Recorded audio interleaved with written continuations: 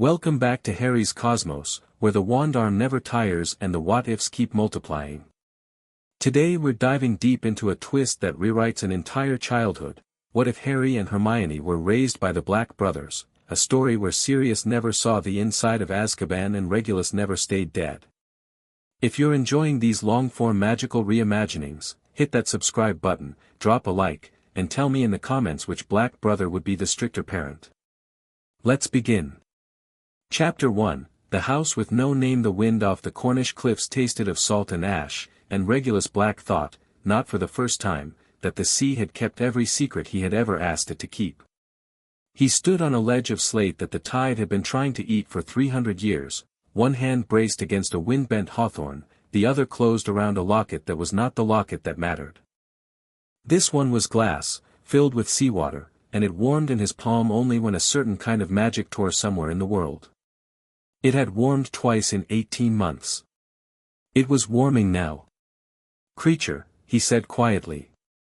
The house elf appeared at his elbow with the faint pop of a dropped cork. His eyes were wet, his nose twitching. "Master is feeling it, too. Creature is feeling it. Creature is feeling," he broke off, pressing his knuckles to his mouth. "Where?" "West. Godric's Hollow, Creature thinks. The Potter's Wards is singing, Master. Singing like a kettle that is about to crack." Regulus did not answer at once. He had rehearsed 1,000 versions of this night in his head, and in every version he had been calm.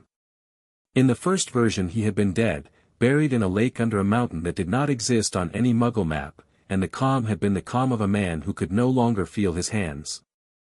In every version after that, every one creature had dragged him into with cold cave water and older magic than either of them had known to respect. He had imagined himself stepping out of hiding at exactly the right moment. There was no right moment. There was only this moment, and the locket was hot enough now to hiss against his fingers. "Apparate us to the edge of the village," he said. "The churchyard wall. Not inside the wards. Not yet." Creature took his wrist. The wind took the rest.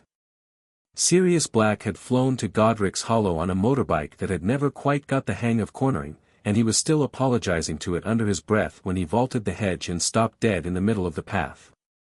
The roof was gone. The front of the house had peeled back like someone tearing the cover off a book. There was smoke, and the smoke was wrong, it had no heat in it, as if the fire had already exhausted itself on something bigger than wood. "James." The word came out softer than he intended. He coughed and tried it like he meant it. "James." A shape moved in the wreckage. It was far too large to be James. For one splitting second Sirius thought it was a troll, and he had his wand out and his mouth open around a curse before the shape lifted a lantern the size of a cauldron and he saw the beard. Merlin's teeth, Hagrid. "Sirius." Hagrid's voice was thick as wet rope. "Sirius, you shouldn't be here. I should be everywhere until someone tells me what." He stopped. He had seen, at last, what Hagrid was holding in the crook of his free arm, wrapped in a blanket that had once been blue. "Oh. Oh, that's Harry," Hagrid said. Sirius crossed the path in 3 strides. He reached out. Hagrid half turned. Sirius's hand closed on empty air. "Hagrid." "Dumbledore's orders." "Dumbledore's, Hagrid, give him to me. I'm his godfather, I have the bike, I'll take him, Dumbledore's orders, Sirius. I'm to bring him to Little Whinging tonight. His aunt and uncle are the worst people James ever told a story about at 3 in the morning, you enormous idiot, you can't, Sirius." It was not Hagrid's voice. It was not anyone's voice Sirius had heard in almost 18 months, and for a second the shock of it was a physical thing, a knuckle in the chest. He turned so fast his cloak wrapped round his legs. Regulus stood at the garden gate. He was thinner than Sirius remembered, and older in the way that a cathedral was older than a chapel. He wore plain black, no Slytherin green, no family crest. His hair was cropped short. There was a small, pale scar at the corner of his mouth that had not been there when he was 16. "You're dead," Sirius said. "I know. You're standing there, and you're dead, and Sirius's voice cracked and he did not bother to fix it. "I buried you, you little, I threw my own tie into the empty hole when Mother wasn't looking, I know," Regulus said again. "I'm sorry." "Sorry." "Yes. Sorry. I'll say it as many times as you need." "Not now." Regulus's eyes flicked past him to Hagrid, to the baby, to the ruin of the house, and something in his face went smooth and dangerous in a way Sirius had last seen on their Uncle Alfred when a shopkeeper had tried to cheat him. "Hagrid. Put the child down. Now see here, put him down, or give him to his godfather. You are not taking him to the Dursleys." "Dumbledore is not here," said Regulus, "and the boy is cold, and the woman Dumbledore intends to leave him with has, on the 2 occasions she met Lily, referred to her own sister as, that unnatural creature. I have ears. I used them. Give Sirius the child. He's not his godson." "I am," Sirius said. "But you can't." Hagrid looked between them with the expression of a man whose list of instructions had grown a second page in the middle of the night. "Sirius, you're not, they've been sayin' things, Sirius, about you know who's been saying?" "Peter." Hagrid's great hand tightened around the bundle. Harry made a small, injured noise. "Peter got away. Peter says it were you as told you know who where they was hidin', . Sirius laughed. It was the worst sound Regulus had ever heard him make. "Peter. Peter Pettigrew." Regulus's voice was very soft now. It was softer than the wind, which had died, as if it too were listening. "Hagrid. Where is Peter now?" "Gone to ground, they reckon. Aurors is lookin'. They won't find him. Not where they're looking." Regulus turned his head a quarter-inch. "Creature." Creature appeared, trembling with importance, a burlap sack in his small hands. The sack was wriggling. "Master said be ready," Creature said. "Creature is ready. Creature has been ready for 3 days, Master. The traitor is complaining very much, Master. The traitor is, thank you, Creature. Put him down. Don't untie him." The sack settled on the path. It continued to mutter. Hagrid stared at it. Sirius stared at Regulus. Regulus looked only at Sirius, and for the first time in 18 months, or perhaps, Sirius thought wildly, for the first time ever, his younger brother looked as if he were asking for something. "I've been tracking him since August," Regulus said. He thought he was being clever. "He chose a burrow under a widow's henhouse in Devon. A rat hole, as it happens. Creature smelled him out in an afternoon. I knew they would blame you. I've known for weeks. I was going to come to you tomorrow. I was going to present him and everything else, like a proper gift. I was too slow. I'm sorry. You've been," Sirius's throat worked. "You've been alive the whole, not the whole time. Something very close to it. James is dead, Reg. I know. Lily's dead. I know. I was going to ask James to be, he and I were going to, he was, I know, Sirius." Sirius sat down on the path. He did not mean to. His knees simply stopped. Hagrid, enormous, astonished Hagrid, whose orders had had the good grace to arrange themselves in a simple list this morning and who now found them scattered like dropped teacups, shifted the baby in his arm, looked at the wriggling sack, and said, in the tone of a man very carefully setting down an unfamiliar creature, "I think ye'd better both come up the path where I can see ye." "I'd rather not step inside the wards," Regulus said. "They remember me.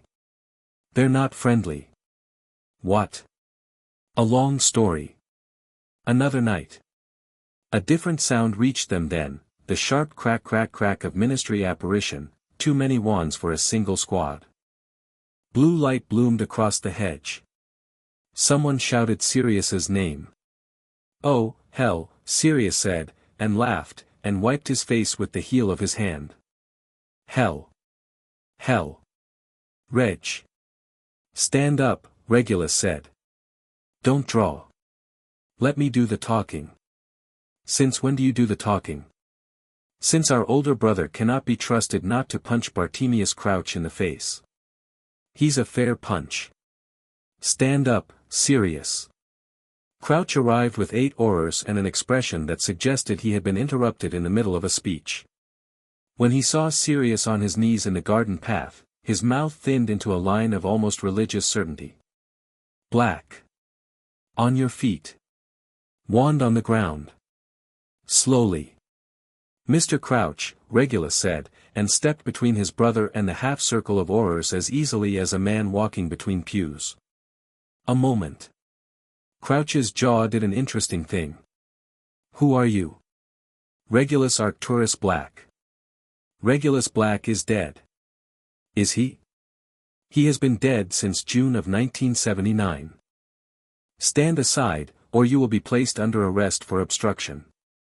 "I doubt that," Regulus said pleasantly. "Given that your obstruction, sir, would be the arrest of the wrong man. Hagrid, please take 2 steps to your right." "Thank you." Creature. Creature untied the sack with small, fussy fingers. The thing inside unrolled itself with a squeak and tried, on stubby legs, to scamper for the hedge. Regulus did not move. He did not need to. Creature had already clamped a long, knobbed finger down on the rat's tail and was lifting it, dangling, for everyone to see. "Is that," one of the younger aurors began. "Peter Pettigrew," said Regulus, "if you would be good enough to force him. A stunner aimed downward should do the trick. I wouldn't attempt it myself, I've spent the last 18 months dead, and my aim is rusty." A dozen things happened at once. Crouch barked an order. 2 aurors fired. 1 hit. The rat shrieked and unfolded into a plump, trembling, finger-short man sprawled on the path, squeaking, "Sirius. Sirius, old friend, tell them, oh, Peter," Sirius said. "Oh, you absolute pile of, easy," Regulus murmured. "You're on your knees. You look tragic. Stay there. It's useful. I hate you. You'll get over it." Dumbledore arrived a heartbeat later. He did not apparate. He was simply present, at the edge of the garden, in a coat the color of deep water. He took in the scene in one sweep and closed his eyes for a moment, as if giving thanks, or forgiveness, or both. "Bartemius," he said. "Albus, this changes, quite a great deal, yes. Quite a great deal. Mr. Pettigrew, do please stop squirming, the finger will grow back, given time." "Regulus." The blue eyes turned on him. "I had not thought to see you again this side of death." "Nor I you, sir," Regulus said. "May I ask, later?" "Very well." "Sirius." The old man's voice had never been kinder, which was perhaps why Sirius could not look at him. "Harry is cold." "I know. Take him home. I don't have the house your cousin Andromeda's family uses in summer. It is under a Fidelius. You are named as its custodian. Lily and James insisted on it a month ago, in the event that, he did not finish. He did not need to. I am secret keeper. The address will come to you when I have left this garden. Do not look for it. It will arrive. Albus, no questions tonight, Sirius. No speeches. Take the boy. Keep him warm. Regulus will tell me the rest when he is ready, and I will listen, and I will ask nothing of him tonight. Go." Hagrid, who had been holding the baby the whole of this, hesitated only a moment before he knelt. He was large enough that kneeling still left him taller than Sirius standing. He passed the bundle over with infinite care. Harry opened his eyes. They were impossibly green. He looked at Sirius the way small children look at a new room, with polite interest, for a second or two, and then with the clear conviction that the room had better produce something to justify itself. "Hello, pup," Sirius said, and for the first time all night he sounded like himself again. "Hello. We're going. It's all right. Your Uncle Padfoot has you." "Your uncle," he glanced up. "Your Uncle Regulus has us." Which is, frankly, a sentence I did not expect to say this evening. "Uncle Regulus," Regulus said, testing the shape of it. "Merlin. Let's go, before I change my mind." "You don't get to change your mind. You came back from the dead. The terms are very strict." "Quite right." "Creature, the traitor." "Yes, master. Creature is making sure the Aurors keep him." "The Aurors will keep him," Crouch said, rallying, his voice the polished edge of a man trying to remember he was still in charge. "Black. Serious. There will be questions." "There will indeed," Regulus said. "Many. And I will answer each one with my brother's solicitor present, at a time of our choosing, not yours. Good evening, Mr. Crouch." "Good evening, Headmaster." "Hagrid." "Oi," said Hagrid softly, and put his enormous hand, briefly, on top of the bundle in Sirius's arms. "Thank you," Sirius said, and meant it. Then Creature took them. The house had no name. It stood on a hill above a valley in the borders, inside a line of ash trees that had been planted by the grandmother of someone's grandmother. There was no lane up to it. There was no address. There was a fidelius that had been laid so carefully that the stones of the house itself seemed to forget themselves between visits, and a second charm, older, that Creature had pulled out of his own chest as one might pull a coin from a pocket. Sirius sat in the kitchen with the baby on his knee and watched Regulus build a fire with his wand the way other people might whistle while they worked, abstracted, absent, competent. "We should name it," Sirius said. "The house?" "The house. It doesn't need a name. That's part of the charm. Everything needs a name. I named the bike." "What did you name the bike?" "I'm not going to tell you. You'll use it against me." Regulus did not quite smile. The corner of his mouth moved. Sirius saw it anyway and let himself, for a small exact second, be glad. Harry, who had slept against Sirius's shoulder for the entire unexplained journey out of Godric's Hollow and most of a tense fluid relay between two black ward lines, woke up and regarded the kitchen with the patient dissatisfaction of royalty inspecting a hotel. "Pa," he said, very clearly. Sirius did not quite manage to breathe. "Pa," said Harry, again, reproachful now, and fisted a hand in the front of Sirius's robe. "Not," Sirius's voice cracked. Not that, pup. Not Pa. I'm Padfoot." "Pad. Say Pad." "Pa. Padfoot."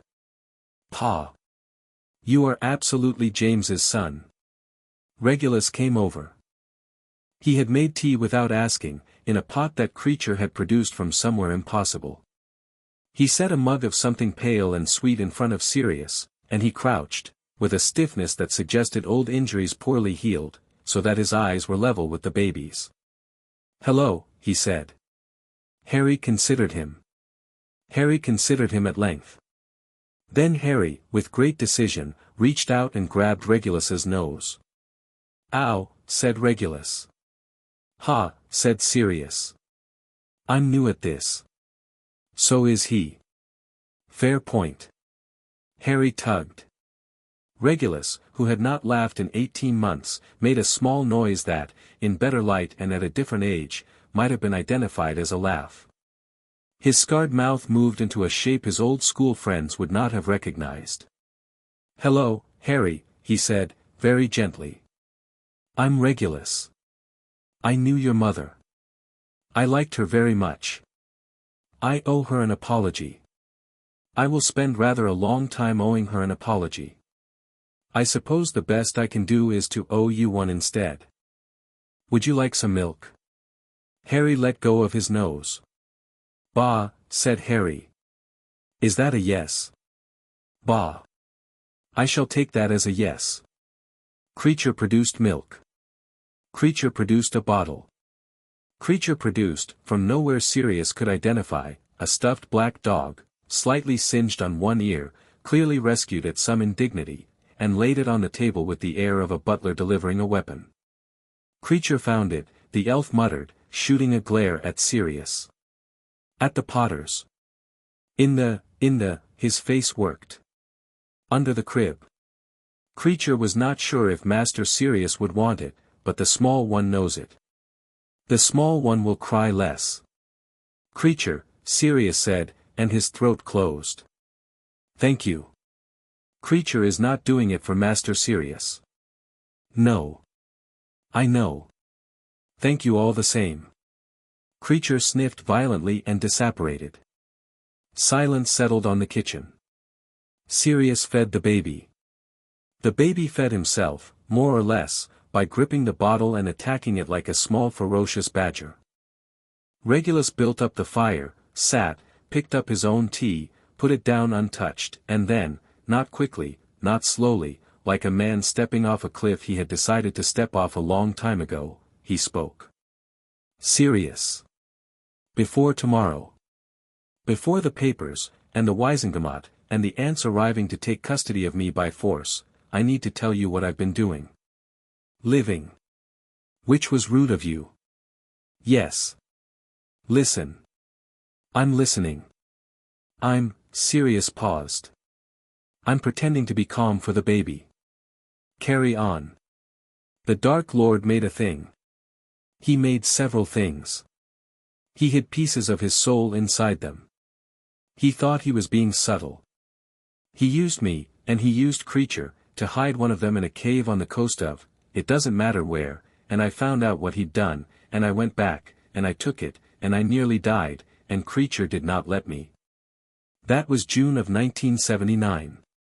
Sirius looked at him over Harry's dark head. You're telling me, I'm telling you that the Dark Lord, tonight, did not die. Not entirely. Whatever happened at Godric's Hollow, and I will ask Dumbledore what he believes, when he's willing to tell us, was not the end. There are more pieces. I have one of them. I have not been able to destroy it. I've tried. Fiendfire wouldn't touch it. Basilisk venom, which is what he used in the cave, is the only thing I know that will, and I have spent a year pretending to be dead while I try to find a single basilisk tooth in a world that has, by careful ministry design, almost none.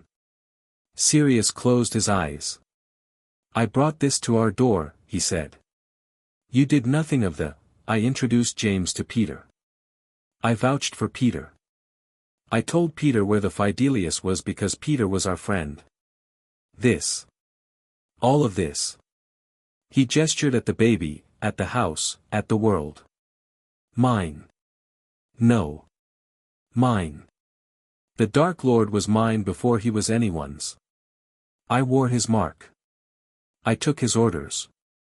I watched good people die and said nothing until he turned on an elf, and even then I was a coward about it. Regulus took a slow breath. We're going to split the bill, Sirius. We're going to raise this boy, and we're going to take apart what's left of the Dark Lord piece by piece, and we are going to say afterward, when someone asks us which of us did it, that we did it together. Agreed?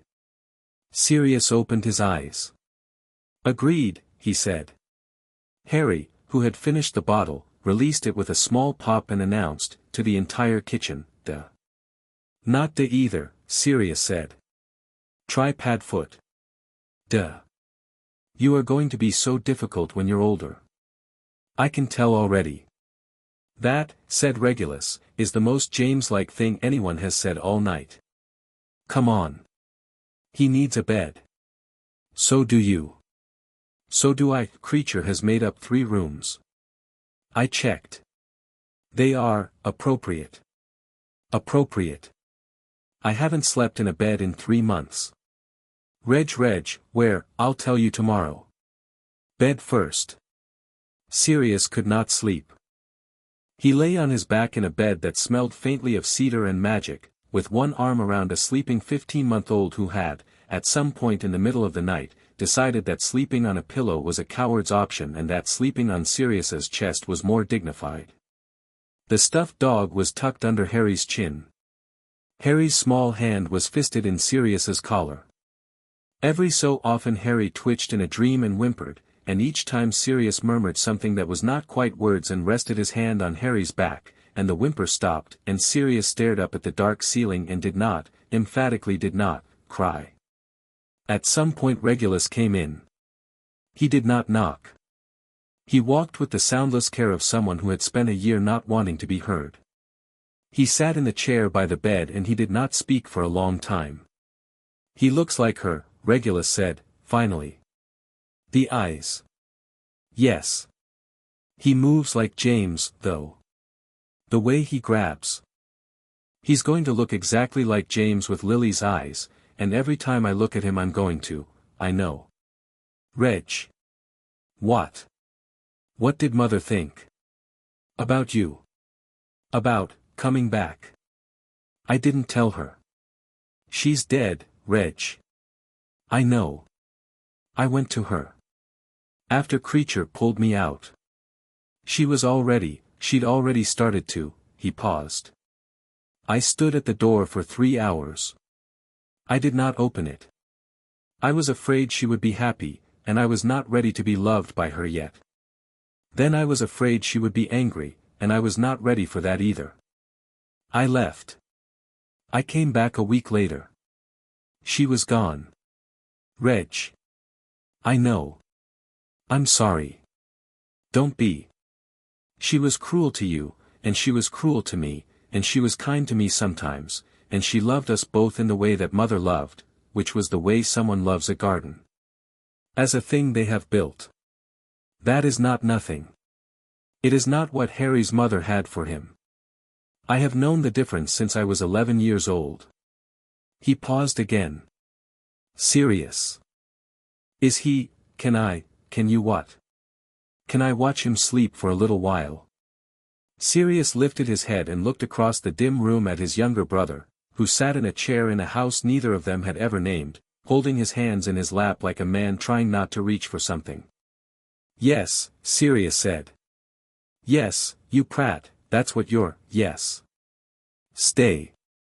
Regulus stayed. In the morning there were newspapers, because there were always newspapers.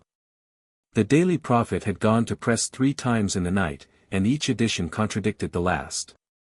The first edition said that Sirius Black had been arrested for the murder of Peter Pettigrew. The second said that Sirius Black had been cleared, that Peter Pettigrew was in a ministry cell -1 finger, and that the Potter child had been safely placed with relatives. The third, Creature brought it in with the kind of satisfaction elves reserve for vindication, splashed across its front page a photograph of Regulus Black standing at the garden gate of the ruined Potter cottage, looking, in moving print, exactly as composed as he had been in life. The headline read, "Black Brothers Claim Potter Heir, Body Identified as Regulus Not Regulus." "That is the worst headline I have ever read," Sirius said. "It's not wrong. Rita Skeeter wrote it. I can smell her. Then we can ignore it. Eat your toast. I'm not hungry. Eat your toast anyway. Harry is copying you. If you don't eat, he won't eat." Harry, in the very old and very tall and very grudgingly conjured highchair that Creature had set up beside the table, was indeed watching Sirius with an expression of grave study. When Sirius picked up the toast, Harry picked up his own small piece. When Sirius bit it, Harry tried to bite his, missed, and bit his own thumb. Harry's face began to prepare for tragedy. "No, no, no, no," said Sirius, and tore his toast in half with theatrical care. "Look. Easy. 2 hands. See." Harry considered. Harry tried again. Harry succeeded. Harry looked at Sirius with the bright, wordless pride of a creature who had been given a continent. "Oh, no," said Sirius softly. "What?" "I'm done for, Reg. Look at him. Look at him. He's so, I know. He's so. Reg. He made a face at me. I saw. He's a person. Yes, Sirius. That is often what babies become. I don't think I wasn't ready for this bit. I was ready for the bit where he's a teenager and I teach him to duel. I wasn't ready for, look at him. Regulus, who had in his own quiet way been watching the baby over the rim of his teacup for a full minute, set the cup down and said, carefully, we'll learn, Sirius. There's a book in the library. There are in fact several books in the library. I have been reading them. There's one by a healer Malkin which says, you've been reading baby books. I've been reading baby books. For how long? Since April. Sirius put his face in his hands. His shoulders shook. Regulus, alarmed, began to rise, and then realized, with the relief of a man watching a storm roll away, that his brother was laughing. He was laughing silently, helplessly, with tears on his cheeks, and the baby was watching him with a small anxious frown, and Regulus reached across the table and, for the first time in 18 months, put his hand on his brother's wrist. Stop, Sirius managed. Stop. I'll start crying. I'll never stop. You're already crying. I know. I can feel it. I am. He wiped his face with his sleeve. Reg. What? Baby books. You. Baby books. Shut up. Baby. Books. The house still has no name. I vote we name it Shut Up Sirius. I vote we name it something in Latin. So it sounds respectable. Absolutely not. Latin is how we got into this family. Harry banged his toast on the highchair tray in appreciation of the general mood and shouted, G.A.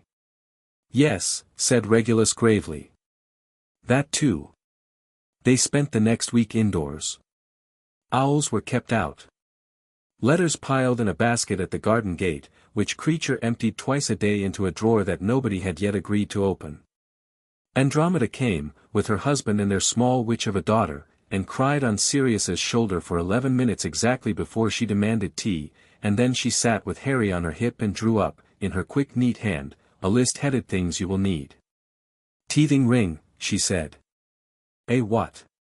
Sirius Orion Black, I can see from here that you have gone white, which means you have just realized he's going to grow teeth, which means that you have only just realized babies grow teeth. Sit down. I'm sitting. You are not. Sit. I am sitting. This is a sitting darling. Andromeda's voice went, in the way Andromeda's voice could, very soft and very firm. Breathe. You are doing fine. You will continue to do fine. You have a house elf who would die for this child, a brother who has clearly been practicing the theory of this child, and you, who are the godfather and who loves him as much as anyone left alive. You are going to be fine. He is going to be fine. Now sit down and let me write you a list, because no matter how many books Regulus has read, my list will be better. Yes, Andy. Good boy. Regulus, tea. Yes, Andromeda. And biscuits. The shortbread, if Creature's made any. Creature has, Creature said icily, from a spot 4 feet behind her, carrying a plate of shortbread as if he had personally invented baking. Creature was going to. Miss Andromeda does not need to give Creature orders in Creature's own kitchen. Forgive me, Creature. Creature accepts. Ted Tonk sat on the floor with Nymphadora, who was 4 and had purple hair today, because purple was for weddings and hospitals and new cousins. She regarded Harry with the calm suspicion of a senior colleague and then, with no warning, turned her hair bright green and grinned. Harry, not to be outdone, pulled himself up on the couch leg, stared at her, and threw a piece of shortbread at her head. Oh, said Andromeda, pleased. He'll survive. I was worried, said Ted. Me too. I wasn't, said Sirius. Well. I was. A lot. But look at him. They all looked at him. Harry, who had the shortbread crumbs of his first assault in his hair and the cheerful face of a very small general, banged his fist on the couch and demanded, in the general direction of the nearest adult, M.O. "More shortbread, your majesty," said Sirius, and passed another piece up.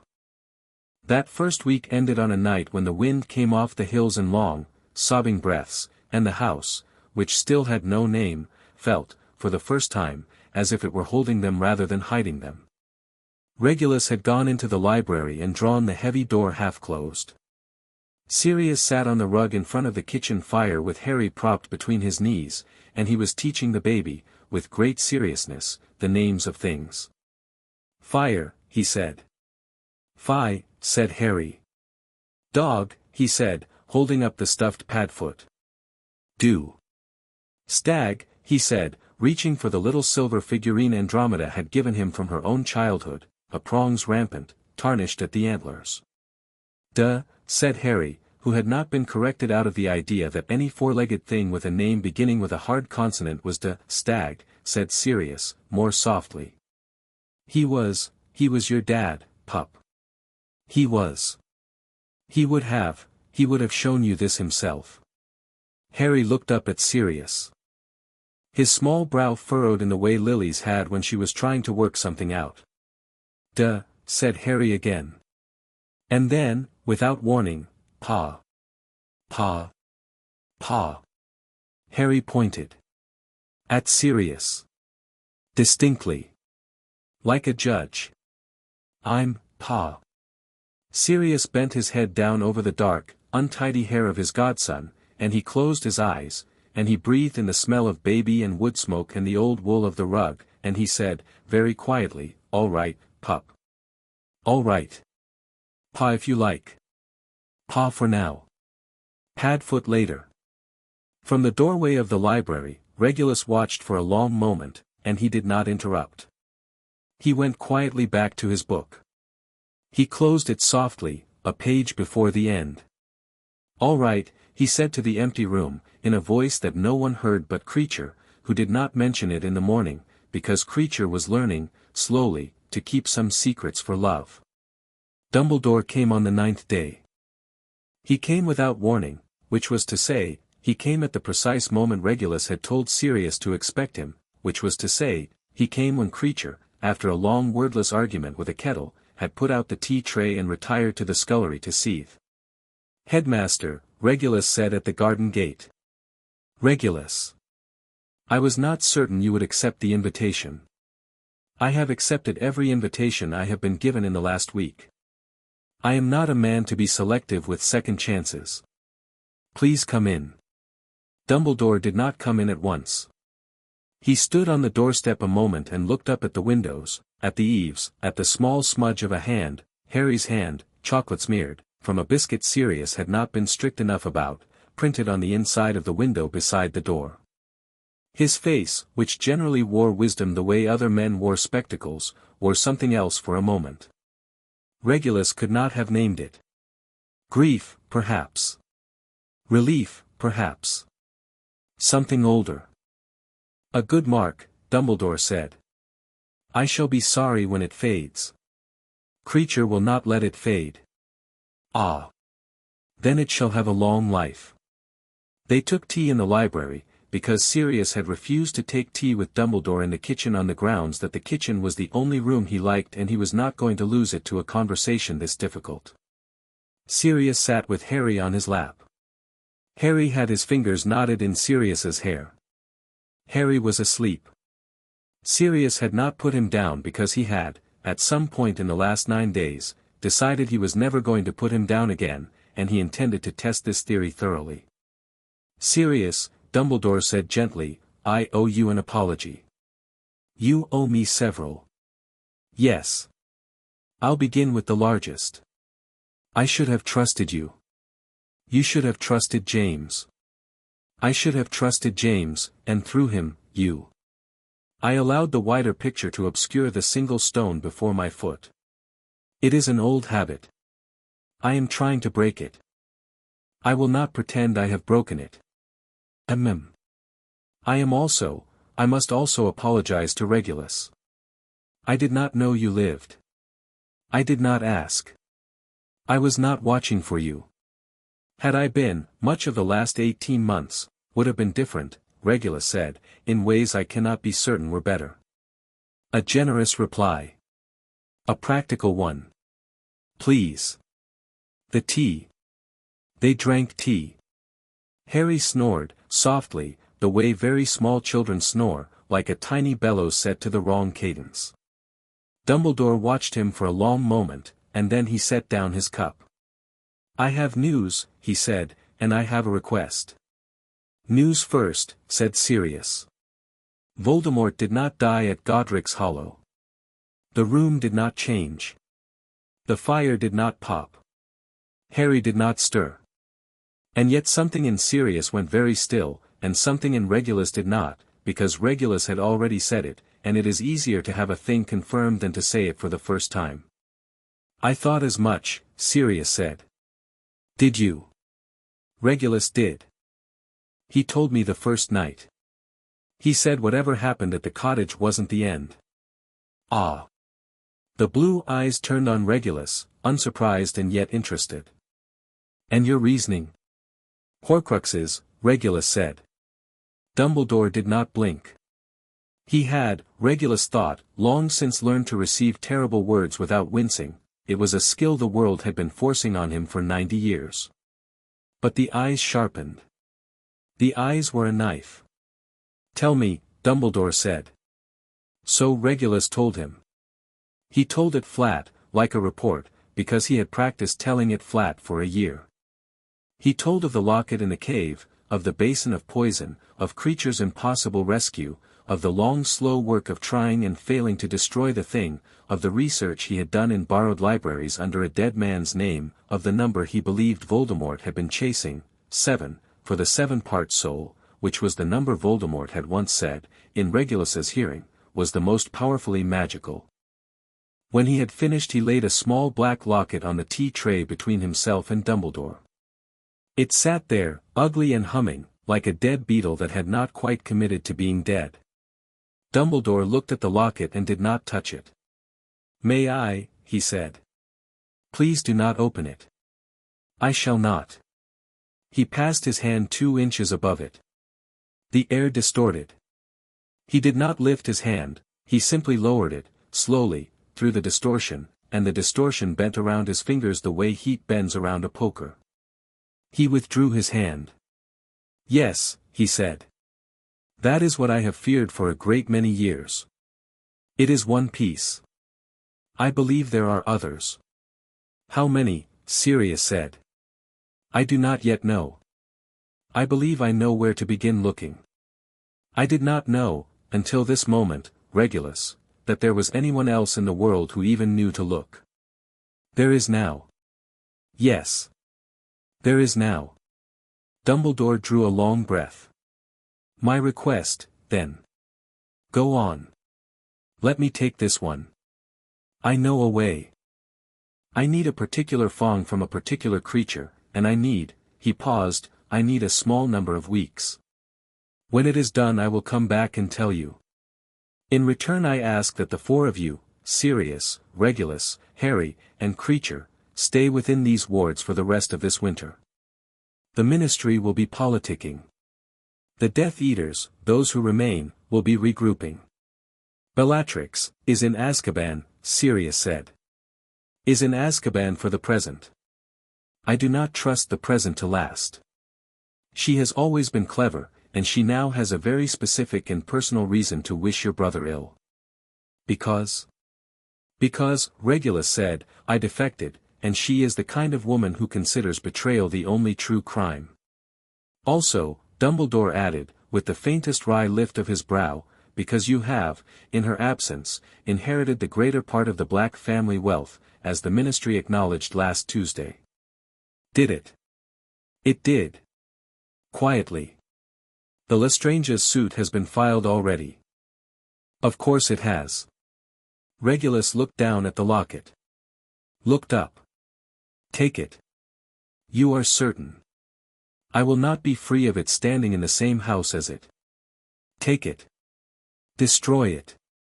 Bring me the shell afterward if there is one. I should like to melt it down and make it into something useful. A door handle, perhaps. That, said Dumbledore, and for the first time in the conversation his eyes crinkled, is a thoroughly black solution, Mr. Black, and I approve. Good. Sirius. The blue eyes turned. The boy. Yes. I must ask a thing of you that I have asked of no one else, and I ask it knowing what it costs. There is a prophecy. It concerns Harry. I will tell you the whole of it, in time. For now, for tonight, I will say only that it is not a sentence. It is a possibility. There are many roads by which that possibility becomes nothing. He does not need to know of it as a child. He does not need to be shaped to meet it. He needs, Dumbledore's voice softened, and for a moment he was only a very old man who had outlived far too many children, he needs to be a boy who is loved. That is your work. I can do that, Sirius said. I know. I wasn't sure I could. 9 days ago I wasn't. I am now. I know. Reg and I will teach him what we know. Proper magic. Proper manners, when he'll sit still, which won't be often. We'll teach him about his parents. We won't, Sirius's throat worked. We won't make him a sword. We'll make him a person. If the sword wants him later, the sword will have to make its own case. Admirably put. I stole it from Lily. She said it once about James. Then it was hers twice over, said Dumbledore. Thank you, Sirius. Harry, on cue, made a small dissatisfied noise and stretched. His fist tightened in Sirius's hair. Sirius did not wince. He had, in 9 days, learned every trick a 15-month-old had for inflicting accidental pain, and he had also learned that the correct response to it was to let it hurt. One more thing, said Dumbledore. A small thing. What? I believe the house should have a name. Sirius laughed, surprised. Regulus looked up. I've been saying, Sirius said. I've been saying for a week. He keeps refusing. The charm prefers anonymity, Regulus said. The charm will tolerate a name the inhabitants use among themselves, said Dumbledore. Not a name for the world. A name for the kitchen. Homes need them. Children need them, especially. Any suggestions, headmaster? The old man looked around the library. His eyes lingered on the single stuffed dog that sat, dignified, on a corner of the writing desk, where Harry had deposited it that morning with the air of a sentry. Ash House, perhaps. For the trees in the line. For the new beginning. For, if you will permit me an old man's pun, for what is left when something has burned clean. Ash House, Sirius said, trying it. Ash House. Yes. I like it. I like it, said Regulus. G.A., said Harry, without waking. 3 votes to nothing, Dumbledore said. Carried. He stood. He drew his cloak about him.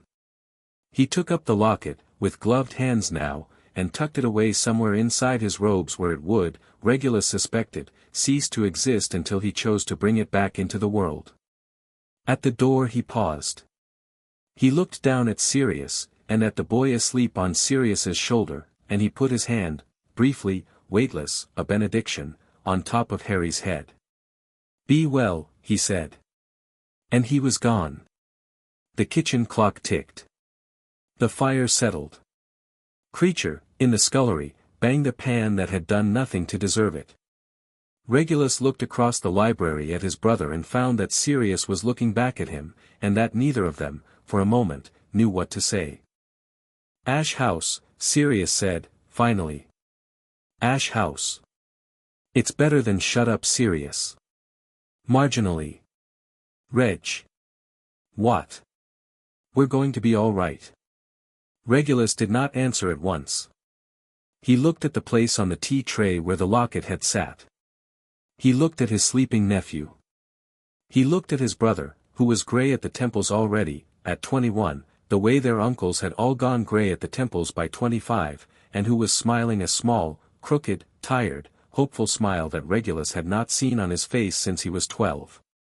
"Yes," he said. "Yes. Yes, Sirius. I think we are." He stood up. He walked across the library. He leaned down and kissed the top of Harry's head, very carefully, the way a man might sign a contract he did not quite believe he was allowed to sign. "All right," he said, straightening. "We begin." Chapter 1 End. Chapter 2, Two Small Strays. By the summer Harry was 6, Ash House had decided it was a home. The stones had relaxed their habit of forgetting themselves. The ash trees had grown an extra hand span. The kitchen had acquired a long scrub-top table with a burn mark in the shape of a lightning bolt in the middle of it, because Sirius had shown Harry how to levitate a frying pan at 5 and Harry had not been satisfied until the pan was on fire. The library had acquired a rug in front of the hearth that had been chosen by Harry in a shop in Hogsmeade and whose pattern, tiny running stags, done in silver thread on dark blue wool, nobody had ever mentioned out loud. The front garden had a swing. The back garden had a vegetable patch Regulus tended with terrifying competence and a small greenhouse Sirius had blown up, twice, on the grounds that there was, he insisted, a right way to prune a venomous tentacula and Regulus was not doing it. The second-floor landing had a line of small muddy footprints across it that Creature refused to clean because, he said, they were the footprints of Master Harry and he would not be the one to erase Master Harry from the house. Harry himself, that summer, was a small brown-limbed thing with glasses that kept sliding down his nose and a cowlick at the crown of his head that no brush had ever defeated. He had his mother's eyes, which everyone said, and his father's laugh, which nobody said but everyone heard, and his own peculiar habit of asking a question and then, the moment he had the answer, asking a harder one. Padfoot. Pop. Why is Uncle Reggie cross with the newspaper? They were in the kitchen. It was a Tuesday. Sirius was cooking eggs, badly, Regulus was reading the Prophet over his second cup of tea, Creature was pretending not to watch Sirius cook eggs badly and was, with invisible slowness, edging the pan toward a better heat. Harry, cross-legged on the end of the table, was watching his uncle read with the patient greed of a small boy who wanted a story and knew that grown-ups, sufficiently prompted, would furnish one. "I am not cross," Regulus said. "I am irritated." "There is a difference."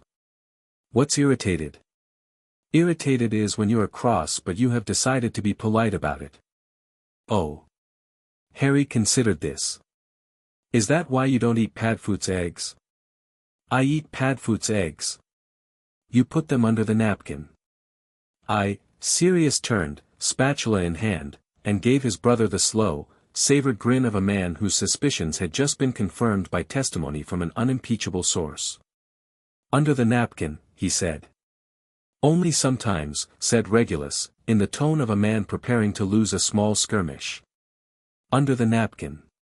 It is not always possible to swallow, under the napkin." "I don't know what Harry is talking about." "Pup, was it under the napkin?" "Yes." "How long?" "Every day." "For how long?" "Since," Harry's small brow furrowed, working the math, "maybe since I was little." "Since he was little," Sirius said, with deep satisfaction. Regulus Arcturus Black. "My own brother. Hiding eggs under a napkin for years, like a disgruntled owl." "Creature," Regulus said, dignified, "eats them later." "Creature is a saint who tolerates the criminal behavior of my brother." Creature agreed, from the hearth, not looking up. Harry laughed.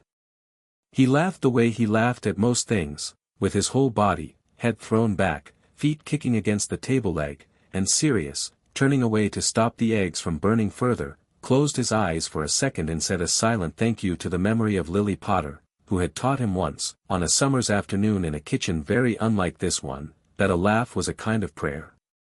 Padfoot. Pop. Why is Uncle Reggie really cross with the newspaper? Sirius exchanged a look with Regulus over Harry's head.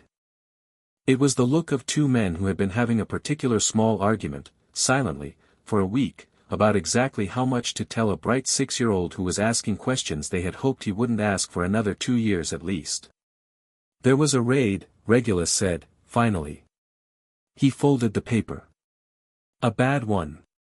Muggle family in Kent. A little girl your age lost her parents. Harry's face went still. His fork, which had been halfway to a piece of toast, paused. Why? He said. Because some very stupid and very cruel men thought that she shouldn't be allowed to do magic. She did magic.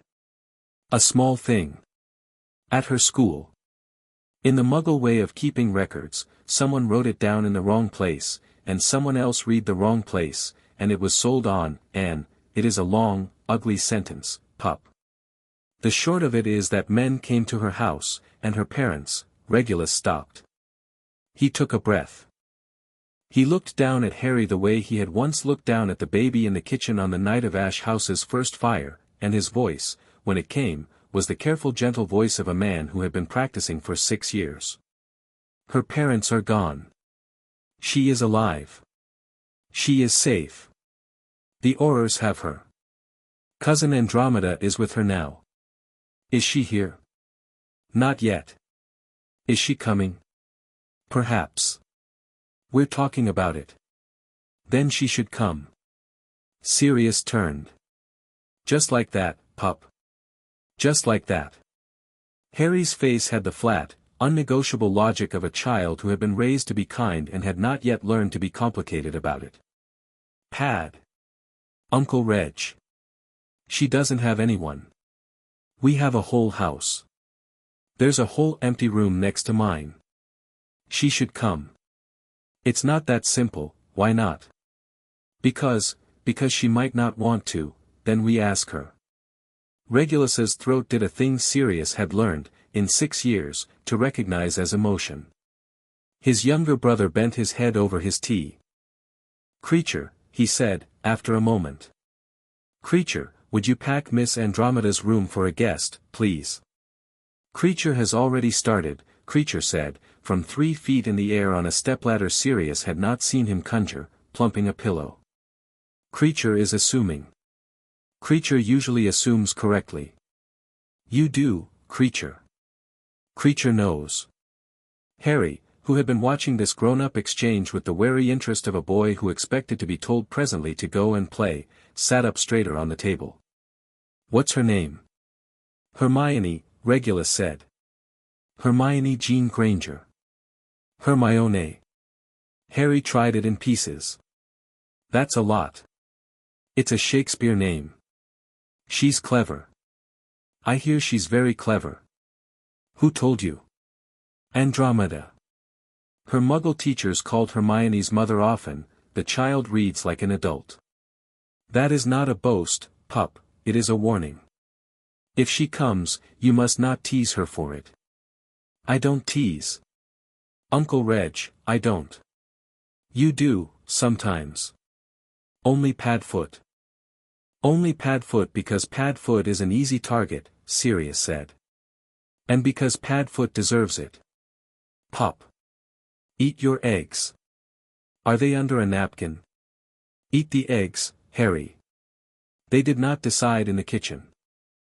They decided, in fact, slowly and in many places, on the path by the ash trees, where Sirius walked with Andromeda and listened as she told him exactly what the Auror squad had found when they got to the Granger house, and they did not sit down at the end of it, and Sirius, grown in 6 years to a steadier man than he had been, did not break anything, in the library, where Regulus laid out the Ministry's proposed plan, a Muggle foster placement, an obliviation of Hermione's memories of wizards, a return to a life she did not know she had ever not lived, and demolished it clause by clause in a soft, precise voice that made Sirius remember, with a start of old fondness, why the Slytherins had let his brother lead their bookwork circle in 3rd year, and in Harry's bedroom at 9 at night, where Harry, who had been told, because they had agreed he would be told, sat up in bed with the stuffed Padfoot under his arm and said, quietly, Padfoot. Are you scared? A bit. Why? Because I'm not sure we know how to do this. Uncle Reg and I have only ever raised one kid. I think you did it right. You would say that. Because I like me. Harry wrinkled his nose, and then his face went serious. Padfoot. Pup. When they came for Mum and Dad. Was I scared? I don't know. You don't remember it, do you? I remember green. And a voice. Laughing. I don't like laughing sometimes, because sometimes the laughing sounds wrong. Sirius sat on the edge of the bed. He put his hand on Harry's foot through the blankets. He did not, after 6 years of practice, cry when Harry talked about this. He had learned to keep his face kind. Regulus had once told him that this was the greatest act of magic he had ever seen Sirius perform, and Sirius had taken it as the compliment it was. You were too little to be scared for long, he said. You were too little for the bad stuff to stick. Only the green, sometimes, and that's the spell, pup, that's not you. And do you know what was the first thing you said when I picked you up? Pa. Pa. Sirius smiled. And it turned me into goo. So I've been goo ever since. Pad, I'm not scared of her. Of Hermione? I'm not scared of her coming. I'm only scared she'll be sad. I don't know how to do sad. You're not sad, and Uncle Reg is Uncle Reg, but he's not sad the way she'll be sad. Sirius thought about this. He thought about it the way he had learned to think, in the 6 years since he had become responsible for the thinking of another person, slowly, with an eye to how the words would sound tomorrow and in 3 years and in 10. Pup, he said. You won't have to do sad. You just have to be you. Will that be enough? It's been enough for Uncle Reg and me. That's because you love me. Yes. And she'll be here, and she'll be yours, and I bet it'll be pretty much the same. You don't have to solve her. You only have to be her friend. That's all. Harry nodded, in the self-serious way of a 6-year-old accepting instructions from a general. He turned his face into the pillow. He said, muffled, "Good night, Pad." "Good night, pup." At the door Sirius paused. Harry's voice came again, small and drowsy. "Pad." "What?" "Tell Uncle Reg to come say good night too. He forgets he has to. He won't forget tonight." "Good." She arrived 3 days later, with Andromeda's hand on her shoulder, a muggle rucksack on her back, and the careful rigid posture of a child who had been told, by a well-meaning healer, that she must be brave. Sirius opened the door. He did not kneel, because Harry had told him that morning, with the practical seriousness of a 6-year-old explaining something important to a fool, that kneeling would make her feel small. He stood and held out his hand as if to an adult, and he said, in his plainest voice, "Hello. I'm Sirius." She took his hand. She was perhaps a thumb-width shorter than Harry. She had a great deal of extremely brown hair in a single extremely ambitious braid, and a small straight nose, and brown eyes so dark and so tired that Sirius, for a second, could not look directly into them, and then forced himself to. "Hello," she said, in a small clear voice. "I'm Hermione Granger. Thank you very much for having me." Andromeda said I was to say thank you." Andromeda is a bossy cousin who tells everyone what to say. "You don't have to thank me." "I think I should." "Then I accept." "In." He stepped back. "This is Ash House. Is it alive?" "Alive? I can feel it breathing." Sirius looked at Andromeda, who, for an expression that used the smallest number of muscles Andromeda had ever mobilized to express satisfaction, nodded. "The house isn't alive," Sirius said, "but it's old, and it's clever, and it's been told you're coming. So it's paying attention. That's probably what you felt." "Oh. Is that a charm?" "Several. Uncle Regulus can explain them to you later. If you want." "I want." "Good. Come and meet him." He led her through the hall, past the little line of small muddy footprints on the landing, her eyes traveled up them with a flicker of surprise, and into the kitchen, where Regulus was standing very straight behind the table with his hands behind his back, as if he had been called to account for something. Harry was standing next to him, trying and failing to look casual. He had put on his best jumper, the green one Andromeda had knitted him, and brushed his hair, which had not done what he had hoped, and he had a bunch of crumpled wildflowers in one fist, which he stuck out at Hermione as if it had been rehearsed. "Here," he said. "For you. Don't put them in water, they're flobberworm flowers, they eat water. Oh. Just keep them in a bowl. They like bowls. Thank you." She took them gravely. She held them with the same absolute seriousness with which a monk might hold a very small cat. "I'm Harry," Harry said. "I'm Hermione." "I know. Oh. Uncle Reg told me. I practiced it." "Hermione. Is that right?" "Yes. I was trying to be polite. People get cross if you get names wrong." "Mummy," Hermione began, and her face made the small shape of a door about to close. She stopped. She started again. "My mum used to say that too." The kitchen held very still. Sirius did not look at Regulus. Regulus did not look at Sirius. Creature, who had been folding tea towels with great devotion, stopped folding for the space of one breath. "Mine too," Harry said, calm and easy, as if he had been telling a second small private truth for Hermione's sake. "I don't remember her saying it. Padfoot told me she used to. Padfoot tells me a lot of things about her. You can ask him things about your mum too, if you want, except he won't know, because he didn't know her. But he'll listen if you want to tell." Hermione nodded once, a quick tight nod. "Come on," Harry said. "I've got something to show you." "What?" "The swing. It's the best in the world. Padfoot made it magic. You have to hold on with both hands, or it gets cross. Swings can't get cross. Mine can. That isn't, it's the one that works the best. Come on. You can put the flowers in a bowl later. Creature'll find a bowl." "Creature will find a bowl," Creature said, with immense dignity, and took the crumpled flowers from Hermione's hands with the care of a florist taking a bride's bouquet. Hermione looked at the elf. She looked at Harry. She looked at Sirius, at Regulus, at Andromeda, and back at Harry, who had his hand out. She took it. She cried that night. Sirius had been expecting it, had prepared for it, in so far as Sirius could prepare for anything, and he did not go in. He went and sat at the top of the stairs, where he could hear if he was needed and not if he wasn't, and he read a Quidditch magazine he had already read 3 times. Regulus went in. This was Harry's fault.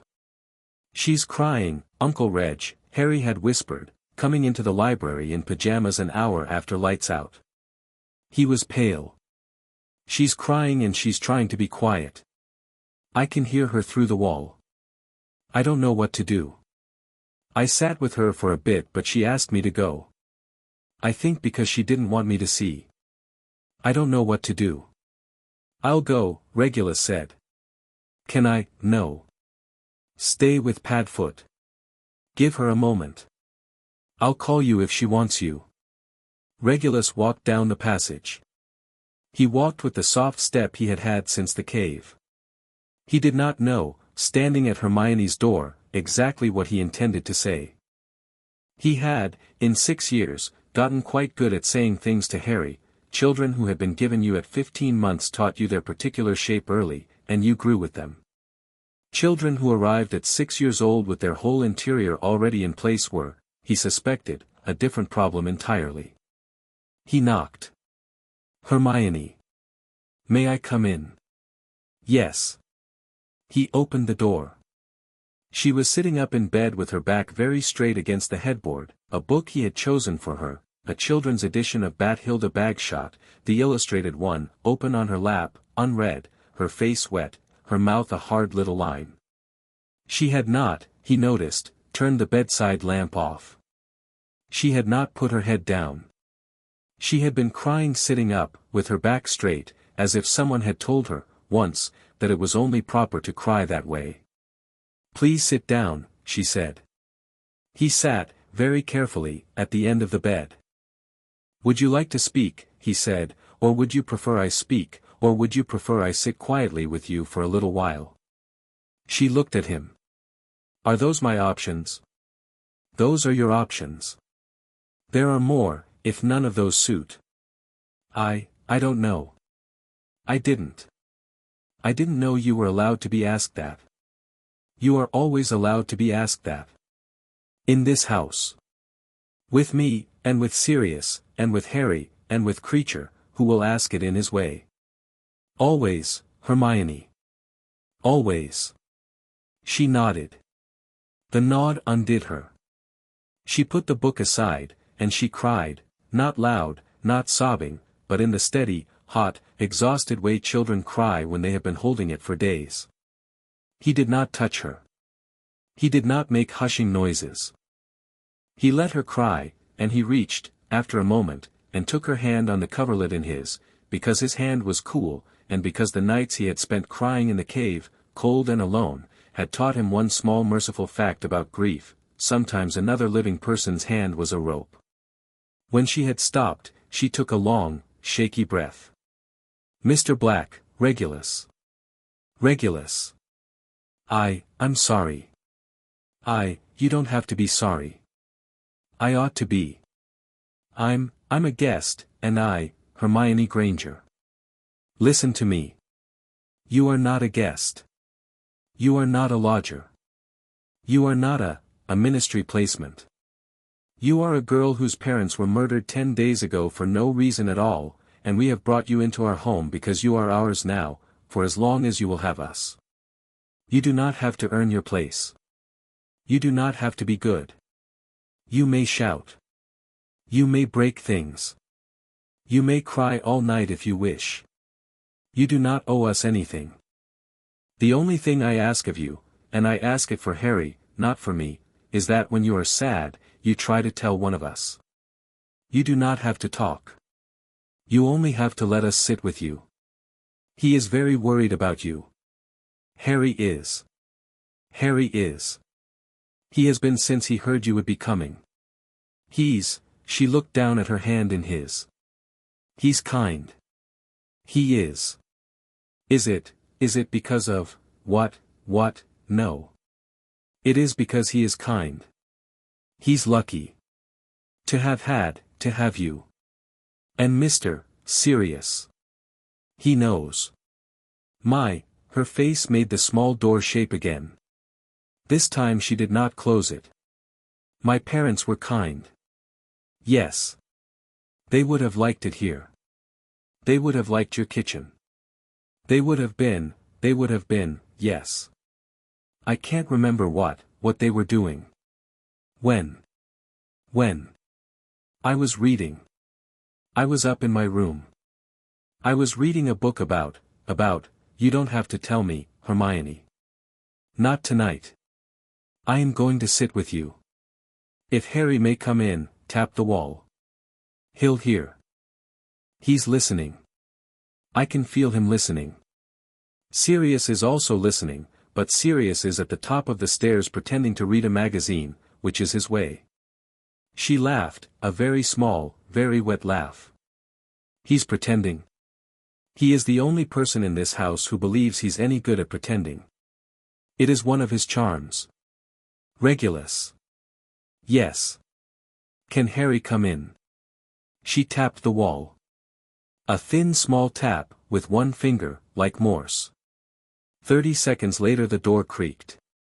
Harry stood in his pajamas with his hair even more wildly tangled than usual and the stuffed Padfoot in one arm, and he did not say anything. He went round to the other side of the bed. He sat down on the floor with his back against the bed and he put the stuffed Padfoot on the coverlet next to Hermione's knee. He's for tonight, he said. You can give him back in the morning. He's very good for sad. I keep him for bad dreams. Harry, just tonight. Are you sure? I have Uncle Reg's jumper under my pillow. I borrowed it last year for a bad dream. I forgot to give it back. Uncle Reg pretends he doesn't know. Padfoot pretends he doesn't read magazines, Hermione said, and Uncle Reg pretends he doesn't know, and you all pretend very well, don't you? It's a family thing. I haven't got a family. You have now. She did not answer that. She bent, very slowly, and picked up the stuffed dog, and she held it the way she had held the flobberworm flowers, as if it were a small important creature she had been trusted with. Then she slid down under the blanket with her eyes half closed and said, "Small, please don't go." "I won't," said Harry. "I meant, both of us, then. He stays too. Is that allowed?" Regulus did not answer. He summoned, with a flick of his fingers, not a wand, because wands were for nonsense and this was not, a second blanket from the hall cupboard and spread it across Harry's shoulders on the floor. He stayed where he was at the foot of the bed. He did not sleep. He sat, and he breathed, and he watched the two of them, the boy he had raised and the girl who had, impossibly, just become something like a daughter to him in the space of an hour, until Hermione's breathing evened out and Harry's grew loud and babyish against the side of the mattress, and the room was quiet. "Creature," he said, softly. "Master. Watch them until morning. If she stirs, I want to know." "Yes, master." "Thank you, creature." "Creature is," the elf began, and stopped. He stood at the end of the bed for a long moment with his long fingers pressed together. "Creature is glad," he said, finally, in a voice he did not often let anyone hear. "Creature is glad there are children in the house. Creature is glad there is a girl. Master. Creature is glad. I know, creature. Creature is very glad. I know." Sirius was still at the top of the stairs when Regulus came out. He had given up on the magazine. He was sitting with his knees drawn up and his head tipped back against the wall, eyes closed. "Well," he said, without opening his eyes. "She slept." "Good." "Harry is on the floor." He insisted. "I left him a blanket." "Of course he did." "Sirius." We are going to manage this, aren't we?" Sirius opened one eye. "Reg," he said, "you are asking a man who regularly sets fire to a greenhouse." This man says, yes. We are going to manage. We have managed everything else. We will manage this. The ministry will come back about her guardianship. The ministry will come back, and we will politely point them at our family solicitor, who will politely point them at a judge, who, if I am reading the last several issues of the Prophet correctly, is an old friend of Andromeda's. And meanwhile we will get on with the business of not being the ministry. There will be others who look at her. Bellatrix, you mean? Yes. Azkaban, Reg. For now. For now. Sirius stood. He stretched. I have been saying, for now, for 6 years. I am starting to think, for now, is just what life is. It's a reasonable definition. Is she going to be all right? I think so. I think she is the kind of person who will not be all right for a long time, and who will be utterly all right, in the end, because she is stubborn. Sounds like someone I grew up with. I grew up with the same person. He became you. Very funny. I wasn't being. They went down. In the kitchen, on the table, the bunch of flobberworm flowers had been put in a small brass bowl by Creature. On a plate beside it was a small pile of shortbread, 7 biscuits, exactly, 1 each, for Harry, for Hermione, for Sirius, for Regulus, for Andromeda, who was asleep in the guest room, for Creature, who would eat his at dawn, and 1, Sirius saw after a moment, set a little apart, at the head of the table. He stared at it. Reg. What? He's left one for James. Yes. He does that. Every family meal since Harry was 3. He started when Harry started asking about him. He does not explain. He does not eat it himself. He gives it to the birds in the morning. I noticed in the second week and I did not ask. Why? Because, Sirius, because he is an elf who was taught to love the black family without ever being taught what love was, and he learned it from watching a 4-year-old Harry put a biscuit down for a father he did not remember, and I would rather watch him be bad at it than teach him how to stop. Sirius sat down. He picked up the biscuit meant for him. He did not eat it at once.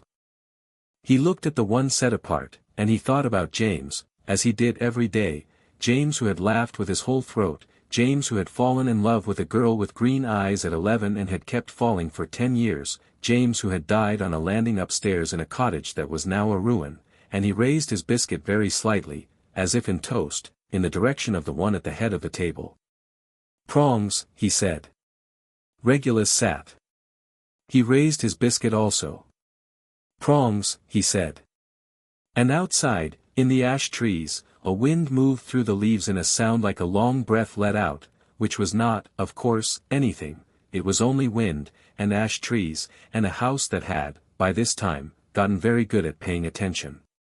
6 weeks later, the summons came. It arrived by Ministry Owl, a fat brown specimen that objected to Ash House the way middle managers object to rooms they cannot enter without a pass. It hovered at the garden gate, refused to come closer, and dropped a scroll into Creature's waiting basket with an offended flutter. Creature brought the scroll up to the kitchen at arm's length, as if it smelled. Ministry, he said. Yes, Creature. Guardianship inquiry. 2 weeks' time. Reg, how do you know that without unrolling it? Because it is shaped like a guardianship inquiry. The paper is thinner than a summons. The seal is pink, which is procedural, not disciplinary. Also, I have been expecting it. Sirius took the scroll. He did unroll it. He read, and his mouth went hard. They've named an advocate for the Muggle-born wards, he said, and she's called for a hearing to review the appropriateness of a black family placement for a Muggle-born minor. Signed Dolores, Umbridge. You know her. She and I have crossed pens twice. Once over an elf rights motion she buried. Once over a debate about whether Muggle-born children should be entered in a separate registry, a debate, let us note, that she lost, but in losing it gained several friends who believed she had been right. She is ambitious in the way a rising damp is ambitious. She is not to be underestimated. Can she take Hermione? She cannot take her. She can make noise. She can make Hermione sit in a small airless room and answer small airless questions. She can invite friendly journalists to comment. She can, if she is truly feeling herself, argue to a sympathetic Wisengamot panel that a former Death Eater, Regulus's mouth moved in a faint dry smile, is not an appropriate guardian for a Muggle-born child, and that if the Potter boy remains with us on Godfather's right, the Granger girl, lacking such a connection, should be placed elsewhere. Elsewhere being a nice wizarding family of Umbridge's choice. Indeed. Sirius put the scroll down. He put his hands flat on the table. He breathed through his nose. Padfoot? Harry's voice came, careful, from the doorway. He had learned, in 6 weeks, that his uncles had a particular shape when a serious thing was happening, and he had learned that if he stood still in the doorway of a serious thing he was usually allowed to listen. Hermione was behind him, book in hand, thumb marking her page. Pop. Come in. Both of you. This concerns you. They came in. Sirius, without asking, lifted Harry onto the chair next to his and pointed at the chair across. Hermione sat. Her thumb did not leave the page. A woman called Umbridge, Sirius said, wants to have a meeting about Hermione. What kind of meeting? Hermione asked, in the voice she used for teachers. The kind where she asks whether we're good enough for you. Oh. Hermione considered. That's silly. You are. Thank you. But grown-ups have to do silly meetings. Mum, she stopped. She did not, this time, shut the door. Mum used to say that about the hospital. Yes, Regulus said, gently. Grown-ups have to do silly meetings. Will I have to go? Probably. Briefly. You and Harry will be asked questions. I will be in the room the whole time. So will Cousin Andromeda. So will our solicitor. You will not be alone. What sort of questions? Whether you are happy. Whether anyone is unkind. Whether you are being fed and clothed and schooled. Whether you are frightened. Straightforward questions, on the surface. And underneath? Regulus considered her. Underneath, he said, she will want to know whether you have been told that I was once a Death Eater. The kitchen went still. You weren't, Harry said, instantly. I was, pup. No, you weren't. You were a spy. You told Padfoot. You told me. You were a spy. I became a spy. I was also, before that, a boy who took a mark on his arm because he thought it would make his mother love him. That is the full truth, Harry. There are places where the full truth is inconvenient. A ministry hearing is one of them. Hermione, look at me. She looked at him. She did not flinch. I will tell her the truth, Regulus said. I will not lie about what I was. I will also tell her what I became, and what I have been doing for 6 years, and what I am doing now. And I will trust you, Hermione, to answer her questions the way you would answer a silly teacher's silly question, honestly, and in short sentences, and without feeling that you must defend me. You do not have to defend me. You only have to tell her your experience of this house. Can you do that? Yes. Good girl. Harry, said Sirius. I know. Let her answer her own questions. Don't jump in. I know you want to. I know, Padfoot. Don't glare. I won't glare. Your glare is not as subtle as you think it is, pup, and we are going to be on very thin ice. I said I won't. Prove it. Harry, with great effort, arranged his face into what he considered a neutral expression. Sirius looked at him. Regulus looked at him.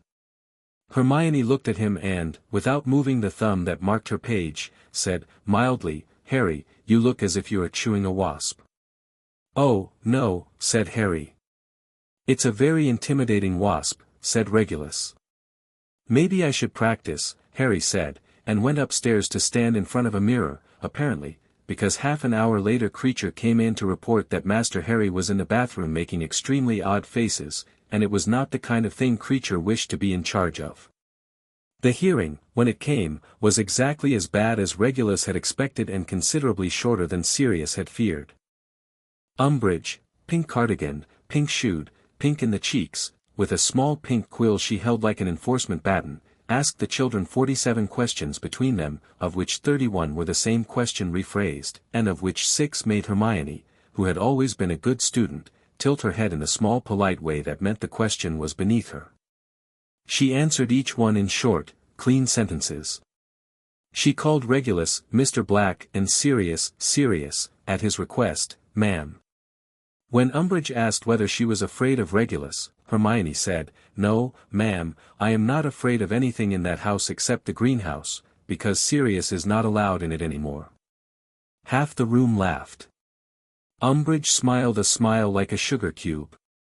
When Harry's turn came, Umbridge asked whether he liked sharing his home with a Muggle-born child.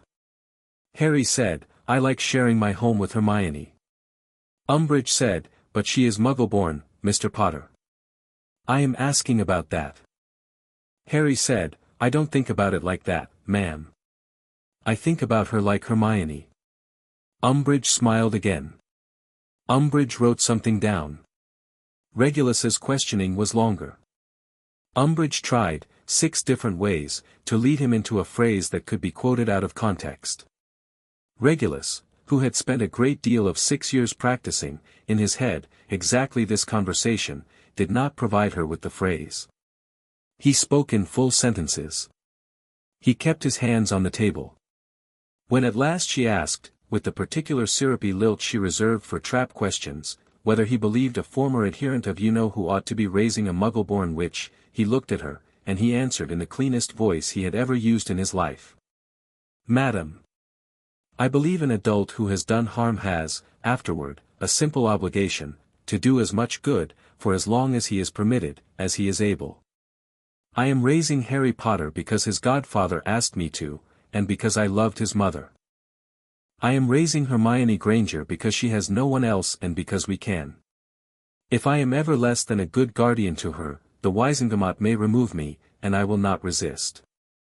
Until then I will do what I am doing, which is what I am doing. That is my answer to your question. Umbridge closed her pink folder. Thank you, Mr. Black, she said. That will be all for today. Andromeda brought them back to the gate of Ash House within the hour. She stayed for tea. She said nothing during tea about the hearing, because Andromeda understood, as her sister Bellatrix never had, that a family ate, after a trial, before it talked. When the children had been sent up to bed, Hermione to read, Harry to pretend to read, she set her cup down and said, quietly, they'll leave her with you. The panel was 3-1. Umbridge will grumble and print something awful. Something awful in what paper? Probably the Prophet. Rita still owes her. Fine. We've survived Rita before. Serious. What? There's something else. I asked around at the Auror desk after the hearing. Kingsley was there. He pulled me aside. Go on. There's a rumor out of Azkaban. A warder reported, unofficially, that Bellatrix has stopped eating from the general kitchen. She's been taking only what her cousin sends her. Her cousin being? Narcissa. Narcissa. Yes. And Narcissa, according to the same warder, visited Azkaban twice in a fortnight. Which Narcissa has not done in 6 years. Sirius sat back. Regulus, who had gone very still, said, that is not a lot to go on. It isn't. Kingsley said as much. He also said the warder who told him has been reassigned. Of course he has. Padfoot, Andromeda said, using the old name because she was tired, I am not saying she is about to walk out of Azkaban. I am saying she is planning something. Which means others are planning around her. Which means, keep the wards tight. Keep the children close. Don't let them go to Diagon alone, not yet. Not even with me. We won't. Good. She left. They stood together at the door and watched her walk down the path between the ash trees until she vanished at the line of the ward. Reg. Yes. Tell me honestly. If she comes for Harry, then she comes for Harry. We've always known she might. That's why we've spent 6 years learning to duel in the kitchen. If she comes for Hermione, Regulus did not answer for a moment. He was looking up at the lighted window on the second floor, where a small girl and a small boy were, right that moment, conspiring about something of great importance, because Creature had reported that there was giggling and Creature disapproved. Then, he said, at last, she will find out very quickly that 2 was a great deal harder to raise than 1, and 4 times more dangerous to cross. Let her come, Sirius. We're ready. Are we? We will be. He closed the door. The lock slid, without being asked. Upstairs, Hermione was teaching Harry to read Latin. She was not aware that she was teaching him Latin. She had a book open between them, a great dusty thing she had pulled off Regulus's library shelf without asking, and which Regulus had, without asking, decided not to reclaim, and she was sounding words out, one at a time, tracing them with her finger. Harry, sprawled on his stomach across her bed with his chin on his fists, was repeating her, and every so often, when he got a word right, she smiled at him the small, pleased smile of a child who had never, in her life, been smiled at for being a good student until a small boy had started to ask her please to teach him things. Lumen, Hermione said. Lumen. Stella.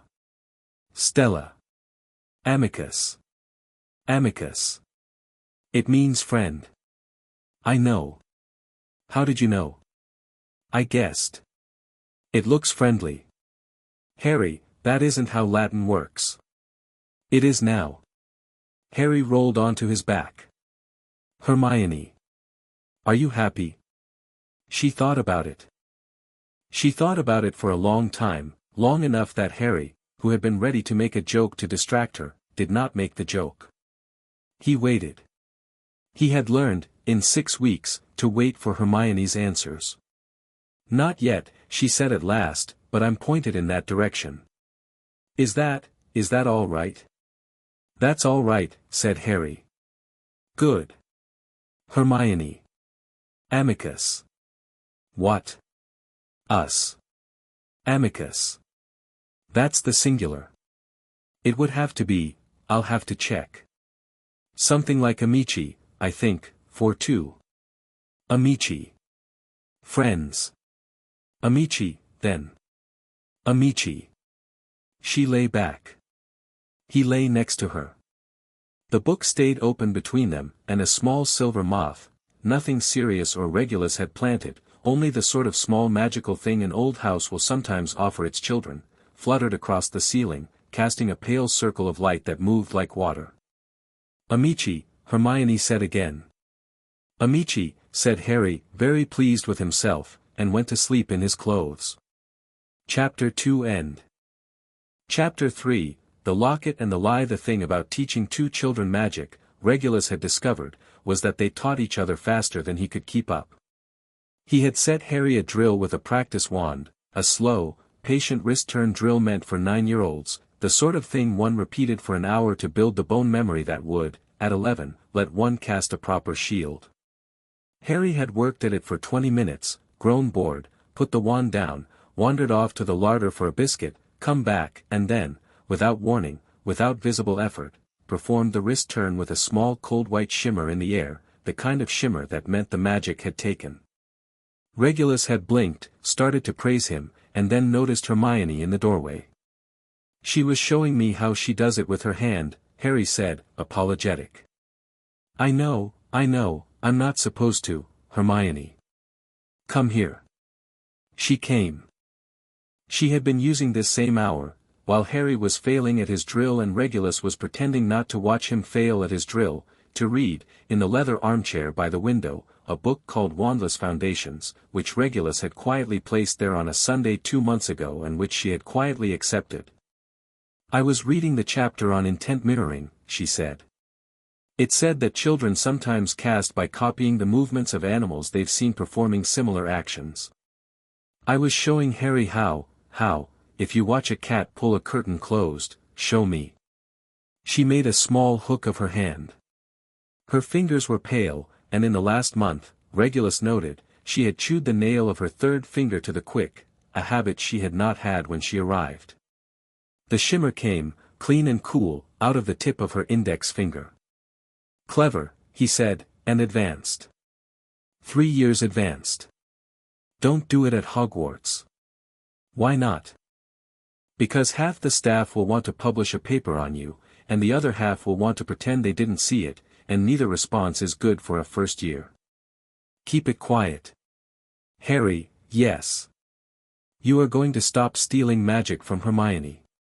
No, don't interrupt me, you are going to stop stealing. You are going to start asking. The asking part is important. Magic done without intent is magic that doesn't stick. The first time you need to cast under pressure and you've only stolen the motions from your sister, you will miss. Miss at the wrong moment and you will hurt yourself. Hurt yourself at a worse moment and you will hurt her. Learn properly. Then add to it. Clear. Clear. Hermione. Stop chewing your finger. It distresses creature. Sorry, Uncle Reg. Both of you, outside. It's a good afternoon. I'll not have either of you indoors any longer today. Sirius is at the pond. He claims he is teaching you to fish. I note that Sirius does not know how to fish. Go and save him from his own ignorance. They went. Regulus watched them cross the lawn, Harry with his untidy black head and his wand in his back pocket, because Sirius had taught him to carry it that way and Regulus had not had the heart to tell either of them it was a dreadful idea, Hermione with her brown braid down her back and her book still in one hand, and he thought, as he had been thinking for about a year now, that the hardest part of being a reformed man was not, in the end, atonement, or gossip, or the slow wasting work of watching the world unforgive you. The hardest part was watching two children walk across a lawn and knowing that one of them had a piece of a dark wizard's soul embedded in his forehead, and that he had not yet found the courage to say so out loud. The locket, his locket, the one from the cave, was gone. Dumbledore had done it in 1981, with a basilisk fong procured from the Chamber of Secrets on the single occasion in 100 years anyone had persuaded that room to open. Dumbledore had not told Regulus how he had persuaded it. He had only brought back the melted scrap of gold afterward and set it on the library table without a word, and Regulus, who had thought, after a year of failed fires and failed acids and a great deal of wasted silver, that he knew what relief was, had discovered that he hadn't known until that afternoon. But the cave's locket was one of 7, perhaps, or 6, or, Dumbledore had grown less certain, not more, over the years, perhaps 8. The headmaster came to Ash House every third Thursday now. He took tea. He talked with Harry about Quidditch, because Dumbledore had the knack of being interested in whatever a 9-year-old was interested in. He talked with Hermione about books, because Dumbledore was perhaps the one adult in the world who could talk with Hermione about books without either patronizing her or losing. He walked in the garden with Regulus for a quarter of an hour, and they spoke in low voices of the other pieces. The ring, Dumbledore said, on a Thursday in March, I have located. Located. At his mother's house. The Gaunt Shack. I have been there twice this winter. It is heavily cursed. I do not yet know the shape of the curse. I have not approached the ring itself. I will not until I do. Don't, sir. I beg your pardon. Don't. Not alone. Let me come. Regulus, I have been in one of his hiding places. I know what they smell like. I know how he thought. The basin in the cave had a taste, Albus. It had a taste of him. I remembered that taste. It is a useful memory. Bring me with you. Bring Sirius. Creature, if you will. But don't go alone. Dumbledore had walked on in silence for some paces. I will think on it, he said. Sir. Please think quickly. You worry for me. I worry for everyone. It is my besetting sin. That is not a sin, Regulus. It is when it prevents one from working. Very well. The ring. What else? The diary, which he made when he was 16, and which I believe he entrusted at some point to a protégé. The identity of that protégé I am working on. The cup, which Hepzibah Smith owned and which vanished shortly before her death in 1955. The diadem of Ravenclaw, which has been missing since the time of Rowena herself and which, he believed, and so I fear, correctly, he recovered by means I have not yet traced. The snake, Nagini. And the 7th. Ah. That is the matter I have been meaning to raise. They had stopped at the edge of the ash tree line. Regulus looked at Dumbledore. Dumbledore looked, not at Regulus, but across the lawn, where Harry and Hermione were, at that moment, being chased very unsuccessfully by Creature with a towel because they had both fallen into the pond, Sirius's fishing having gone exactly as everyone had predicted. Albus. Regulus. You have been meaning to raise it for some weeks. I have. Please raise it. He intended to make 7.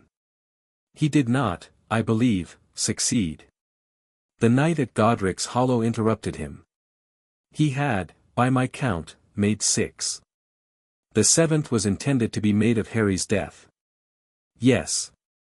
I follow. The killing curse rebounded. His body was destroyed, his soul was not. A soul in the act of splitting is vulnerable in a way a whole soul is not. I have come, over the years, to a conclusion I did not wish to come to. Please. A piece of him lodged. I cannot prove it yet. I have been watching Harry closely. He does not speak Parseltongue in his sleep, yet. He has, however, on 3 occasions that I have noted, understood a snake I was speaking to, and believed I was speaking English. He has had headaches localized to the scar on his forehead that correspond precisely with dates on which I have been near a piece of Voldemort's soul. The scar itself, Regulus, old friend, is in a shape that is not a lightning bolt. It is a rune. It is a rune I know. It was on the crib above the boy, painted in Voldemort's own blood. I saw it that night. I have not mentioned it because I have been trying to be certain. Regulus did not speak for a long moment. Are you certain now? He said. I am nearly certain. I will not be certain until I have seen him in the presence of another Horcrux, and watched his scar respond. That is what I intend at Hogwarts. Albus. No. Listen, Albus, you will not use that boy as a dowsing rod. It is not a dowsing rod, and he is not an instrument, and I am not going to stand in my own garden and be told that my nephew is a tool. If you want to see him react to a Horcrux, use the diary. Use the ring, at a distance. Don't take him to Hogwarts and put him near a hidden piece and wait to see what happens. Albus. Regulus. Albus, I will pull him out of Hogwarts and I will teach him here if I have to. Do you understand? I will do it. I know what you will lose if I do. I will do it anyway. Dumbledore was silent for a long time. The breeze moved. On the lawn, Hermione was explaining to Creature that the towel was too small. Forgive me, Dumbledore said, at last. I spoke badly. I have been trying, for a long time, to speak about this clinically. It does not respond to clinical speech. I apologize. I know.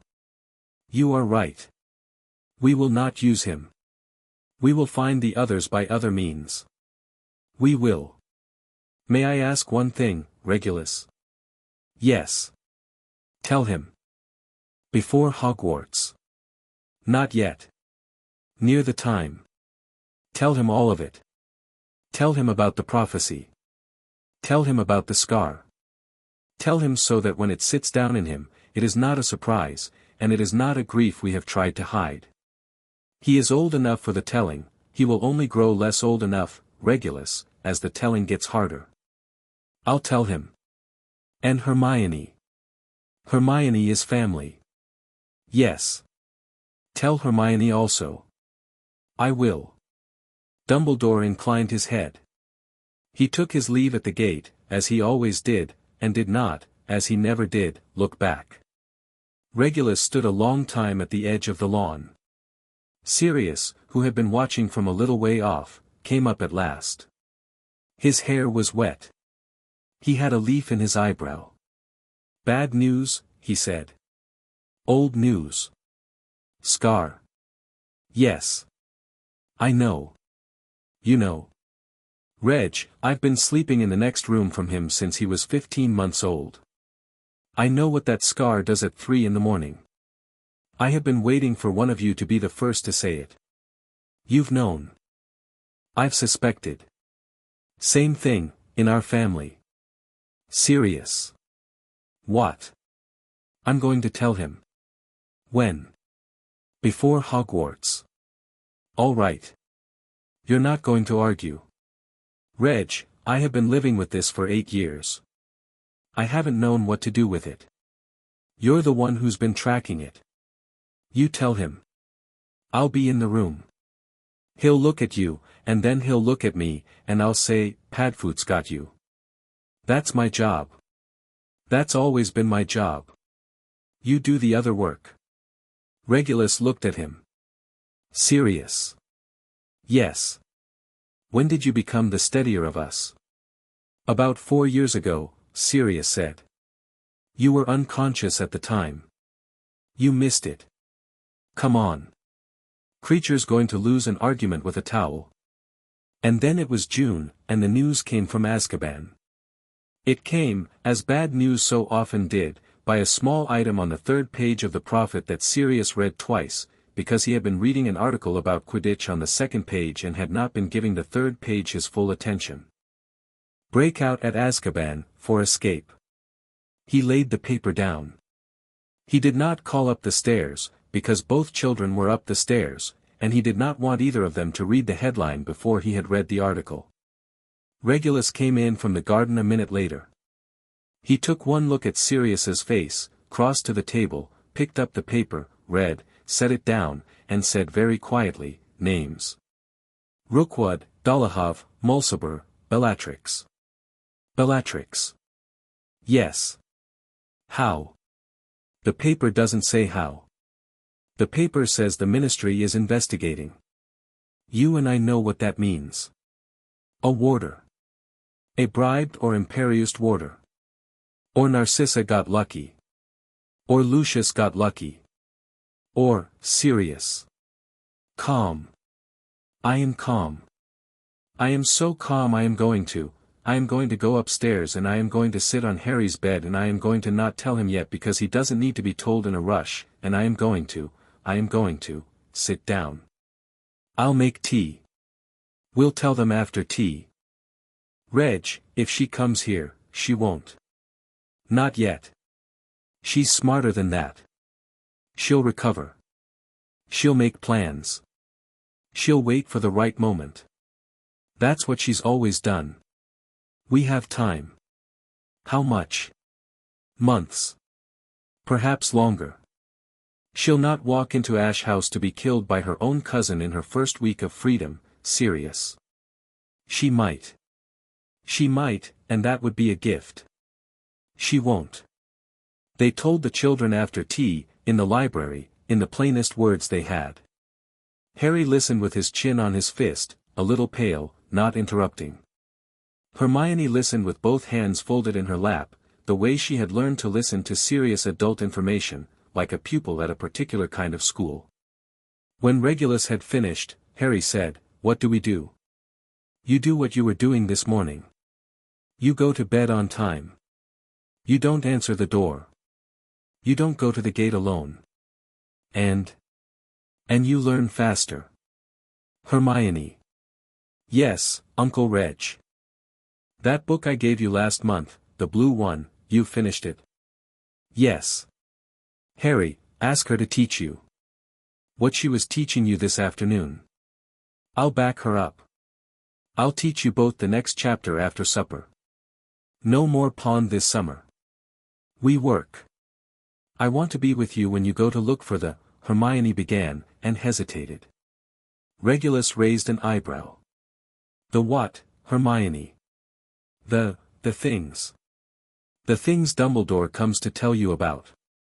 Regulus's face did not change. "You've been listening." "I haven't. Not on purpose. Uncle Reg, I read. I read books. There's a list of things we don't keep in the library, and I noticed there's a gap in the shelf where someone took a certain kind of book out, and I know there's something. I know it's something like what the dark wizards who came to my house were looking for. I know that much. I didn't mean to.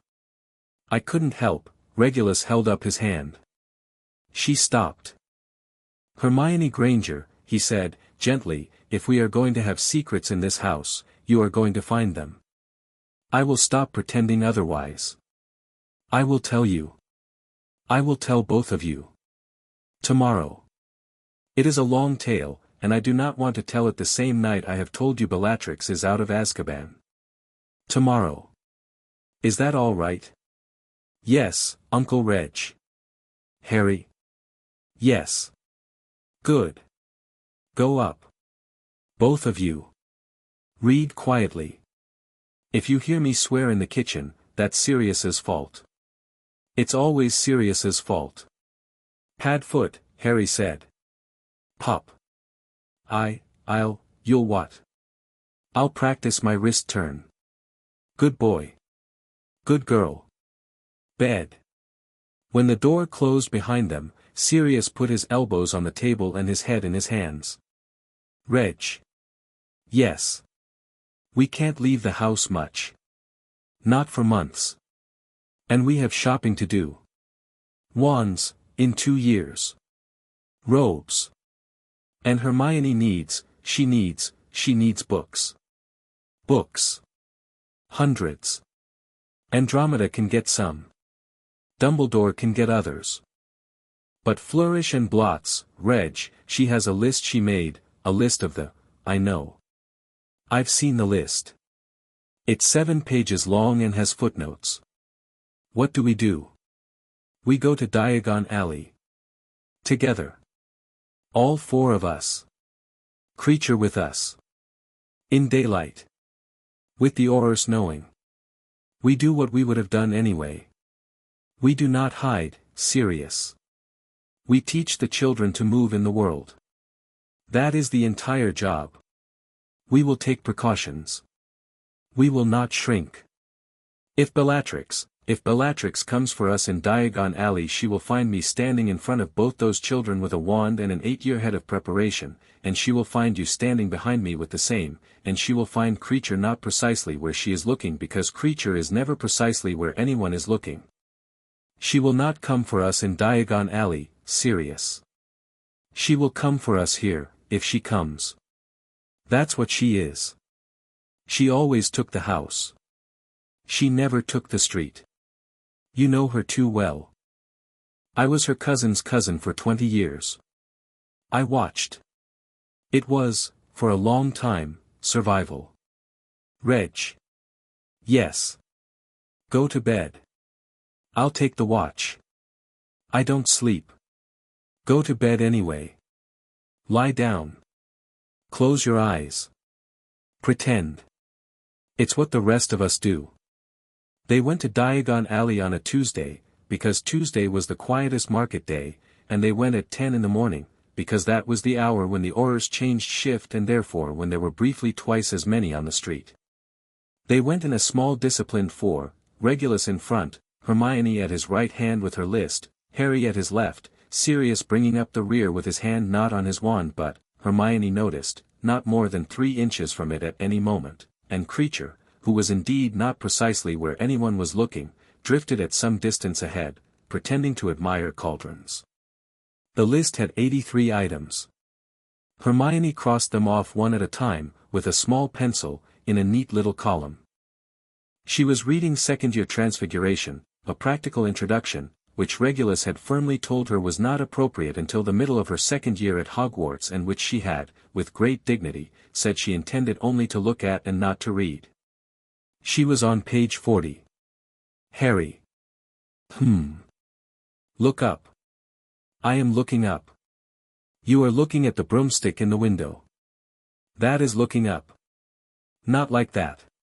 Like this. Remember the drill. Scan corners. Faces. Hands. Mouths.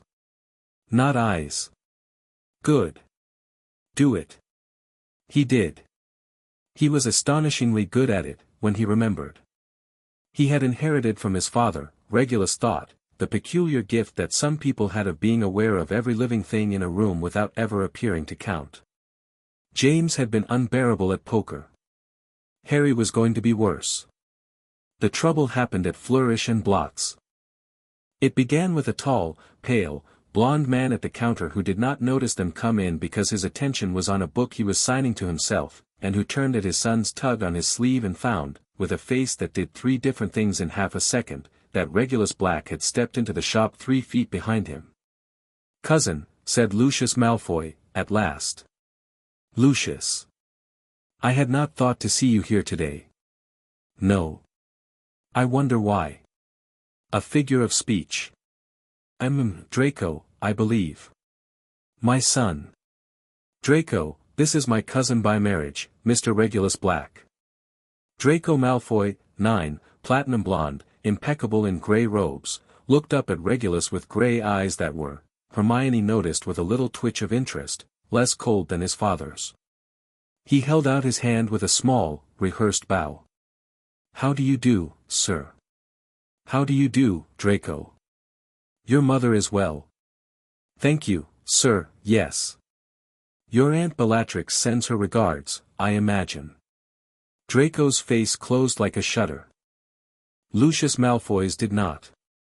But for a moment something moved behind his pale eyes, and Regulus, who had been watching, caught it, and folded it, and put it away. My wife does not speak of her sister, said Lucius, evenly. Of course not. And you, Regulus? School shopping, I see. Indeed. Forgive us. My niece has a list. Your niece. Lucius's eyes moved, coolly, to Hermione. They moved, more slowly, to Harry's scar, visible under his fringe, because Harry had not yet learned to comb his hair the way Regulus kept asking him to, and something flickered again. Harry Potter, Lucius said. Mr. Malfoy, Harry said. He did not offer his hand. He kept it on his side with his fingers, Regulus noted, just close enough to his back pocket that Sirius, who had taught him to do that, would be pleased. I am an old friend of your father's, Lucius said. No, sir, Harry said politely, you aren't. You weren't. Padfoot told me. Hermione, with perfect timing, said, Uncle Reg, I need the third-year arithmancy supplementary volume, which I can see is up on the shelf over there, so if you wouldn't mind, and Regulus, who had rarely loved a child more than he loved Hermione Granger in that moment, said, Yes, darling. Come with me. They moved. Sirius did not move. Sirius stayed between Lucius Malfoy and the door. Kreacher, who had drifted in at some point and was pretending to read a price tag on a dictionary, stayed between Lucius Malfoy and Harry. Nothing happened. Nothing was ever going to happen in Flourish and Blots, in daylight, with a black on each exit. Lucius inclined his head, very slightly. He gathered his son. He paid for his book, a new edition of an old genealogy, Regulus noted, with a particular index, and he left. The little bell above the door rang cheerfully. Hermione exhaled. Well, Regulus said. That's one cousin ticked off for the day. He knows we're here, Sirius said. He always knows we're here. That isn't the news. What's the news? The news is that he did nothing about it. Which means Bellatrix has not come to him. Which means that she has not, yet, come to her family. Which means, Regulus's voice was very quiet, that she has come to somebody else. Reg. Yes. If it's not family, then it's old friends, and old friends means a certain smaller circle, and a certain smaller circle means I can perhaps find her. Dumbledore needs to know today. Dumbledore came that night. He listened. He nodded once, twice. He took his leave without taking tea, which he had never done in 9 years, and Regulus, standing at the window watching the blue coat disappear into the dusk, knew that something had moved, that a piece of a map the headmaster had been slowly drawing was, tonight, correcting itself. Bed, he said to Harry and Hermione, who were hovering in the library doorway because both of them had learned, by now, to read the signs of a grown-up conversation they had not been allowed in. But, Harry said. Bed, pup. Tomorrow we start the lesson I promised you. About everything. The things. The things. All of them. All of them. Padfoot? Yes, pup, Sirius said, from the hearth. You'll be there. I'll be there. Both of you. Both of us. Harry nodded. He took Hermione's hand. They went up together, and their small steady footsteps, one pair slightly muddy on the left foot, one pair slightly uneven in stride, went along the hall over Regulus's head, and past the small line of muddy footprints that Kreacher still refused to clean, and into their rooms, and the doors did not close all the way, because neither of them, these days, liked the doors all the way closed. Reg, Sirius said, from the hearth. Yes. Do you think she's hiding with Barty Crouch Jr.? I think there is a Barty Crouch Jr. that no one but us has been counting for 9 years, and that Bellatrix is the kind of woman who would count him. Yes. Perhaps. God. Tomorrow. Tomorrow. They turned off the lamps. The house, which had, by now, long given up the habit of forgetting itself, and had instead taken up the more useful habit of remembering, settled around its sleeping inhabitants, and watched over them, and was glad. In the morning, Regulus told them. He did not do it in the library, because the library was for practice and for thinking. He did not do it in the kitchen, because the kitchen was for eating and for laughing. He did it in the drawing room, which nobody used except at Christmas, and which therefore did not already belong to one mood or another. He lit the fire himself, with his wand, because Creature had respectfully absented himself. He sat in an armchair. He put Harry on his left, Hermione on his right, Sirius on a chair pulled up across the hearth. He poured nobody any tea. He did not begin until he had looked at each of them in turn. Harry, he said. Hermione. Yes, Uncle Reg, they said, in tandem. Hermione pulled her knees up under her. Harry did not. Harry sat very straight, as if he had been told, once, that this was how big boys sat for big talks. I am going to tell you a story, Regulus said. It is not a nice story. It is your story as much as it is anyone's. I am not going to lie. I am not going to soften. If either of you wants to stop, you stop. If either of you wants to ask questions, you ask. If either of you wants to cry, you cry, that is permitted, and it is not interruption. If either of you wants to hold my hand you may. Sirius is here, if either of you wants Sirius, you go to him. Do you understand? Yes. Yes, Uncle Reg. Good. I will start with the man who did the harm. His name is Tom Marvolo Riddle.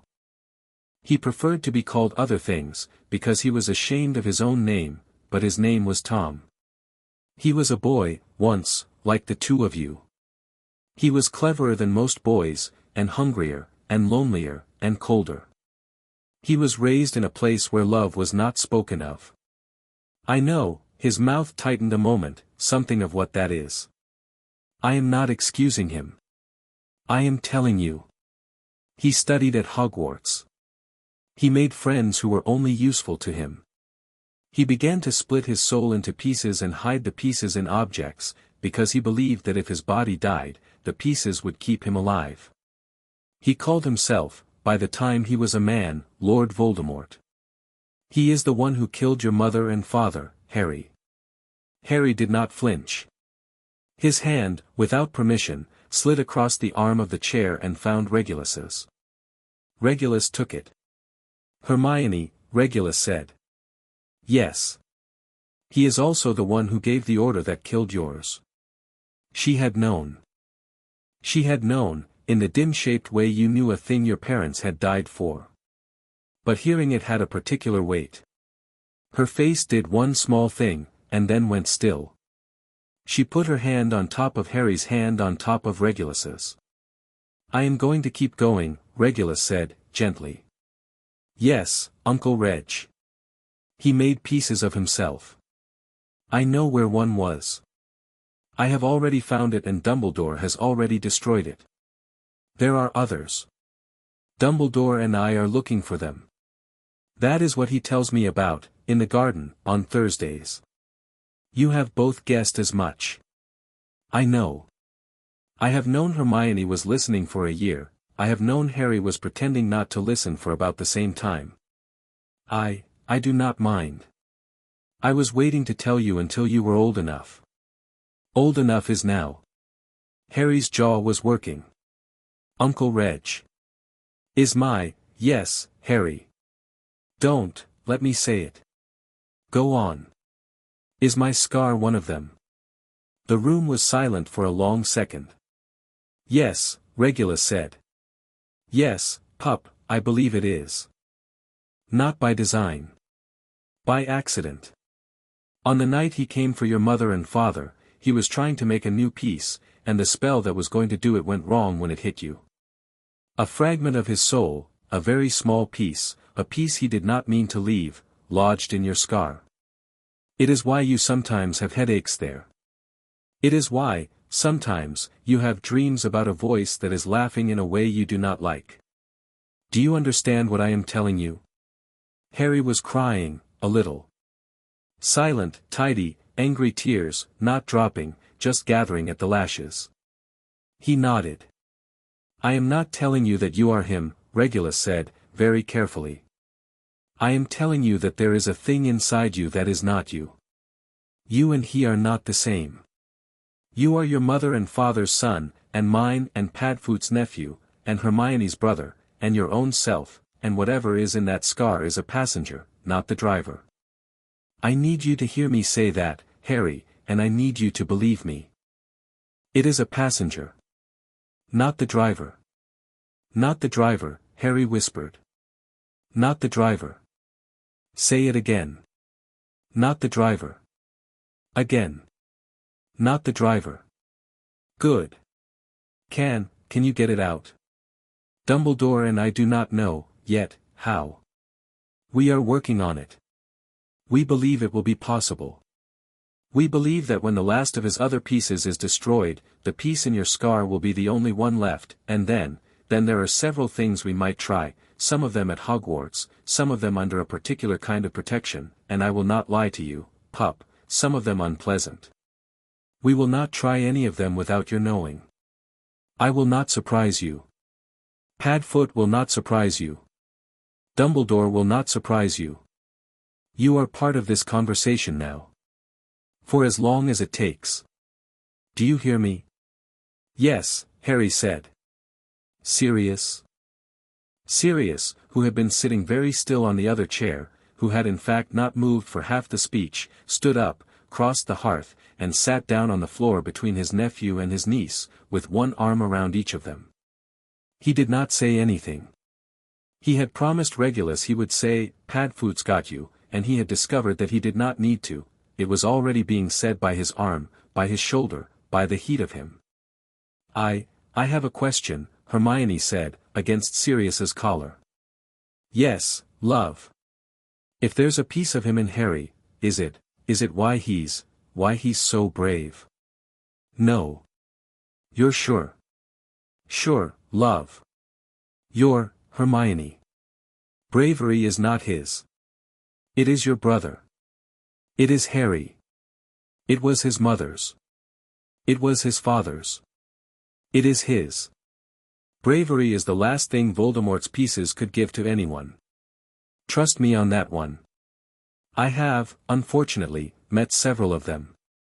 Hermione nodded, once, against him. There is one more thing, Regulus said. A prophecy.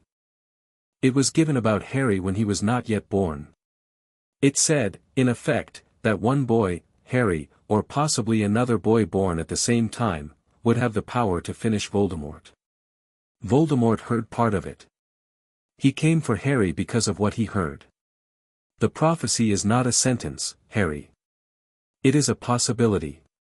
It does not demand anything of you. It only opens a door. Many people can walk through that door, or none. But I'm the one it opened for. You and one other. Yes. So I'm going to have to, one day, yes, you may have to help finish him. When you are grown. When you are ready. Not this year. Not next year. Not at 12. We are going to let you be a child for as long as childhood wants you, Harry. I promise.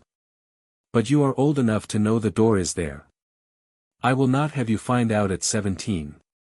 That is what my mother did to me, Harry, with a different door. I am not going to do it to you. Do you understand? Yes. Good. They sat, then, for a long time. Nobody said anything. The fire cracked once, twice. Sirius's arm went numb where Hermione leaned on it and he did not move. Regulus held Harry's hand.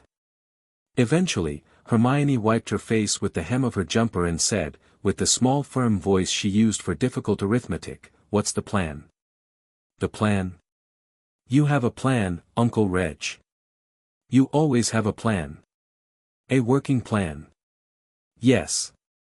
Tell us." "The plan, Hermione, is this. Hogwarts starts for you both in 2 years.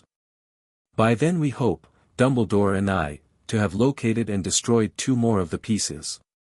We will not use you for it, either of you. We will use books, and tracking spells, and a great deal of walking through old houses. At Hogwarts you will learn, as ordinary students, because there is nothing that will protect you better in the long run than being extremely well-educated witches and wizards. You will have friends. You will have house rivalries. You will argue about Quidditch." He permitted himself the smallest of dry smiles. "Pad foot, Dumbledore, and I will do the heavy work. Your part, for now, is to be good at school, and to tell us when your scar hurts, Harry, and to come home in one piece each summer. Can you do that?" "Yes." "Hermione?" "Yes, Uncle Reg." One more question." "Go on." "Bellatrix Lestrange. Is she going to come for us?" "I think she will try. I don't know when. I don't know how. I know it will not be this week, and I know it will not be somewhere she cannot hide. She is cruel, but she is also a coward, which is a combination that keeps people cruel for longer than any other combination. She will look for an opportunity. We will not give her one. If she finds one, we will meet her, and I will handle her, Hermione. She is my cousin. She has been my cousin a great deal longer than she has been anything else. I know her. She does not know me as well as she thinks. Is she afraid of you?" "She has not decided yet. I think she should be." "Thank you, Hermione." "You're welcome." Harry stirred. "Uncle Reg." "Yes. Thank you for telling us." "Oh, pup. I mean it. I know, pup. I know." That night, in a cottage on the Yorkshire moors that had been abandoned for 30 years and re-inhabited in the last fortnight by a cleverer-than-average caretaker, Bellatrix Lestrange was laughing. It was not a whole laugh. It was the thin cracked laugh of a woman who had laughed, in Azkaban, at Dementors, to keep herself from being eaten, and who had not quite learned again how to laugh at anything smaller. She sat in a sprung armchair in front of a fire that wheezed. She wore a dress that was only a dress because it had sleeves. She held a glass with something black in it. At her feet, reading aloud from a list, was a man with straw-pale hair and a face that had been reconstructed, 3 years ago, from an unfortunate accident at the hands of his own father's unforgivable. "Rookwood has been sighted in Warsaw," Barty Crouch Jr. said, in a voice that still carried the polite Oxford vowels of a boy who had once had a great deal of promise. "Dolohov went to ground outside Minsk.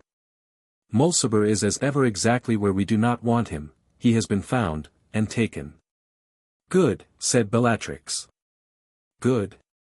Mulciber was always a liability. His being taken means the Aurors have an arrest to crow about, and will be less attentive for a fortnight. Don't you read them any longer, Barty? The Ministry always sleeps, the week after an arrest. It is a reliable little habit of theirs." "I read them, cousin." "Don't call me cousin.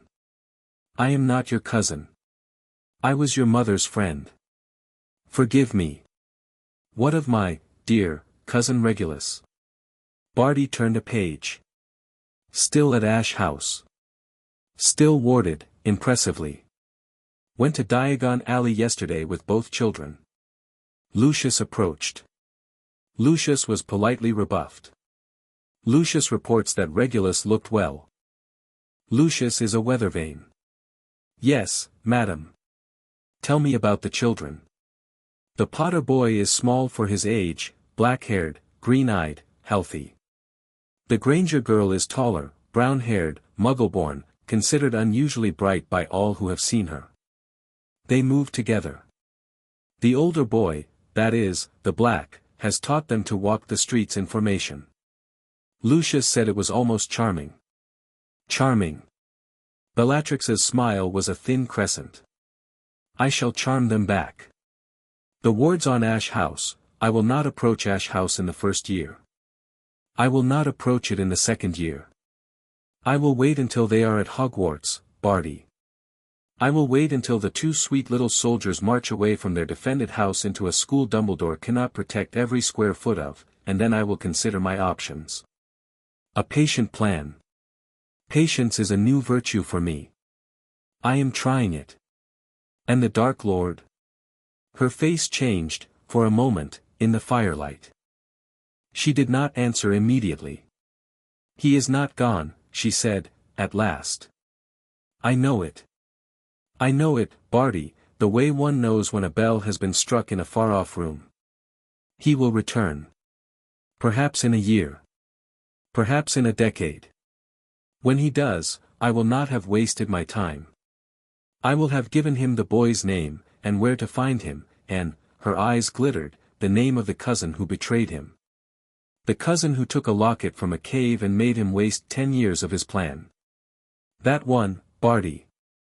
That one, in particular, will please him. Yes, madam. Now pour me something. He poured. In Ash House, miles and miles and miles away, Regulus Black sat up in bed, suddenly, as if struck. He did not know why. He looked at the ceiling for a long, quiet moment. He lay back down. On the other side of the house, Harry slept on his side with his arm flung out over the space where Hermione, earlier, had curled up beside him to read and had, inconveniently, fallen asleep. She had since crept back to her own bed, but the warmth of her had not yet left the coverlet, and Harry, in his dream, was reaching for her. Creature moved softly along the corridor, listening at doors. The ash trees creaked. The year, with all its news and all its small black births, turned over into another year, and another, and another. Regulus found a ring, in a shack on a hillside, and Dumbledore very nearly lost a hand for the privilege of finding it with him, but both men came back on their own feet and the ring was ash before sundown. Creature took to sleeping curled at the foot of Hermione's bed, which Hermione did not mention to anyone, because she understood, with the peculiar understanding of a Muggle-born who had only just been taught that elves existed, that a proud creature doing a kind thing must not be caught at it.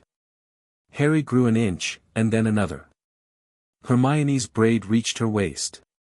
Sirius's grey at the temples spread, gently, into the rest of his hair, the way ink spreads in water, and when Harry remarked on it one morning at breakfast Sirius said, with great dignity, that he had earned each one and intended to name them. The years, at last, turned over into the summer of a particular July, and an owl came.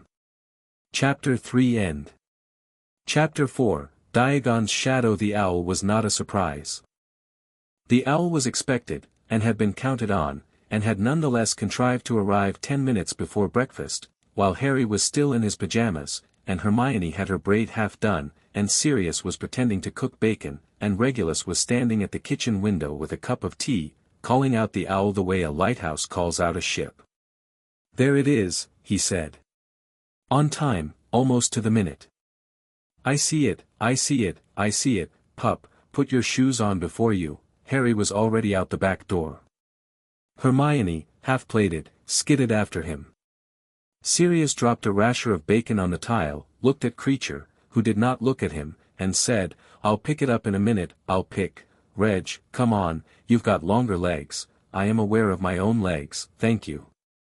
They arrived at the edge of the lawn together, Hermione having outpaced Harry because Hermione had, at 10 3/4, a longer stride than Harry did at almost 11, a fact Harry resented in the deep and loud way only elder siblings usually got to resent things. The owl, a great tawny, older than either child, with the unhurried dignity of an owl that had delivered its share of important letters, landed on the lintel of the garden gate. It had 2 envelopes tied to its leg. Creature, appearing from nowhere as was his custom, offered it a dish of water. The owl took it graciously. One for each, Regulus said, untying the letters. Harry Potter, the bedroom at the top of the stairs, Ash House. Hermione Granger, the second bedroom on the right, Ash House. It's got my address right. Hermione looked scandalized. Uncle Reg, how does it? The house doesn't even exist for Muggle Post. The Hogwarts Quill writes where the child is. It has done so since the 900s. I have never entirely understood how. Neither, I confess, has Professor Dumbledore, which he occasionally tells me with great good humor. Here. Open them. They opened them. They opened them at exactly the same time, because Harry had given Hermione a small nod and Hermione had given Harry a smaller nod, and they had, as they had been doing for 4 years on every matter of importance, decided together. Oh, Hermione said. Oh, Harry said. Is it real? It's real. Uncle Reg, it's really real, it was always going to be really real, love. Come on. Inside. Sirius, the bacon. Oh. Bacon. They were to go to Diagon Alley 2 Tuesdays later, in a disciplined 4 again, because the world had not gotten markedly safer in 2 years and because the particular older cousin in the Yorkshire moors had been, if anything, patient. Regulus said as much, calmly, over breakfast. Sirius said nothing. Harry said, I know, Uncle Reg, in the tone of a boy who had heard the safety speech enough times to be able to recite it in his sleep and who was, regardless, willing to hear it one more time because he had learned that listening politely was a small kindness you could pay to people who loved you. Hermione, with her list, a new list, neat as a ministry tax return, said, we need to go to Flourish and Blots first. Why first? Sirius said. Because if we go there last I will not leave. I know myself. Wise girl. Then Ollivanders. Then Madame Malkin's. Then Elop's, because we need 2 owls. Then the apothecary. Then the trunk shop. Then Fortescue's. Fortescue's is not on the list. I know. I added it. We deserve it. Hermione Jean Granger, Uncle Reg. We deserve it. We deserve it, Regulus agreed. Diagon Alley smelled of old rain on new cobblestones and of cooking waffles and of the particular hot green cleanness of the apothecary when the vats were boiling. It was a Tuesday morning in late July, and the street was as busy as any 1st of September rush, a small sea of parents and their 11-year-olds, nodding and unnodding at the doors of shops, each child wide-eyed, each parent patient-faced, each shopkeeper theatrically pleased. Ollivanders, by agreement, was first for Harry and second to last for Hermione. Hermione had opinions about wood types. Ollivanders was one of the few places in Diagon Alley where an opinion about wood type was not a gauche thing to have, but it was a thing that took time, and Ollivanders had a very small waiting room, and Hermione had told Regulus, the night before, that she wanted to be able to sit on the bench and watch Harry first so that she could learn the shape of the process without nerves. Don't laugh at him when he gets the silly ones, she said. I'm not going to laugh at him. You laughed at me on my first swing. I fell off the swing, Hermione. You have to laugh when someone falls off a swing. It is a physical law. I'm going to sit quietly. Fine. Mr. Ollivander was exactly as he always was, which was to say, exactly as he had been since the 1870s, pale, a little papery, with eyes that seemed to have lost their pigment from staring at too many small finely shaped things in poor light. He greeted them like old friends he had only seen the day before. He took one long look at Harry from the ladder on which he was perched, and another long look at Regulus, and a third, very long look, at Sirius. Ah, he said. Mr. Black. Your uncle's wand, if I remember, cedar, dragon heartstring, 12 inches, surprisingly swishy. The wand I still own, Mr. Ollivander. And kind enough to say so. Mr. Potter. Yes, sir. Your father's wand was mahogany, 11 inches, quite pliable. Your mother's was willow, 10 1/4, swishy, excellent for charm work. I remember both as if they were yesterday. Let us see what yours turns out to be. Harry, who had been briefed by Sirius the night before, stood with his arms a little away from his sides and his palms open. Sirius had said that the correct thing to do in Ollivanders was to behave like a patient horse. Harry, being, as Sirius proudly pointed out, his father's son, had taken the instructions seriously.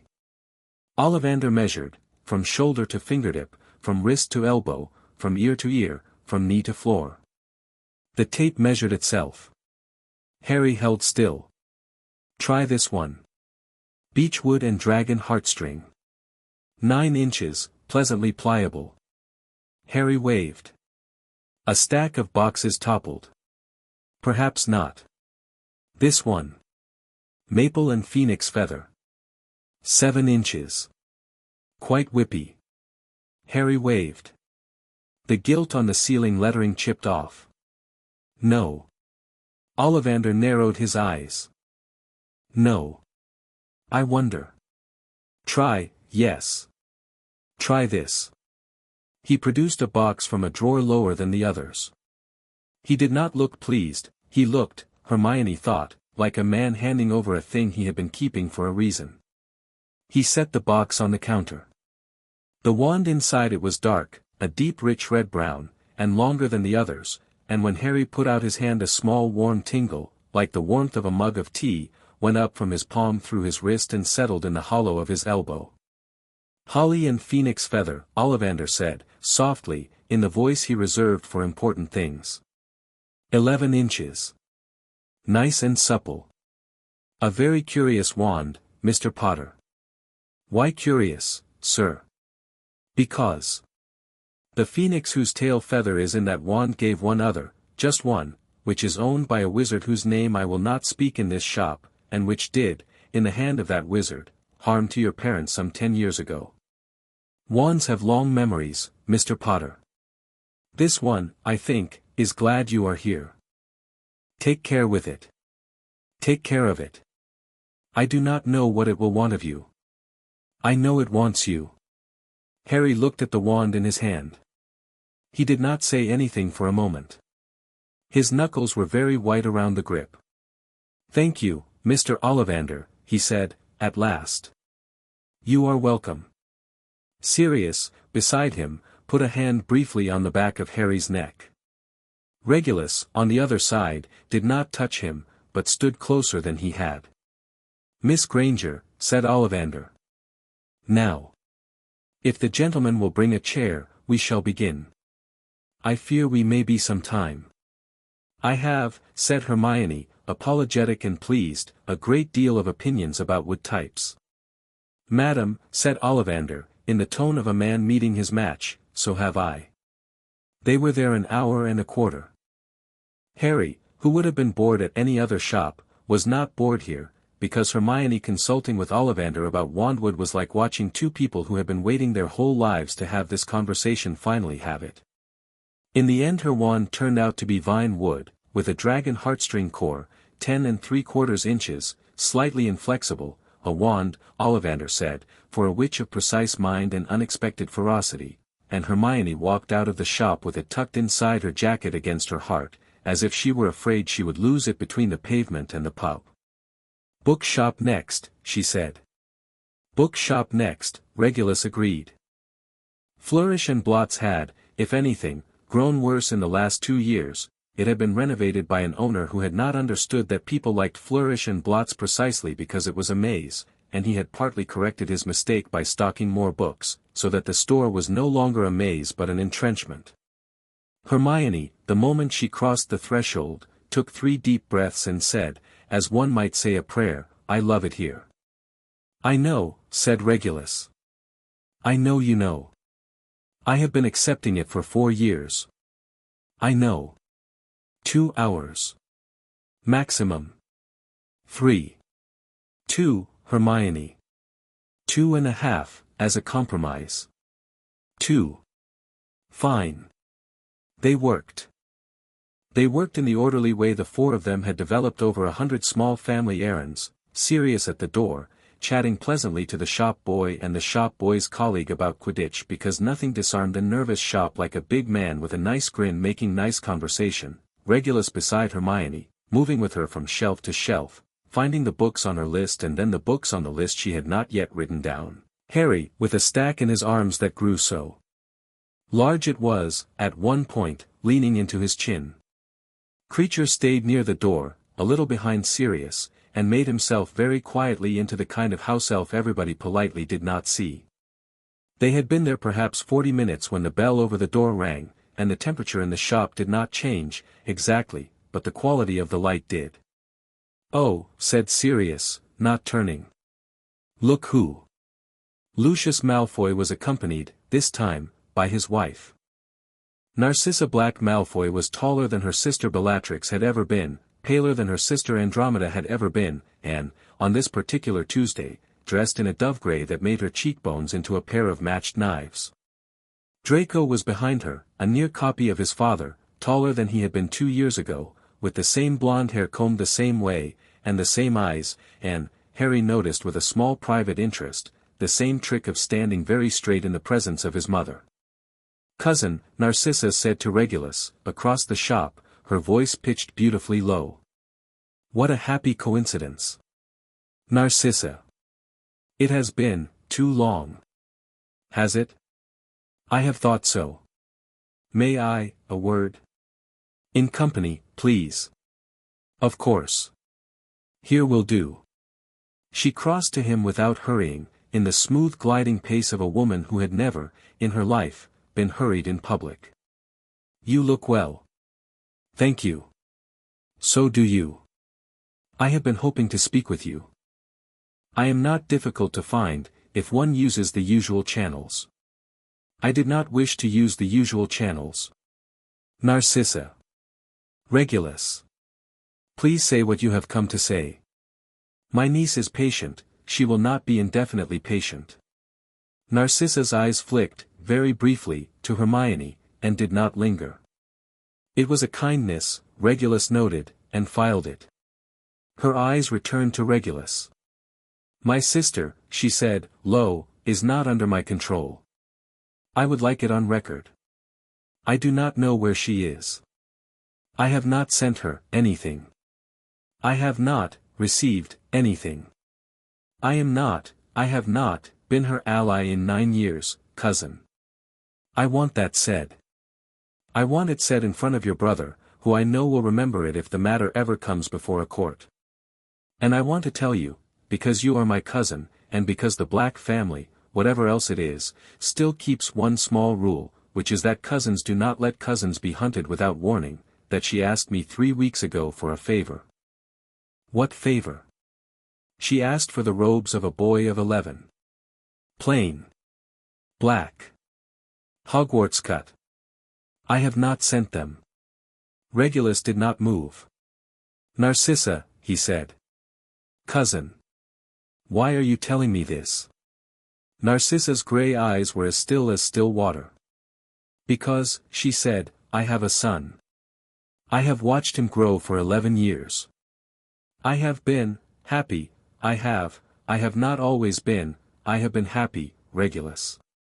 It has surprised me. I find I am not willing to lose him to my sister's war. I find I am not willing to let my sister make of other people's children what our mother made of us. I find I am done, cousin. I cannot stand in the light, because I am married to a man who stands in the shadow for his reasons. But I can, on a Tuesday, in a book shop, tell you that she asked for robes, and that I did not send them. That is the most I can give you. Take it. Narcissa. I thank you. Do not thank me. Take it. I take it. Good." Her hand, very briefly, rested on the back of his wrist. It was the first time she had touched him since they were teenagers. "Draco, come." Draco, who had been at his father's elbow and had not moved, came. He paused, as his mother passed him, and he looked, with a flicker of what might have been curiosity, or what might have been envy, or what might have been nothing at all, at Harry and Hermione. "Potter," he said, neutrally, with a small nod. "Malfoy," Harry said, with the same. "Granger." "Malfoy." "Good day." "Good day." They left. The bell rang. Sirius, at the door, waited until they were perhaps 30 feet down the street before he let out a long breath. Reg. I know. Narcissa. I know. That was, I know, Sirius. We should, owl Dumbledore. Yes. Tonight. Hermione, you have 10 more minutes. 9.5, you said 2 hours, I have been in here 5 minutes, Hermione. Fine. I can finish in 9.5. Madame Malkin's was uneventful. Harry was fitted in 8 minutes. Hermione was fitted in 12. A pale boy named Neville Longbottom, Regulus remembered his parents kindly and briefly, was in the shop, and Neville and Harry were introduced by Madame Malkin and shook hands in the formal way two children who had been taught manners shook hands and then immediately began to talk, with the furious speed of children meeting the first contemporary of their own kind they had been permitted to meet in days, about Quidditch, about a herbology textbook Neville had already half-read because his gran. Said he might as well, about whether the Hogwarts Express had a snack cart. Hermione, halfway through being pinned, closed her eyes in bliss, because she had spent 4 years being the only child in Ash House's orbit and had, for 4 years, been quietly starved of this particular kind of 11-year-old conversation. She did not join in. She did not need to. She let Harry have it. Harry had had her, she reflected, for 4 years. It was his turn. When they left, Harry had Neville's address on a scrap of parchment and a promise to Owl. Hermione had an argument she wanted to have with Neville later about the property law of mandrake juice, an argument she had not yet raised because she did not want to scare him off. Sirius had, against Regulus's specific instructions, bought a small bag of chocolate frogs. Regulus had, for the first time in a long time, a small faint headache that was, he knew, the headache of happy relief. He had not believed the day would end in happy relief. He had planned for worse. He had, this morning, packed a portkey in his pocket in case of worse, and the portkey was still in his pocket, unused, and he noted it, and he was glad. They ended at Fortescue's. They had ice cream. Harry had chocolate and raspberry with nuts. Hermione had strawberry and bubblegum, which she had ordered partly out of curiosity and partly, Regulus suspected, out of a private rebellion against her own ordinary nature. She ate half, grimaced, and swapped the rest for Harry's chocolate without comment. Sirius had pistachio. Regulus had lemon sorbet. Creature, who had accepted, after 9 years, that ice cream in a public shop was a thing Creature was to be included in because Sirius would sulk if he was not, had vanilla, in a small, dignified, private cup. To Hogwarts, said Sirius, lifting his cone. To Hogwarts, said Hermione and Harry, together. To Hogwarts, said Regulus, with the smallest of smiles. To Hogwarts, said Creature, and added, in a mutter, but Creature still thinks the boy was safer at home. The weeks before September the 1st passed in the slow golden way that summers pass when one is 11 and about to go somewhere for the first time. Harry practiced his wrist turn, and mastered it, practiced his shield, and mastered that, practiced the first proper stunner under Regulus's close eye, and mastered that too, to Regulus's faint and approving surprise. Hermione, who had not been told not to, began to practice wandless wrist flicks at small household objects until Creature complained that the sugar bowl kept putting itself on the wrong shelf. Regulus told her, mildly, that she was not to do it at school, and Hermione said, I know, Uncle Reg, and obediently stopped doing it in front of Creature.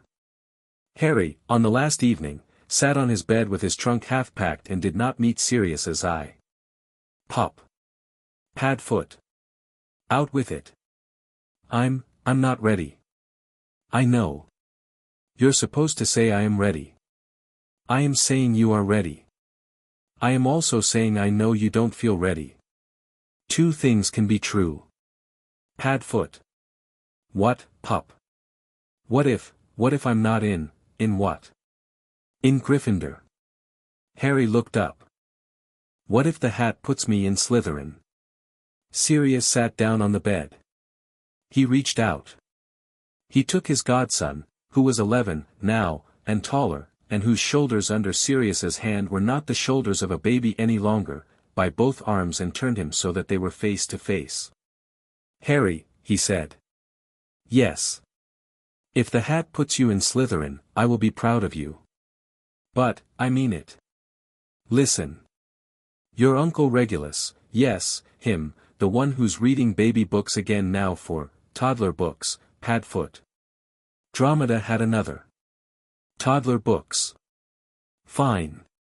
Your Uncle Regulus was a Slytherin. He is the best man I know. He is also, for the record, the bravest. I know Gryffindor people like to say Gryffindor is the brave one, Gryffindor people also like to say a great many stupid things. Slytherin will not make you bad. Slytherin will teach you things about yourself you prefer not to know, Gryffindor will make you shout at people before you've thought about them. Hufflepuff will make you kind. Ravenclaw will make you clever. Every house will try to make you theirs and none of them will succeed, because you are already yours. Do you hear me? Yes. Say it back. I'm already mine. Good. One more thing. What? If the hat puts Hermione in Slytherin and you in Gryffindor, what? You still share a table at meals. You still walk down to the lake together. You still do homework in the library together. You do not let a house keep you from your sister. I wouldn't. I know. I'm saying it anyway. Promise. I promise. Good. Now eat the chocolate frog your Uncle Reg said I wasn't allowed to give you, because he's downstairs with Hermione having the same talk and we both agreed it's a two-frog talk. You're colluding again. We collude constantly, pup. That's how we got you this far. King's Cross was not an easy place for any black. It had been where Sirius, at 11, had walked away from his mother's hand and not looked back. It had been where Regulus, at 11, had walked away from his mother's hand and looked back, once, because he had always been the more dutiful. It had been where Sirius, at 17, had walked away from Hogwarts and told his mother, in a tone that had, Sirius could still recall, made a teapot across the station weep steam, that he was not going home again. He had not been back to the station since. He had been promising himself, he told Regulus, on the way there, that he would be calm. I am calm, he said, at the ticket stalls. You are not. I am calm, Reg. You are vibrating, Sirius. I may be slightly, Reg, did you see how tall she is? How tall both of them are. When did they get tall, Reg? Last April. We were there. Harry, take your Uncle Sirius's arm. He is about to make a speech to a pigeon. Padfoot. Come on. Yes, pup. 9 3/4 was crowded. Parents with handkerchiefs, children with pet cages, a fat ginger tomcat yowling at his reflection in a pillar, a tall red-headed mother with 5 children hanging off her like ornaments on a very tired tree. Hermione spotted Neville, and they moved toward him, and Neville lit up with the grateful shine of a nervous boy who had been fearing he would not see anyone he knew. Sirius, who had promised, crouched down, even now, at 11, crouching was still what he did to say important things. Harry met him eye to eye. Pup. Pad. I love you. I love you, Padfoot. I will be here when you come home at Christmas. I know. Right. I will. Right often.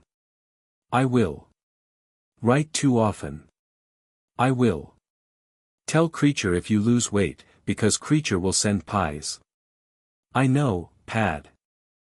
Harry, I am going to stand up now, because if I sit here one more second I will embarrass you in front of Neville, and he will tell his gran, and his gran will tell Dromeda, and Dromeda will never let me forget. Stand up, Padfoot. He stood up. He looked at Hermione. He held out his arms. She came into them the way she had been coming into them since she was 7, which was the way of a person who had had to learn, slowly, that arms were safe. She put her forehead against his collar for 3 seconds. Then she stepped back. Thank you, Sirius, she said. For what? Everything. Don't make me, sorry. I won't. You will. I might. Regulus, who had been standing back, because Regulus was Regulus, held out his hand to Harry first, and Harry ignored it and hugged him. Hugged him, forcefully, around the middle. Regulus, after a frozen second, hugged him back. Right, he said, into Harry's hair. I will. If Bellatrix tries anything, I'll Dumbledore. Immediately. Immediately. Good. Do well. Be kind to Hermione. She will be kind to you. Do not let her be kind to you, she will steal your toast. I know. Hermione. He stepped back. He held her face, briefly, between his hands. He was, Hermione realized, not going to cry, because Regulus Black did not cry in public, but he was, in his way, doing something very like it. You are very dear to me, he said, quietly. I hope you know. I hope I have shown you. If I have not shown you enough, write, and I will come, and I will show you as often as necessary. Do you understand? Yes, Uncle Reg. Good. The whistle blew. On the train, Sirius said. On the train. Both of you. Go. Go go go. They went. At the window, they pressed their faces. Harry on one side, Hermione on the other, with Neville between them, because they had, at Hermione's quiet suggestion, decided not to be alone in a compartment on their first journey. The train began to move, in the unhurried way of the Hogwarts Express, which had been moving in the same unhurried way for 130 years. Sirius walked along the platform. Then he ran along the platform. Then he waved until his arm was a silly thing at his side, and Hermione had laughed and Harry had laughed and Neville had laughed and a fat ginger tomcat had considered the whole scene without comment, and the train, long, red, punctual, carried them out of the station and away. Reg. Yes. We did it. We did a bit of it, Sirius. We did a beginning. A beginning, then. A beginning. On the train, Harry had taken Hermione's hand under the table because he thought no one was looking, and Hermione had not minded. Neville had produced, with great pride, a small potted plant his gran had given him, and was explaining, in a steady patient voice, what it was. Somewhere in the next compartment, a boy with red hair and a dirty nose was arguing with his older brothers about a pet rat. Somewhere in the compartment after that, a pale blonde boy sat very still across from two larger boys and looked, more than once, at the compartment door, as if he half wanted to go and knock on a particular other compartment and half had been told not to. The train went north. The sun, at some point around Northumbria, slanted through the carriage windows and lit the faces of two children who had been Harry and Hermione for so long that neither of them remembered a time they had not been, and who were, at that particular moment, looking out the window at the first mountain of their lives with the same expression. The door of the compartment slid open at Darlington, and a freckled face with very red hair and a very clean nose, his mother having clearly just passed a damp handkerchief across it at the platform, leaned in. Sorry, mind if, everywhere else is full, come in, Hermione said, before Harry could speak, because Hermione had, Harry realized, been counting seats since Peterborough. Cheers. The boy squeezed in, with a battered trunk and a great deal of long limbs. He dropped into the seat next to Neville, held out his hand, and said, Ron Weasley. Ron Weasley. Sorry. I'm a bit, hello, Ron Weasley, said Harry. I'm Harry. Harry, Ron's eyes widened. Oh. Oh. Sorry, didn't mean to, didn't clock. Sorry. It's all right. You don't look like I thought you would. I don't know what you thought I would. Shorter. Sorry. I was told shorter. Weasleys, said Neville, not unkindly. There are 6. 7, Ron said. There are 7 of us. Ginny is at home. 7. Hermione agreed, writing it down. She had, in the 10 minutes since Neville had pulled out his potted plant, started a notebook. Ron, what are your favorite subjects going to be, do you think? Hermione, Harry said. I'm making friends, Harry. You're interviewing. Same thing. No, it isn't. Ron had the sense of a younger brother of 6 to laugh at the right moment. He laughed. It was a big honest laugh. Within 10 minutes he was halfway through A Chocolate Frog, telling them about his eldest brother who worked with dragons, and Hermione was listening with the sharp pleased look of a child who had discovered that there was someone other than Harry and Neville to watch, and Neville was examining Ron's pet rat, a fat, graying, nervous little beast called Scabbers, with a slight frown that Harry did not, at that moment, have the room to think about. By the time they pulled into the long, dark, steep-roofed station at Hogsmeade, all 4 of them had agreed, without ever discussing it, that they were, for the foreseeable, a pack. Hagrid was there with his lantern and his voice, which, Harry noted, was the first voice of his parents' era he had heard since Dumbledore last came to Ash House, and something in his chest went pleasantly tight as he recognized it. Furs years. Furs years over here. Harry, there's you, and you're not, yeah, hello, Hagrid. I was there, when, I was, oh, look at yeah. Oh. Oh. Come here, I won't break, Hagrid, mind the little, sorry. Furs years. Over here. The boats crossed the lake in the way lakes are crossed only by first-year students at Hogwarts and by lovers in the poems of minor 19th-century wizards. There were gasps as the castle rose. Hermione, who had been reading Hogwarts, a history on and off for 2 years, found herself, at the sight, with no words whatever. She only squeezed Harry's hand under her cloak, and Harry squeezed back, and Neville said, in a small stunned voice, "It's bigger than I thought," and Ron, louder, said, "Bloody, Ron," Hermione said. "Sorry." The Great Hall. The hat, on its stool. The song, which none of them quite followed, because one's ears did not work properly when one was being looked at by 400 older students. The names being called. Bones, Susan. Hufflepuff. Boot, Terry. Ravenclaw. Brown, Lavender. Gryffindor. Finnegan, Seamus. Gryffindor. Granger, Hermione. Hermione walked up. She walked, Harry saw, with her chin a little too high, which was what she did when she was frightened. She sat. The hat was placed on her head. It covered her eyes. Her shoulders were straight. The hat took a long time with her. "Oh, ho," said the hat, quietly, in Hermione's ear. "Oh, a clever one." Clever and, yes, well, Ravenclaw would suit. Ravenclaw. "Oh, ho, well, now. A black by loyalty, even so. Interesting. Tenacity. A great deal of tenacity. You have been alone a long time, haven't you, before you weren't. You are not Slytherin, no, not quite, though you have the bone for it, you are not, please," Hermione said, under her breath. "Please. Wherever he goes.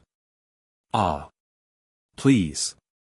The 2 of you are a complication I hadn't expected in quite this shape. Very well. Ravenclaw, I think. We'll see where the boy lands. If I'm wrong, you and he will make it right yourselves, you always have. Ravenclaw." The hall cheered. Hermione stood up, took the hat off, looked once at Harry, who smiled, hard, the biggest smile he could smile under those eyes, and walked to the blue and bronze table. More names. More houses. Longbottom, Neville. Gryffindor. Malfoy, Draco. The hat considered Draco a long while too. Longer than anyone had expected. Long enough, Hermione noted, that Lucius Malfoy, who had come up to the castle for the feast because Lucius Malfoy was a governor, grew stiffer where he sat. At last, Slytherin. Draco stood, walked to his table, and sat down without looking back. Potter, Harry. The hall went into the breath-held silence of a hall that had been expecting this name for a long time. Harry walked. He walked slowly, not because he was frightened, though he was, but because Sirius, in the drawing room the night before, had told him to, saying, "Pup, when your name is called, you walk the way a Potter walks. Slow. Easy. Like you've already decided not to mind." Harry had not known what that meant until just now. Now he did. He sat. The hat came down. "Oh, dear." "Hello," Harry said, politely. "Oh, dear, oh, dear. Well, Mr. Potter, this is certainly a year. I've had to sort a Potter before, I've had to sort a Black before, I have never had to sort a Potter who was raised by a Black, let alone yes. I see the piece. The piece. We do not need to discuss it, Mr. Potter. I am aware. I am, however, pleased to tell you that it has not shaped you. You are quite clear. That is a credit to your family. A credit to your family. Thank you. Courage, yes, a great deal. Loyalty, in the Hufflepuff line, too. Cleverness, you do, but I do not think your talent is in the books. Slytherin could shine you like a dish. You would do well there. You would do well in any of the four. Tell me, where would you like to go? No. Not what you've been told. Not what your godfather's house was. Not what your uncle's house was. Where do you want to go? Harry thought. He thought of Hermione, at the Ravenclaw table, her hands folded in her lap, looking at him with her chin still up. He thought of Neville, waiting for him at the Gryffindor table. He thought of Sirius's voice, "You are already yours." He thought of Regulus, who had said, at breakfast, "I will be proud of you no matter where." "Wherever Hermione can see me at meals," Harry said.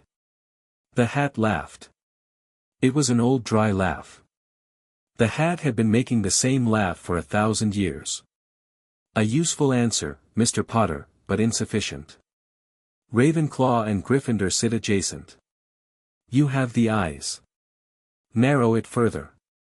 Then, where I'll learn how to be what I'm going to have to be. Not safer. Braver. Where Sirius was. Where I can sit at a table and know I chose it. Yes.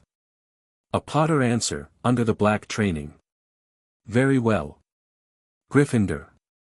The Gryffindor table erupted. Neville pounded the table. The Weasley twins, halfway down, stood up and whistled. Harry walked to the table, his knees slightly soft, and as he sat down he caught Hermione's eye across the gap, and she grinned at him in the wide relieved way Hermione grinned when she had been afraid of something she had not had a word for. He grinned back. Weasley, Ronald. Gryffindor. Ron landed next to Harry with the force of a well-aimed bludger. "So he said. She put you here. I thought maybe, she put me here because I asked her to." Nice. Shut up, you'll get us in trouble. We've just got here. All the more reason, Ron. After the feast, which Harry spent mostly trying not to eat too much because he had a wild fear that he would be sick in front of a prefect, they were led up the moving stairs by a small sandy-haired fifth-year called Percy Weasley, who was Ron's brother and who announced the fact with some dignity.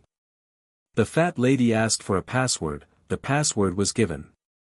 The portrait swung open. The Gryffindor common room was round, and red, and full of squashy armchairs, and smelled of smoke and dog and tea.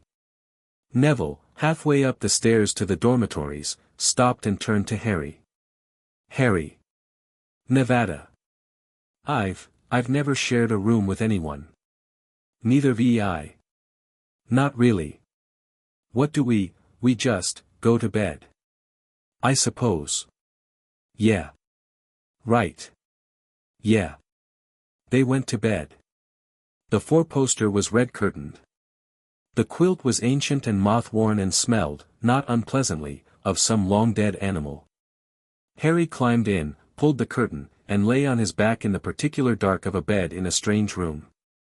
He listened to Ron snoring within minutes, to Neville's careful breathing, to a pale-haired boy named Seamus, who Hermione had interviewed on the stairs. She had interviewed at least 3 more people before Percy had separated them, muttering in his sleep, to the wind at the windows. He put his hand on his chest where the ache was and he said, very quietly, "Pad." The ache did not, in fact, answer.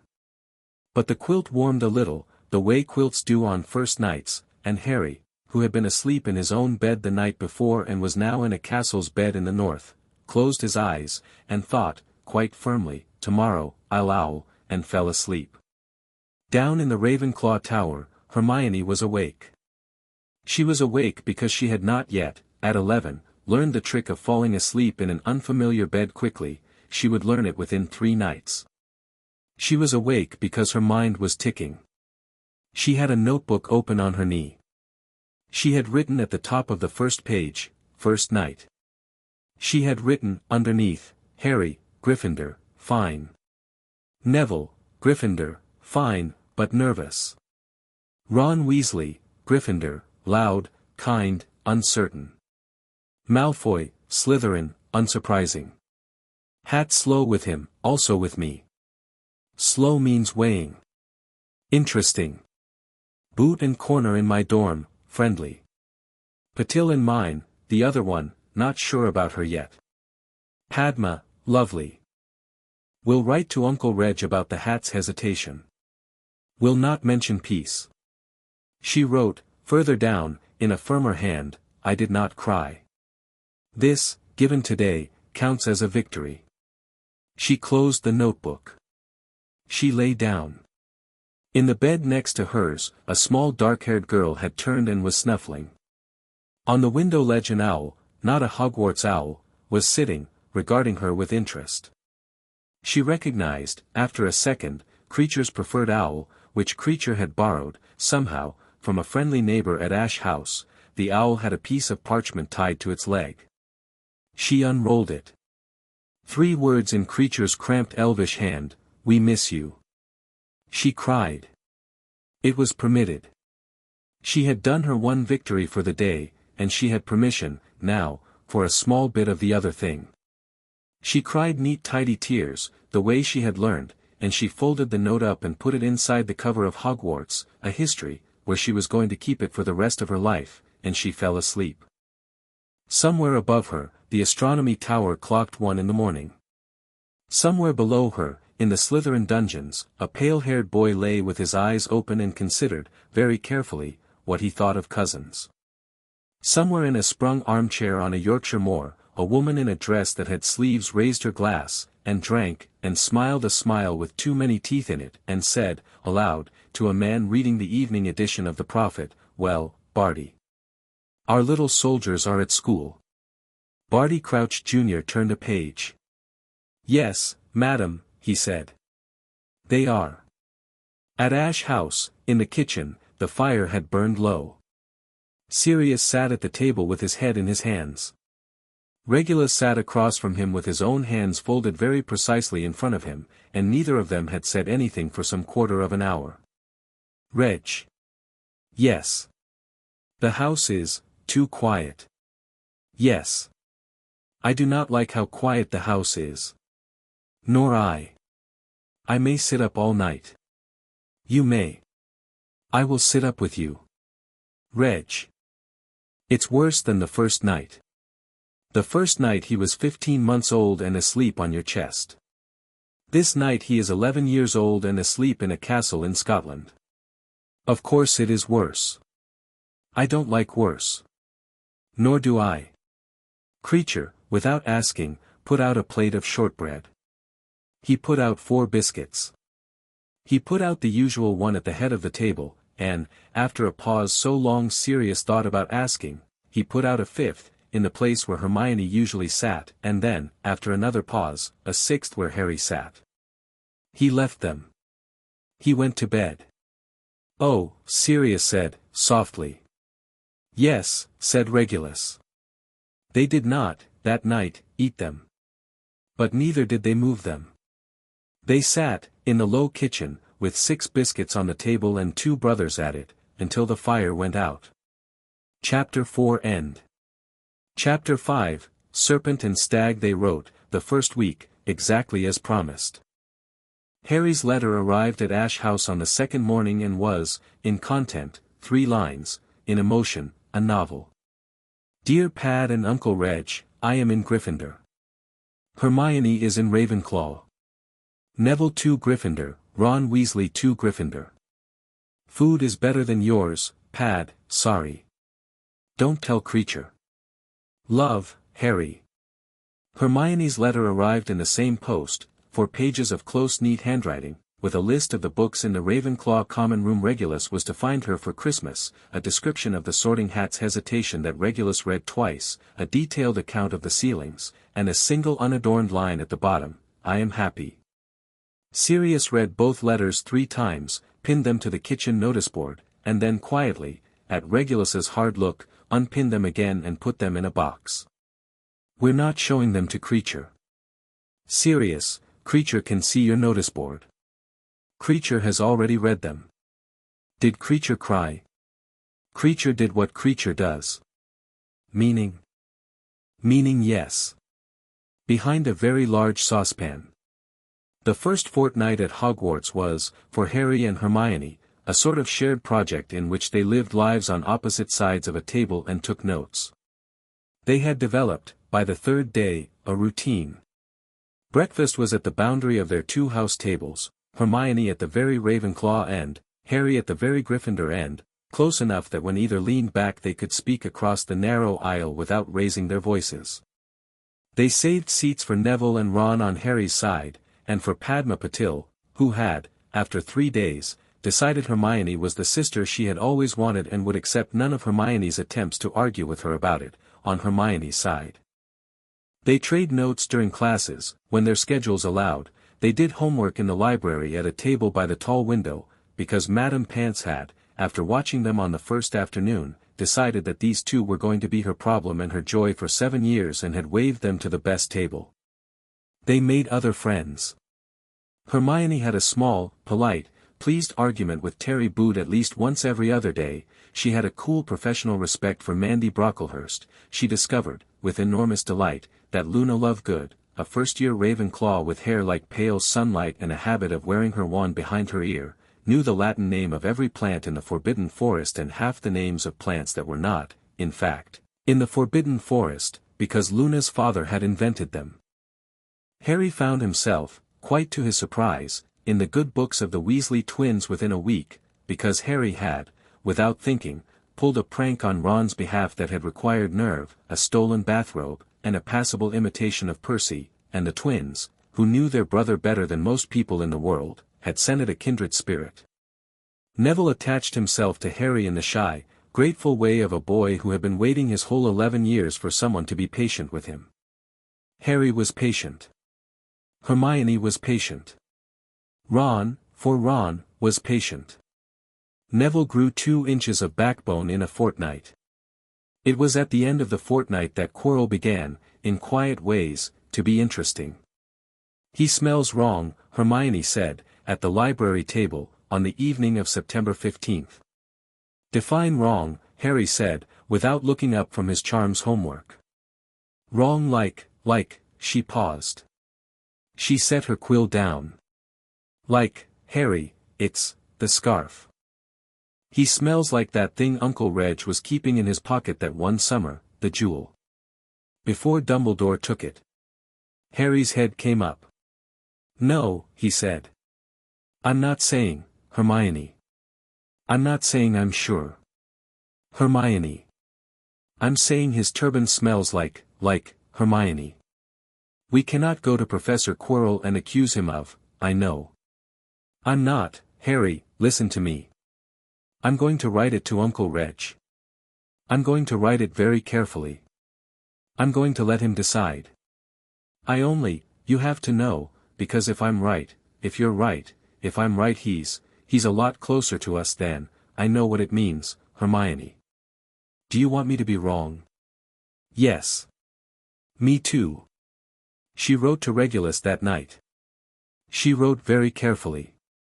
She used a phrase she had developed with Uncle Reg in their summer reading, a phrase that would tell him exactly what she meant without saying any of the useful words out loud.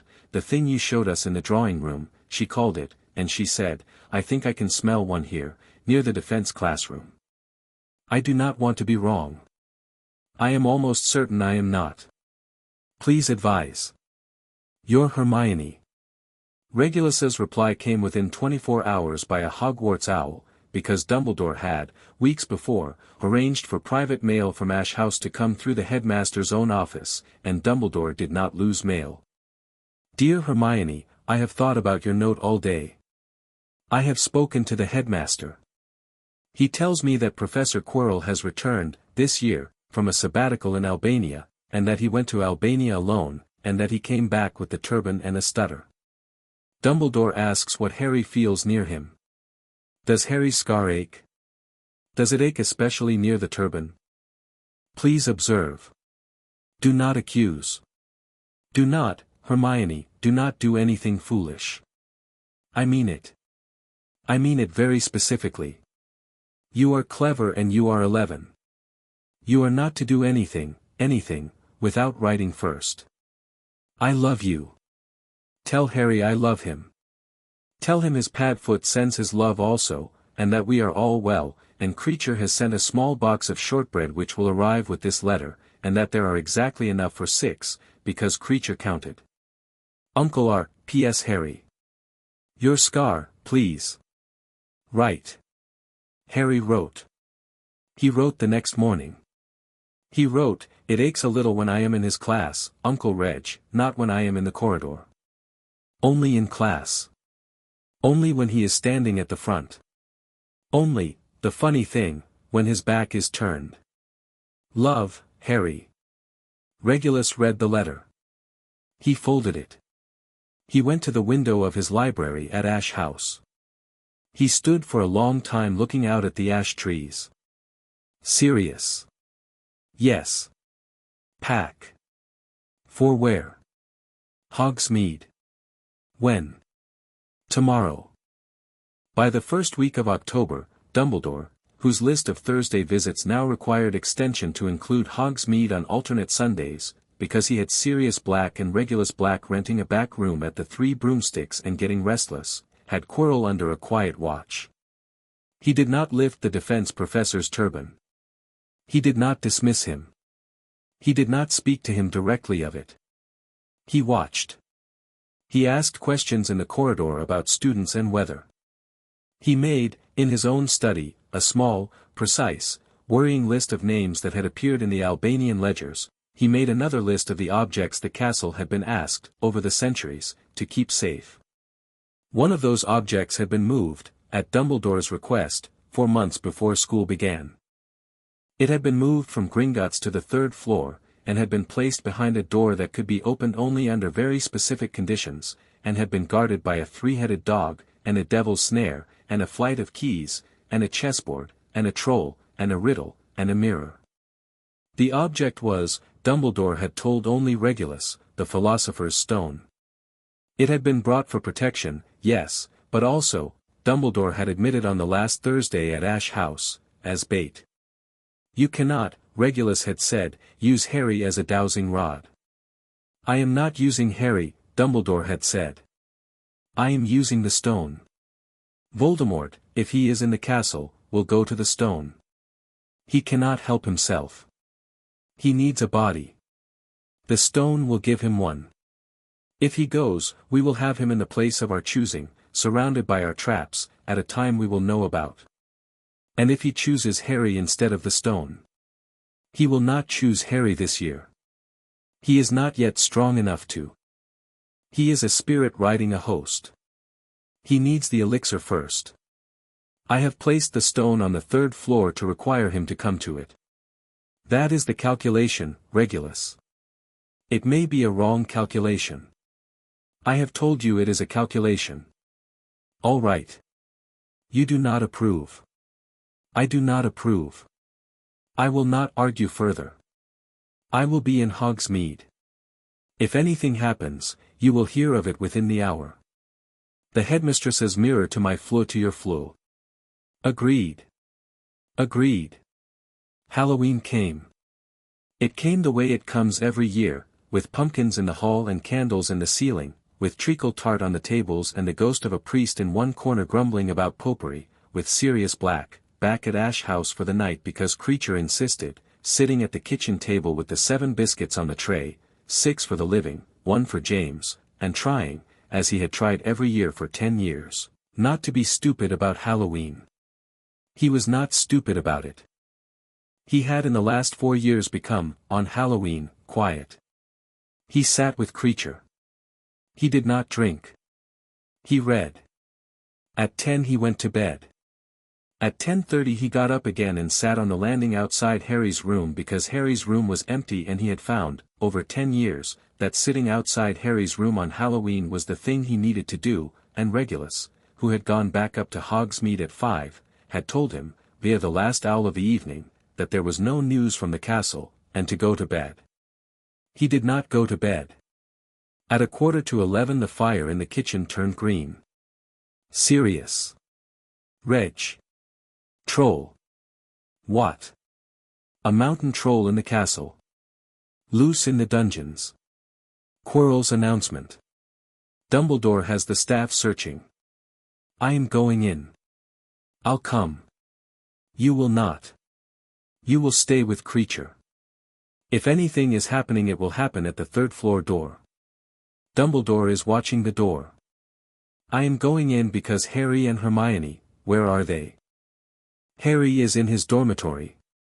Hermione is, Sirius, Hermione is not in her dormitory. Reg. She was in a girl's bathroom on the 1st floor for the hour before dinner. She has not come up for the feast. Padma told McGonagall. The troll is, possibly, Sirius, I am going. Tell me you hear me. I hear you. Reg. What? Bring her home. I'll bring them both home. Hermione was, in fact, in the girls' bathroom on the 1st floor, because she had been crying, and she had been crying because Ron Weasley, who was generally kind and sometimes a fool, had, without thinking, called her a know-it-all at lunch in a way that had not been funny the 2nd time, or the 3rd, and Hermione, who had cried in front of Regulus and Harry and Creature in 4 years but not in front of a classroom, had, at the end of Charms, retreated to a bathroom she had been told was rarely used, to cry out the indignity in private, the way Hermione cried, neatly, with her back straight, with Creature's note tucked in her pocket and a notebook open on her lap. She was there when the door shook. She stopped crying, which was a skill of hers. She closed the notebook. She listened. There was a smell, stone and filth and something with feet that should not have been in a school. She rose. Her wand was in her pocket. She put her hand on it. She did not draw. She crossed to the door. She opened it, because Hermione, at 11, already had the habit of doing rather than waiting, and looked out. A mountain troll was shambling down the corridor. It had its club. It had its small dim eyes. It had the peculiar stench of the inside of a thing that had eaten mostly moss. It saw her. It stopped. It came on. Oh, Hermione said, quietly. 2 boys came around the corner at a dead sprint. One had red hair. One had dark hair and glasses askew. Hermione. Get it in the bathroom. Harry yelled. Hermione, get inside, you get inside, Hermione, the troll, deciding between them, followed the nearer sound, which was Ron swearing. Hermione, with great presence of mind, ducked back into the bathroom. The troll lumbered after her. The door wedged. The troll broke the door. The bathroom filled with it. Harry and Ron piled in after. What followed took perhaps 90 seconds and included a tap being ripped from a wall, a club being swung and missed, a thing Harry did with his wand that he had been drilling in the garden at Ash House all summer and that he did not know he could do in combat, a thing Hermione did with her hand, not her wand, that levitated the Trolls Club a clean foot out of its grasp. And a thing Ron did that was perhaps the cleverest thing Ron would do all year, which was to stand still in the doorway. With his wand raised and say, in the voice of a boy who had been watching his elder brothers play chess since he was 4, Wingardium Leviosa. The club rose over the troll's head. The club hovered. The club dropped. The troll sat down, in the slow surprised way of a troll that had been knocked on the head by its own club, and did not get up. The three of them stood in the wreckage of the bathroom and breathed. Hermione, Harry said. Yes. Your hand, I know. I know. Harry, I am very angry, Harry. I am extremely angry. I was crying before this and now I am, right. He called me, Ron called me I know, Hermione. I'm not angry at him. I'm angry at the troll.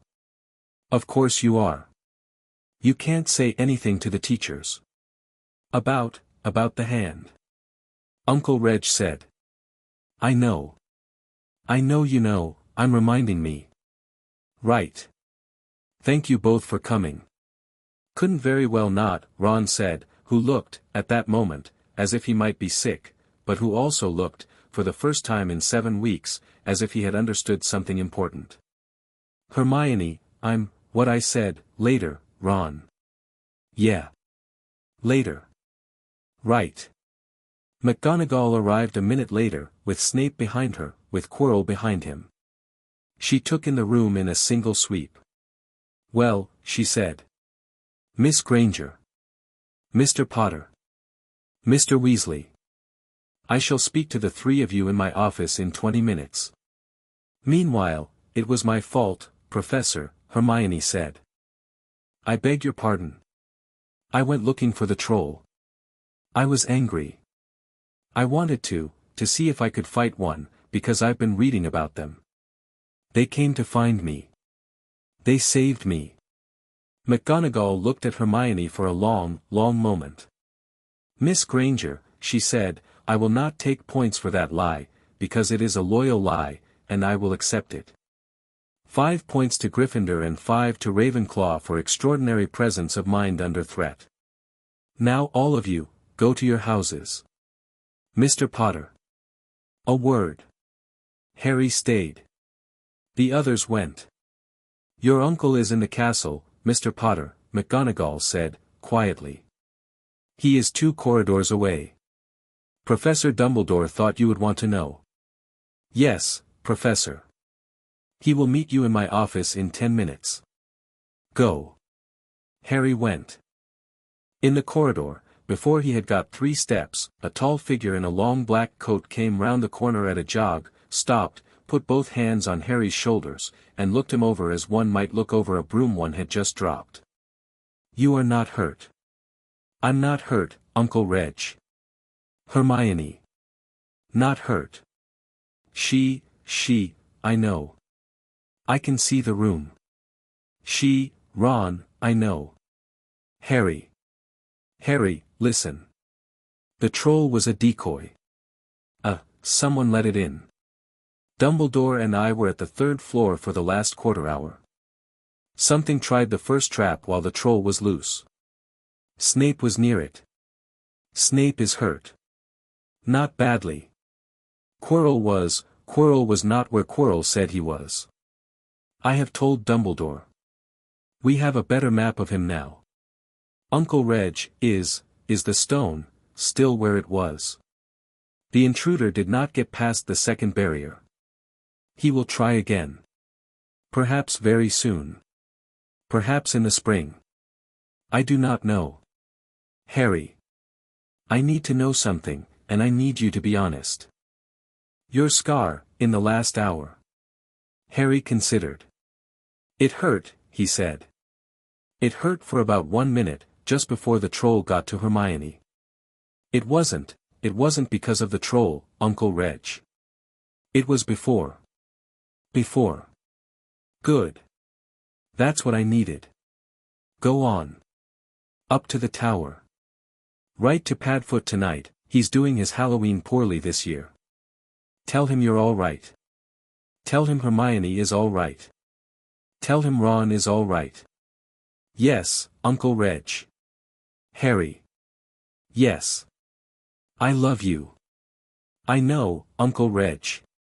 Say it back when Padfoot says it. He needs it. Yes, Uncle Reg.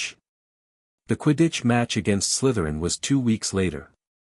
Harry, who had been flying since he was 4, had been pulled onto the team by Wood and McGonagall in the second week of term, and was, by the day of the match, the youngest Seeker in a century. He was also, in the last 5 minutes of the match, the Seeker on a broom that began, without warning, to buck as if trying to throw him off. It bucked for 2 solid minutes. In the stands Hermione had, at the third buck, her wand out and the shape of an old Latin charm on her lips. She was not looking at Harry, she was looking along the row of teachers' seats. She was looking at Quirrell. Quirrell's lips were moving. Snape, 2 seats down, also had his lips moving. Neither noticed the other. Hermione did not, in the end, need to fire her charm.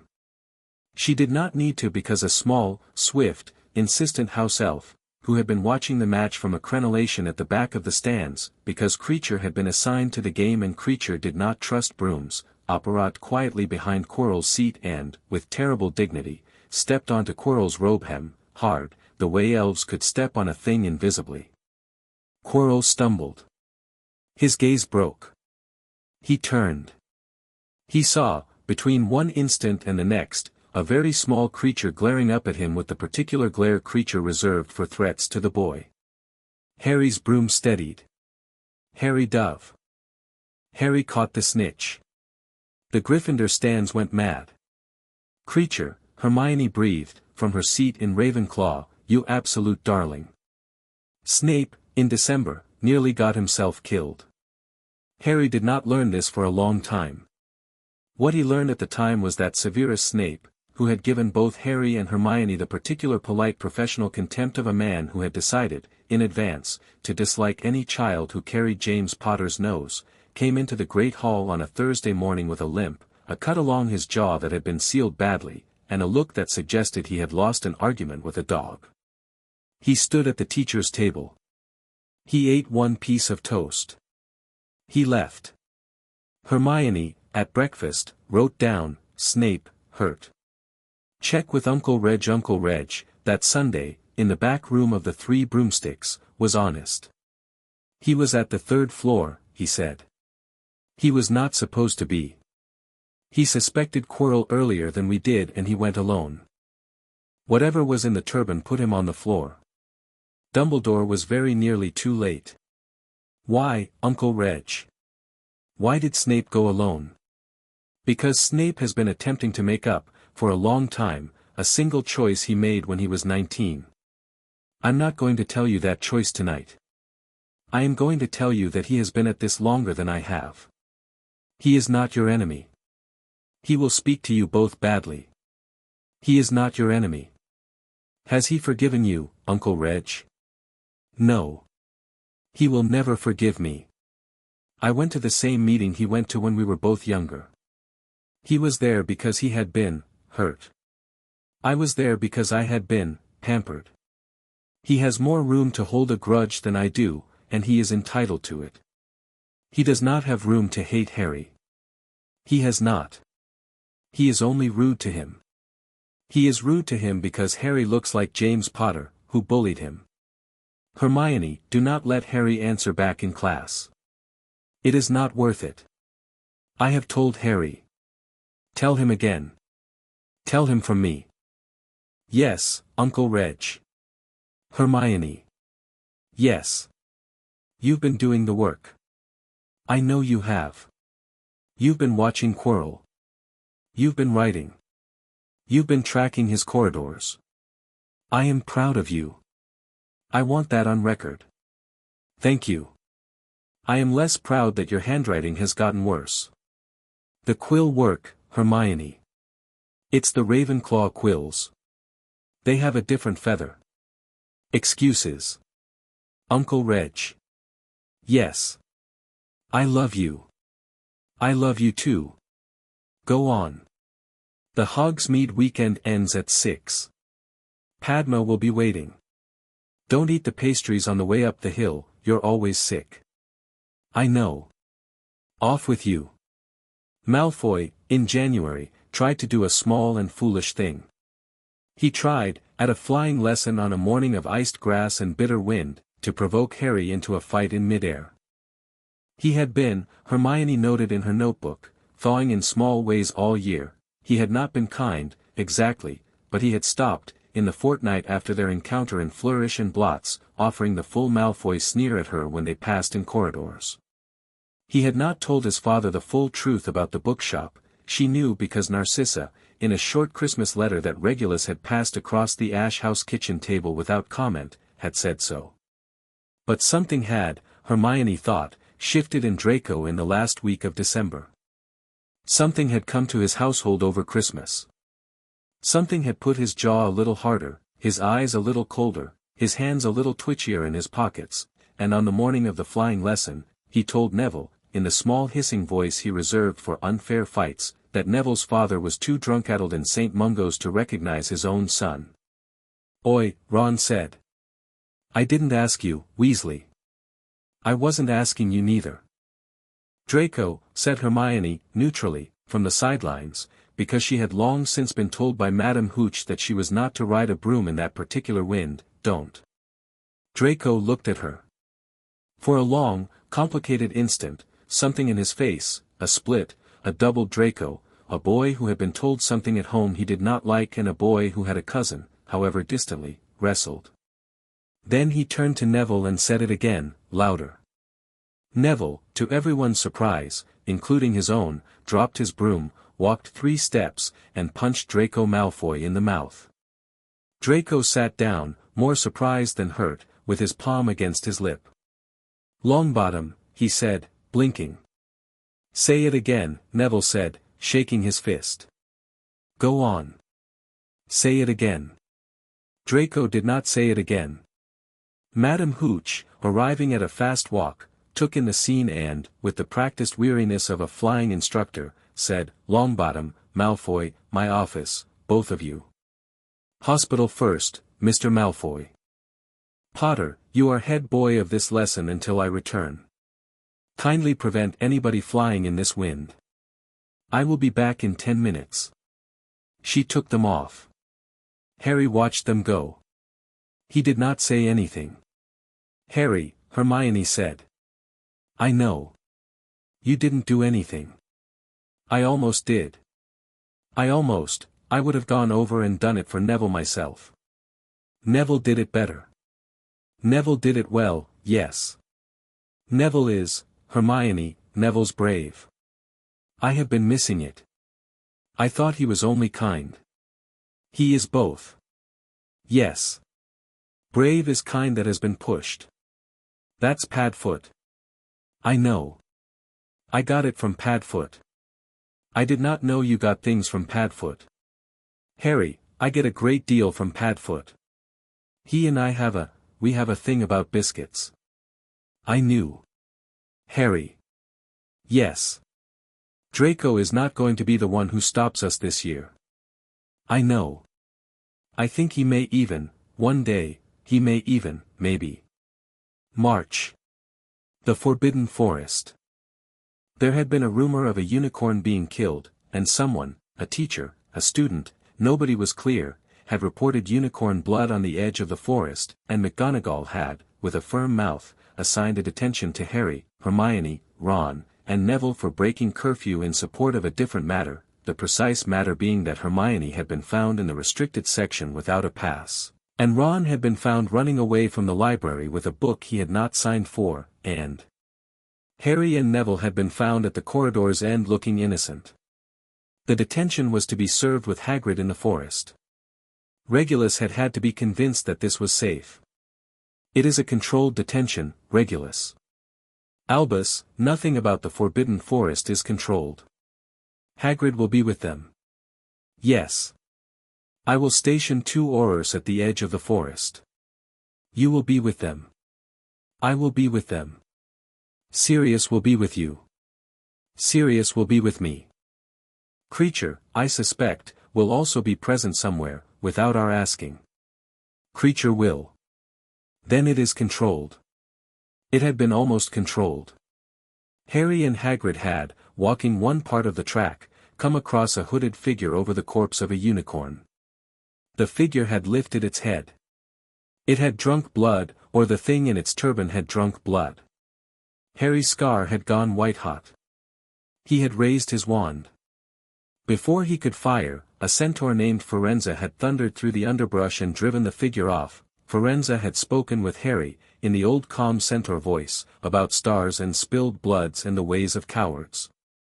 Creature, who was indeed there, who had been crouching on the back of Firenze the whole time, because Firenze had found this funny, disapparated Harry to the edge of the forest in the precise second the figure disappeared. Harry arrived at his uncle's side, breathless, unharmed, with his hand on his scar. "Uncle Reg. I've got you. I saw, I know. In the forest. He was, I know. It's him, Uncle Reg Quirrell. It's him. Whatever the thing in his turban is, it's, I know, Harry. It's him. I know. We are very close, Harry. Dumbledore and I are very close. Go up to bed with Hagrid. Eat. Sleep.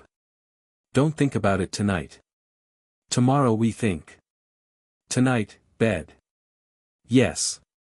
Harry. Yes, Uncle Reg. You were brave out there. And you held your fire. Which was brave also. I didn't mean to hold my fire. I wasn't fast enough. Were you not? Or did you see the centaur coming and wait? Think about it on your way up the hill. Harry thought about it. He did not know the answer. He wrote to Sirius, who was at the castle that night, a short note that said, "Pad.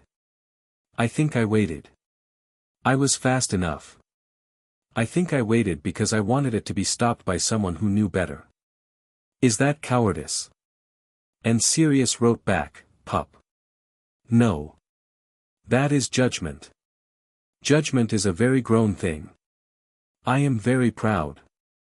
Don't tell Uncle Reg I told you without running it past him. He'll sulk. Love, Pad." Harry read the note 4 times, folded it, tucked it into his copy of Hogwarts, a history, which he had stolen out of Hermione's bag earlier in the evening because he had, it turned out, wanted to read it for himself, and went to sleep with his glasses on. He dreamed of a mirror, which was a dream he had had on and off for a fortnight, and which he had not mentioned to anyone. In the dream the mirror showed him, always, his mother and father, smiling and silent, with their hands on the shoulders of a small girl who was sometimes Hermione and sometimes a girl he did not recognize, a red-haired girl a little younger than him with a thin scattering of freckles. He did not understand the dream. He did not tell anyone yet. He would, eventually, understand it. He would, eventually, tell Hermione. He would, eventually, tell Padfoot. He was not, at 11, ready for any of it yet.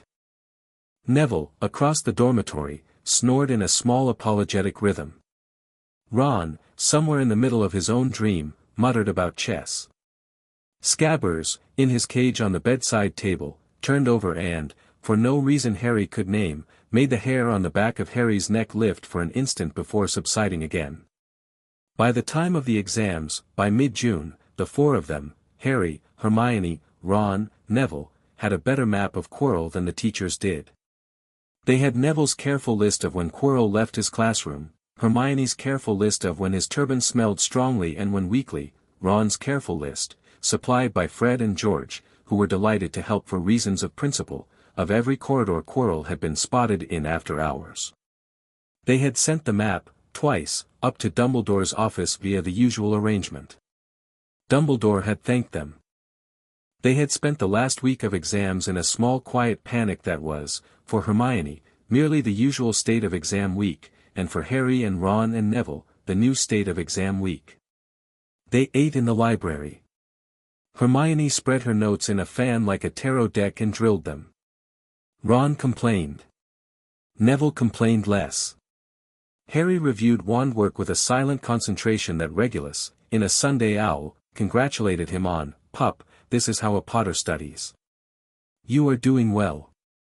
Your mother would have had you reviewing by firelight and eating an apple.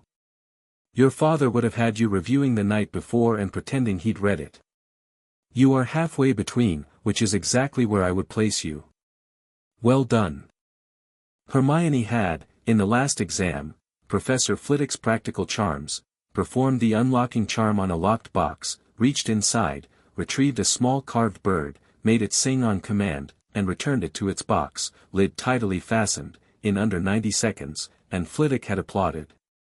He had not awarded her bonus points, he had applauded.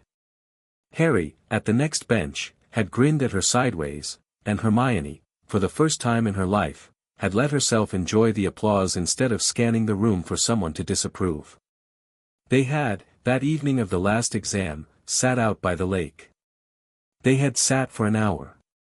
They had not, for once, talked about Quirrell, because the four of them had made a private pact not to talk about Quirrell for exactly one evening.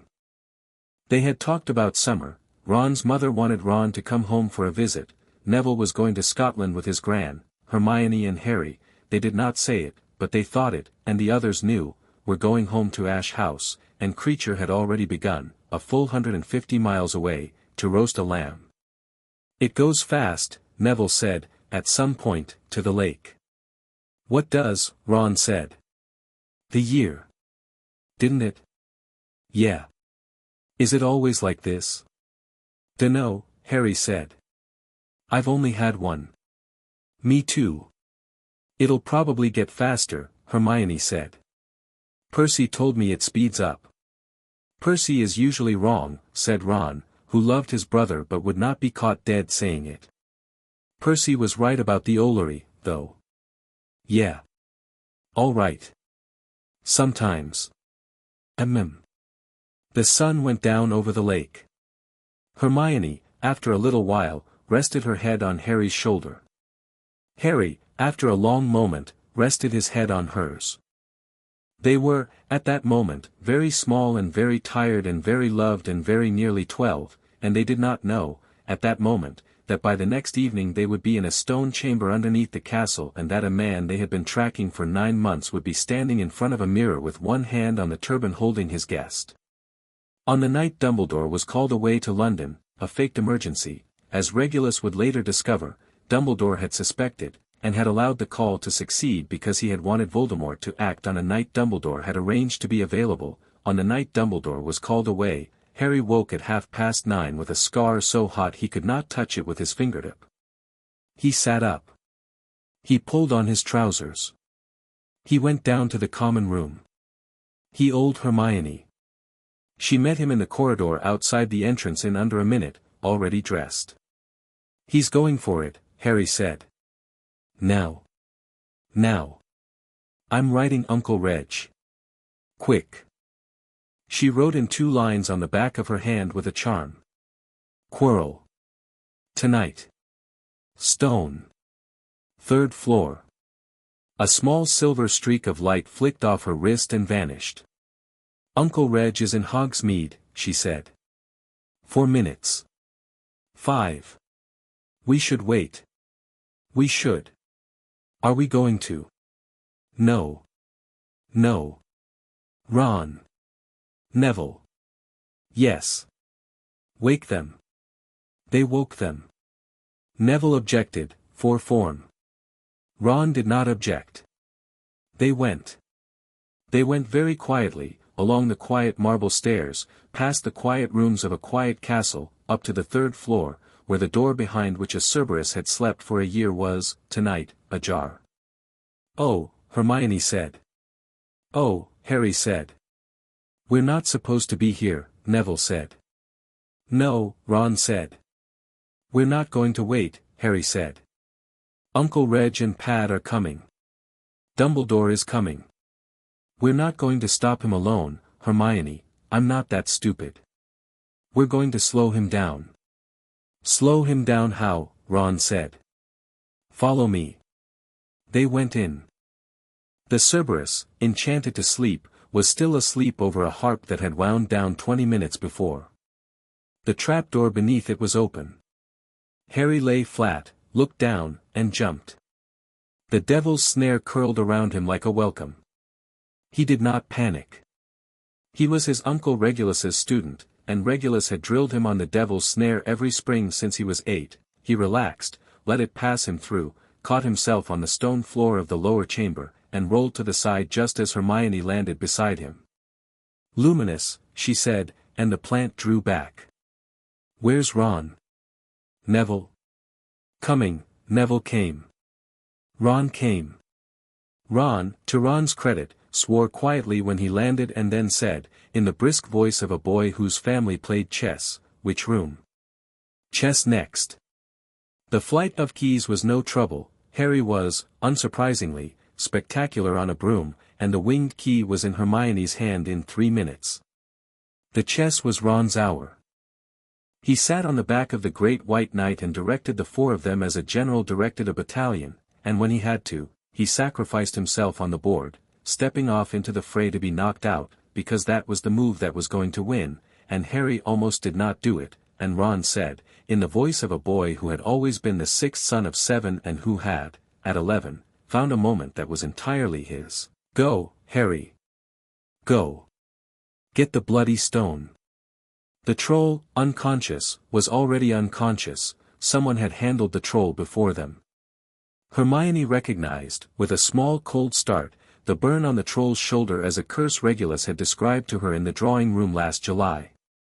Snape, perhaps. Someone who had been here first.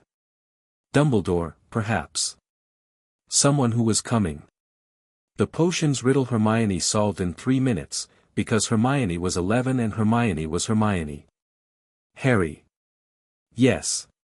1 flask each. You drink the one going forward. I drink the one going back. I go back and get help. You go on and, you slow him down.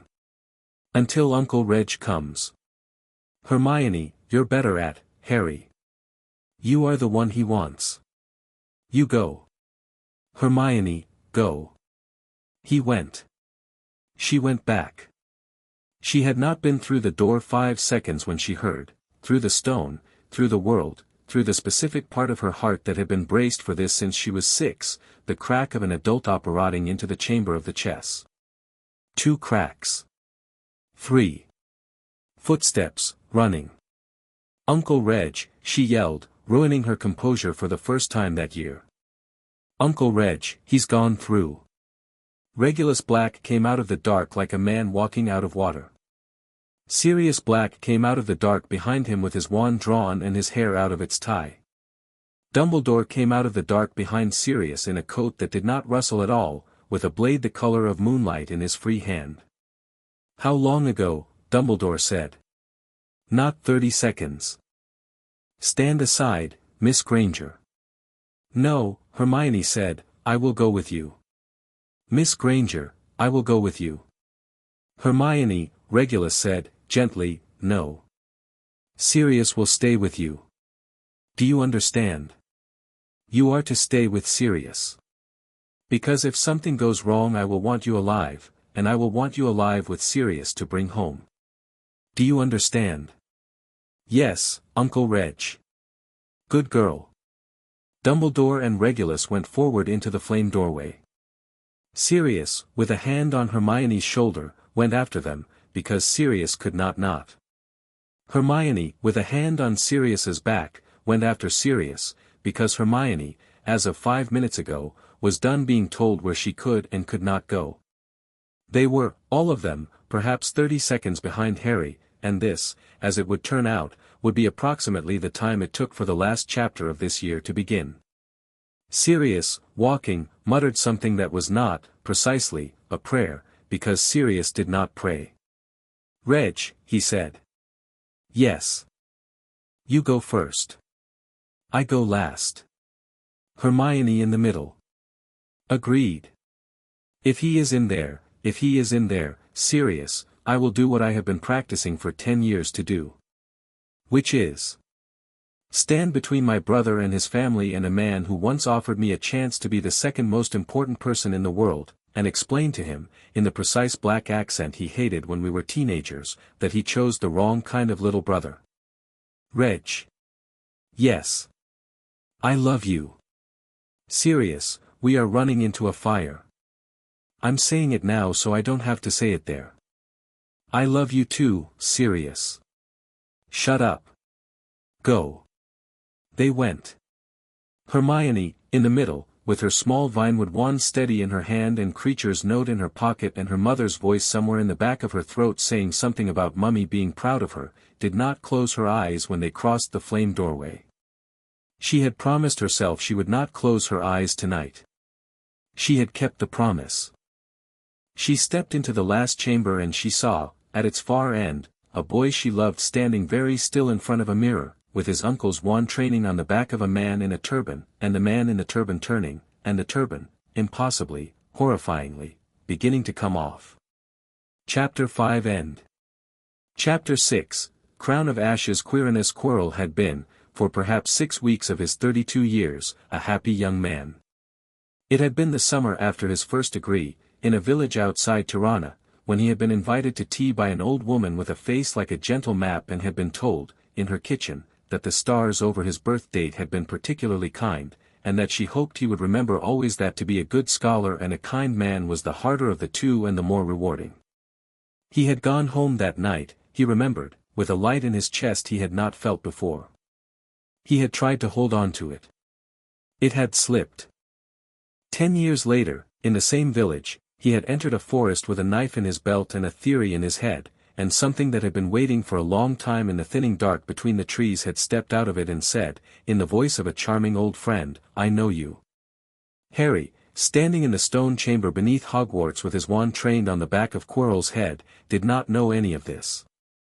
He knew what he saw, a tall thin man in a turban, in front of a mirror as high as 2 men, with a faint hissing sound coming off him that did not match the rhythm of his breath.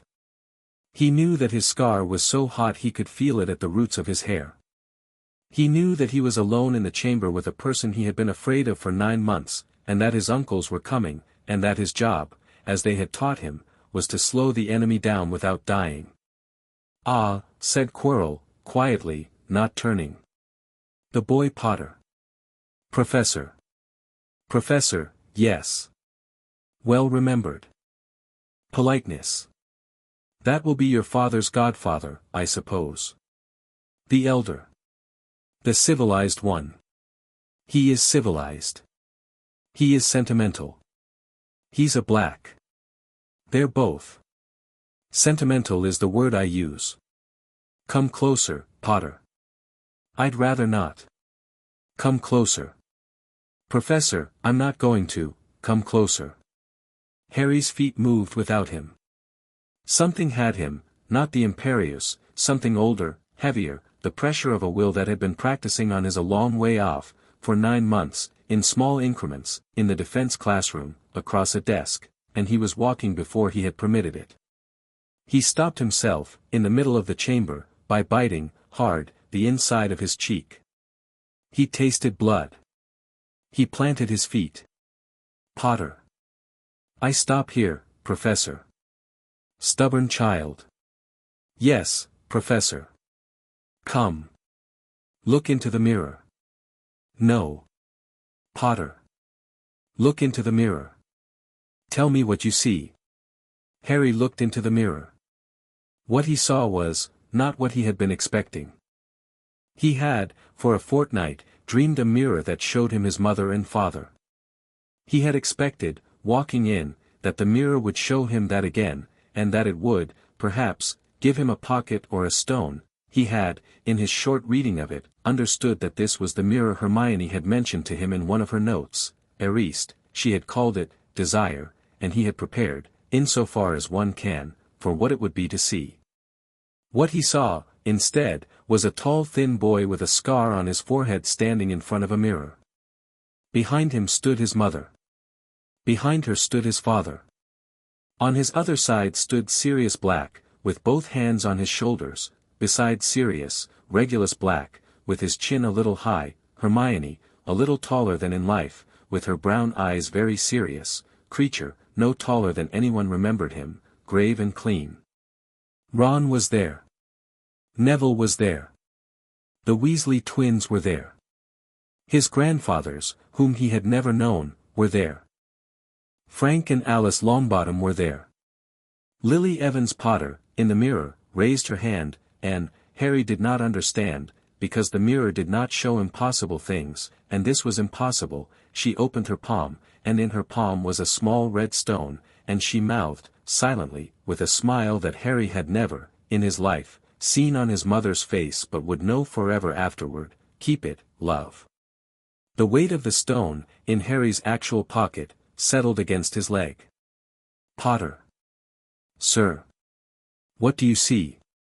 Harry, who had been taught by Regulus Black for 10 years how to lie to a hostile questioner, said, flatly, "I see my family, Professor. My whole family. I see the Potters and the Blacks and the Grangers and a Weasley or two. It's crowded. The elixir."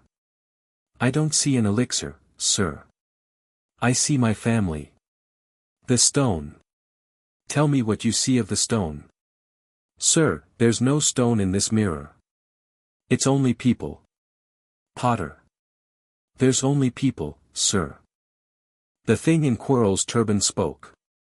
Harry had not known that it could speak aloud. "Let me see him," it hissed. "Master, he is, let me see him." Quirrell lifted his hand. He began to unwind the turban. Harry drew breath to shout a warning to himself, a stupid, human thing to do, and did not, because 3 things happened at once. First, the mirror shivered. It shivered because the whole chamber shivered, because 2 doorways down, Dumbledore had just crossed into the trap room, and the castle had, in its old patient way, sent a ripple through its foundations in greeting.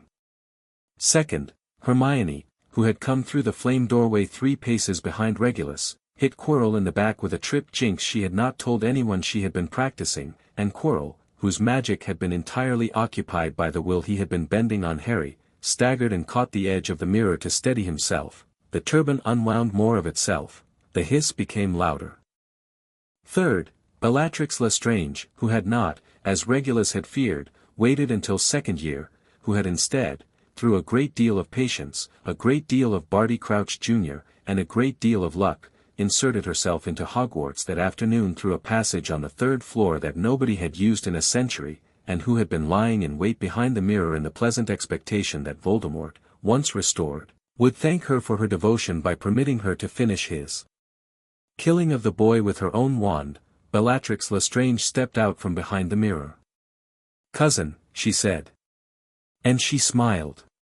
Regulus had, for 9 years, rehearsed in his head what he would say in this moment. The rehearsals had, in his head, gone well. He had always said something clever. In the moment, what came out of his mouth was, "Bella, get away from them." "Regulus. Get away, Bella. You brought the children. Wasn't that considerate? All of them. All at once. Oh, Reg, darling, this is going to be so efficient. Bella, the girl first, I think. I'm meant to save the boy for him, of course, but the girl I can have. You'll want to watch, darling. You'll want to see what a real Black does when she's had her practice." Sirius was already moving. Sirius had been moving since the word cousin. Sirius was a blur of black coat and stag silver cane sword across the chamber, and Bellatrix, laughing that high thin laugh that had once made house elves faint, was already firing at him, green, green, green, and Regulus, who had been standing in front of Hermione, shoved her with one hand to the ground behind him and, with the other, raised his wand and did not duck. Sirius took the green miss at his shoulder. It grazed him. He spun. He did not fall. He stabbed, with the moonlight-colored blade Dumbledore had handed him at the edge of the trap rooms, and the blade caught Bellatrix's sleeve and tore it, and for an instant she was, Regulus saw it, merely a woman in a ragged dress with a scar down her forearm, and then she was laughing again. "Padfoot," she sang. "Oh, Padfoot, still the same." "Shut up," Quirrell lurched. The mirror rocked. Hermione, on the ground, looking up, saw under the loosening turban, a face. A face on the back of a man's head. A face with no nose. A face with eyes like two small hot coals. A face that looked, for a moment, directly at her, and hissed, and smiled. "Harry," she yelled. "Harry, move." Harry moved. He moved toward Quirrell, not away. He moved because Regulus had taught him that in any fight you found the center, and the center was the thing in the turban, and the thing in the turban was what had to be ended. He moved with his small holly wand drawn and his face set. He came within arm's reach of Quirrell. Quirrell turned. And the face on the back of Quirrell's skull, looked into Harry's eyes, and its coal eyes narrowed, and it said, in the voice Harry had been hearing in his worst dreams for 10 years, "Boy." "Yes." "Hand me that stone." "No." "Boy." "Hand me the stone." "No." "Boy." "I have a name." "You have no, I have a name," Harry said, and he said it calmly, because Regulus Black had once, on a summer afternoon in the garden of a house that had no name, taught him to say his name calmly no matter who was asking, and it is Harry James Potter, and my mother was Lily Evans, and my father was James Potter, and my godfathers are Sirius and Regulus Black, and I am going to use your first name in a second, because that is the name my mother used when she was asking you not to hurt me. And she said it, and she died saying it, so it is her word now, not yours. And Tom. I am not giving you this stone. The face on the back of Quirrell's head recoiled. Harry did not know, in that moment, what he had just done. Harry did not know that in saying his full family, in speaking aloud in a cold chamber under a mirror the names of every person who had kept him alive for 10 years, he had, by a small and ancient magic, renewed the protection his mother had laid on him with her death. He did not know that the thing in the turban had, for the last 9 months, been slowly, adjusting to the presence of its lost fragment in Harry, and that the renewal of his mother's protection at close range, in that specific moment, would hit both soul and host like a door slamming in a narrow corridor. He only knew that Quirrell screamed. Quirrell screamed and Quirrell's hands came up to Harry's throat. They never reached. They never reached because the place Quirrell's hands touched, the place on Harry's shoulder, where Harry's sleeve had slipped down, where the skin was bare, began to smoke. It smoked because Voldemort's magic could not, now, touch what Harry's mother's magic had freshly laid over him. It smoked, and Quirrell's hands blistered, and Quirrell screamed again, and Regulus Black, who had reached them at last, who had stepped over Bellatrix's fallen wand, Sirius had Bellatrix on the floor, Sirius had her wand across the chamber, Sirius had his knee on her back and Dumbledore, who had just come through the last doorway, had his hand on her wrist. Regulus Black said, in the voice he had been practicing for 9 years, "Tom. Step out of him." The face on the back of Quirrell's head turned. Regulus Arcturus Black. "Tom. You are dead." "I am not. You took I took your locket from a cave. Dumbledore destroyed it. We have destroyed the ring. There are 4 left that we know of. We will destroy those also. And the piece in this boy," his voice did not shake, "we will handle in its time. Tom, you are not going to ride that body out of this chamber. Step out of him. Let him die honestly, at least, instead of using him as a bag for your," the face hissed. Its coals flickered. "Step out of him, Tom." "No. Then I will do it for you." Regulus raised his wand. He did not cast a curse. He cast, because he had practiced it for 9 years, because he had once, in a cave, had to keep a thing contained inside a stone basin while he drowned in poison, because he had learned to bind a soul in a space smaller than a walnut, he cast a binding. It was an old, specific binding, and it did not harm the host body or the visiting piece, it only locked them, for 30 seconds, in place. Then Dumbledore, with the blade of moonlight he had taken from Sirius as Sirius pinned Bellatrix, stepped forward and put the blade into the forehead of the face on the back of Quirrell's skull, and he did not push it deep, and he did not need to. The thing on Quirrell's skull screamed a different kind of scream, and came unstuck from Quirrell's body, and rose, thin as smoke, long as a man, with its coal eyes flickering, and paused, hovering, as if deciding whether to flee.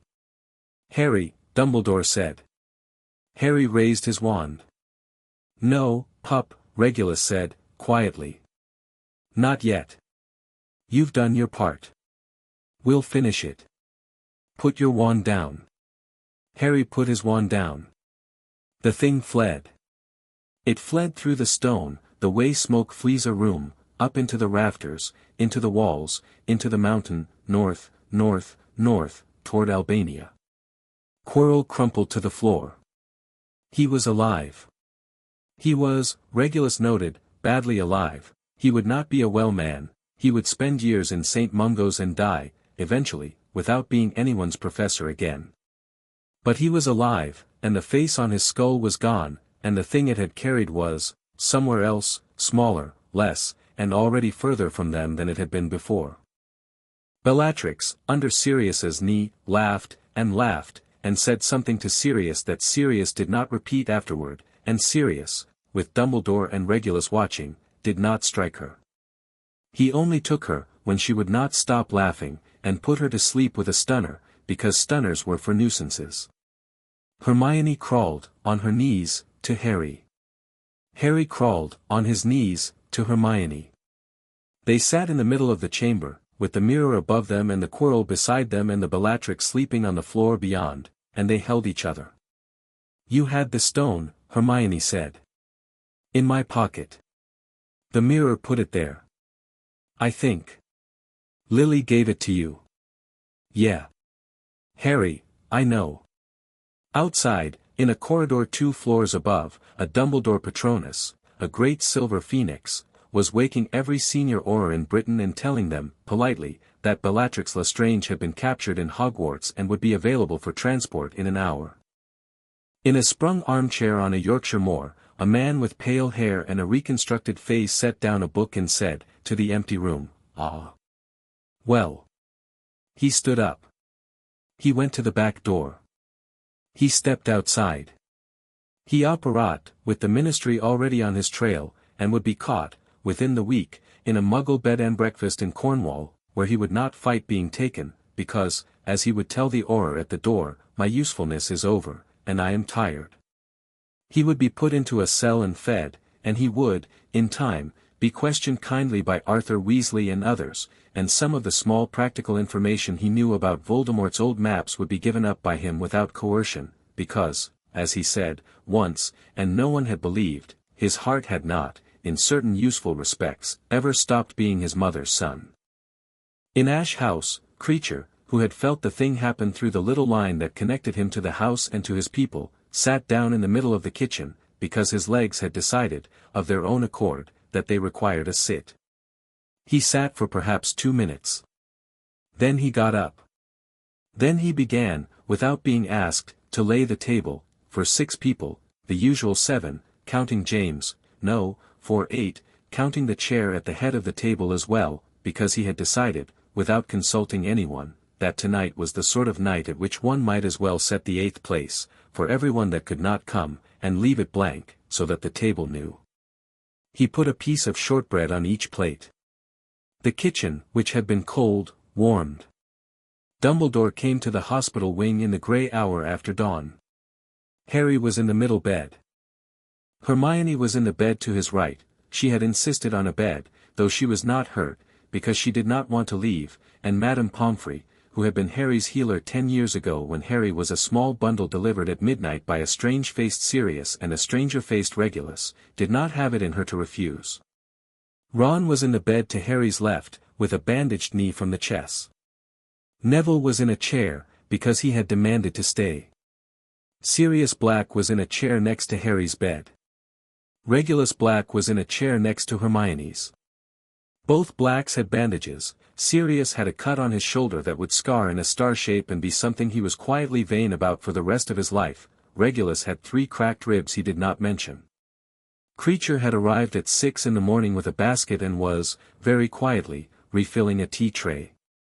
"How many pieces are left?" Harry said. Dumbledore sat on the edge of the bed. He did not answer right away.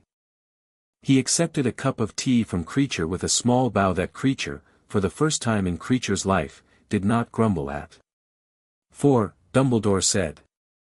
"For, we believe. The diary, the cup, the diadem, the snake. The piece in you. That's 5. The piece in you is not his whole soul. It is a fragment of a fragment. It will, we hope, when the other 4 are gone, be removable. I have a theory. I will, Harry, when you are older, share it with you. Not today. Today you sleep. When? Today. No, when will you tell me? When you are 15. That's 3 years. It is. I will not promise to be always right about the timing. I will promise to be honest. Your Uncle Regulus has my promise on that. He will hold me to it. I know he will. I am looking forward to it." Regulus inclined his head. He looked tired. He looked, Harry thought, at peace for the first time in 10 years. Padfoot. "Yes, pup. Can we go home today? Madame Pomfrey says 3 days. Padfoot, pup, I want to go home. I want Ash House. I know. I want Creature's lamb. I know. Padfoot, 3 days, pup. 3 days and I will put you on my motorbike and carry you home and, the bike doesn't work, Padfoot. It hasn't worked since I was 3. Creature fixed it in March. He did. He did. Padfoot, 3 days, pup. Home in 3 days. Take Hermione's hand. Go to sleep. I'll be here when you wake up. Both of you. Both of us. Neville. Ron. Still here, mate, Ron said, from the other bed, in the small voice of a boy who had chosen to be in a hospital wing when he did not have to be. Still here. I'm here, Harry, Neville said. Hermione, I'm here, Harry. Good. Good. He closed his eyes. He did not sleep at once. He lay in the bed and he listened to the small breathing of the people who loved him and the soft tea sounds Creature made and the tiny tick of the clock on the wall, and he thought, very clearly, the way a boy of 11 can sometimes think very clearly, that he had never been alone. He had never been alone. He had been, for 15 months, in a cottage with a mother and a father who had died loving him. He had been, since, in a house with no name that had become a house with a name, with 2 men who had come back from graves and prisons to raise him, with an elf who had become, in his own word, a butler and a grandmother both. He had been, since he was 6, with a sister who had been given to him by a knight of grief, and who had given him, in return, all the sister he had ever needed. He had been with Neville. He had been with Ron. He had been, today, with a tall headmaster who had walked into a chamber with a blade of moonlight and put a thing smaller than a soul out of a man's head. He had never been alone. He had, he thought, been very lucky.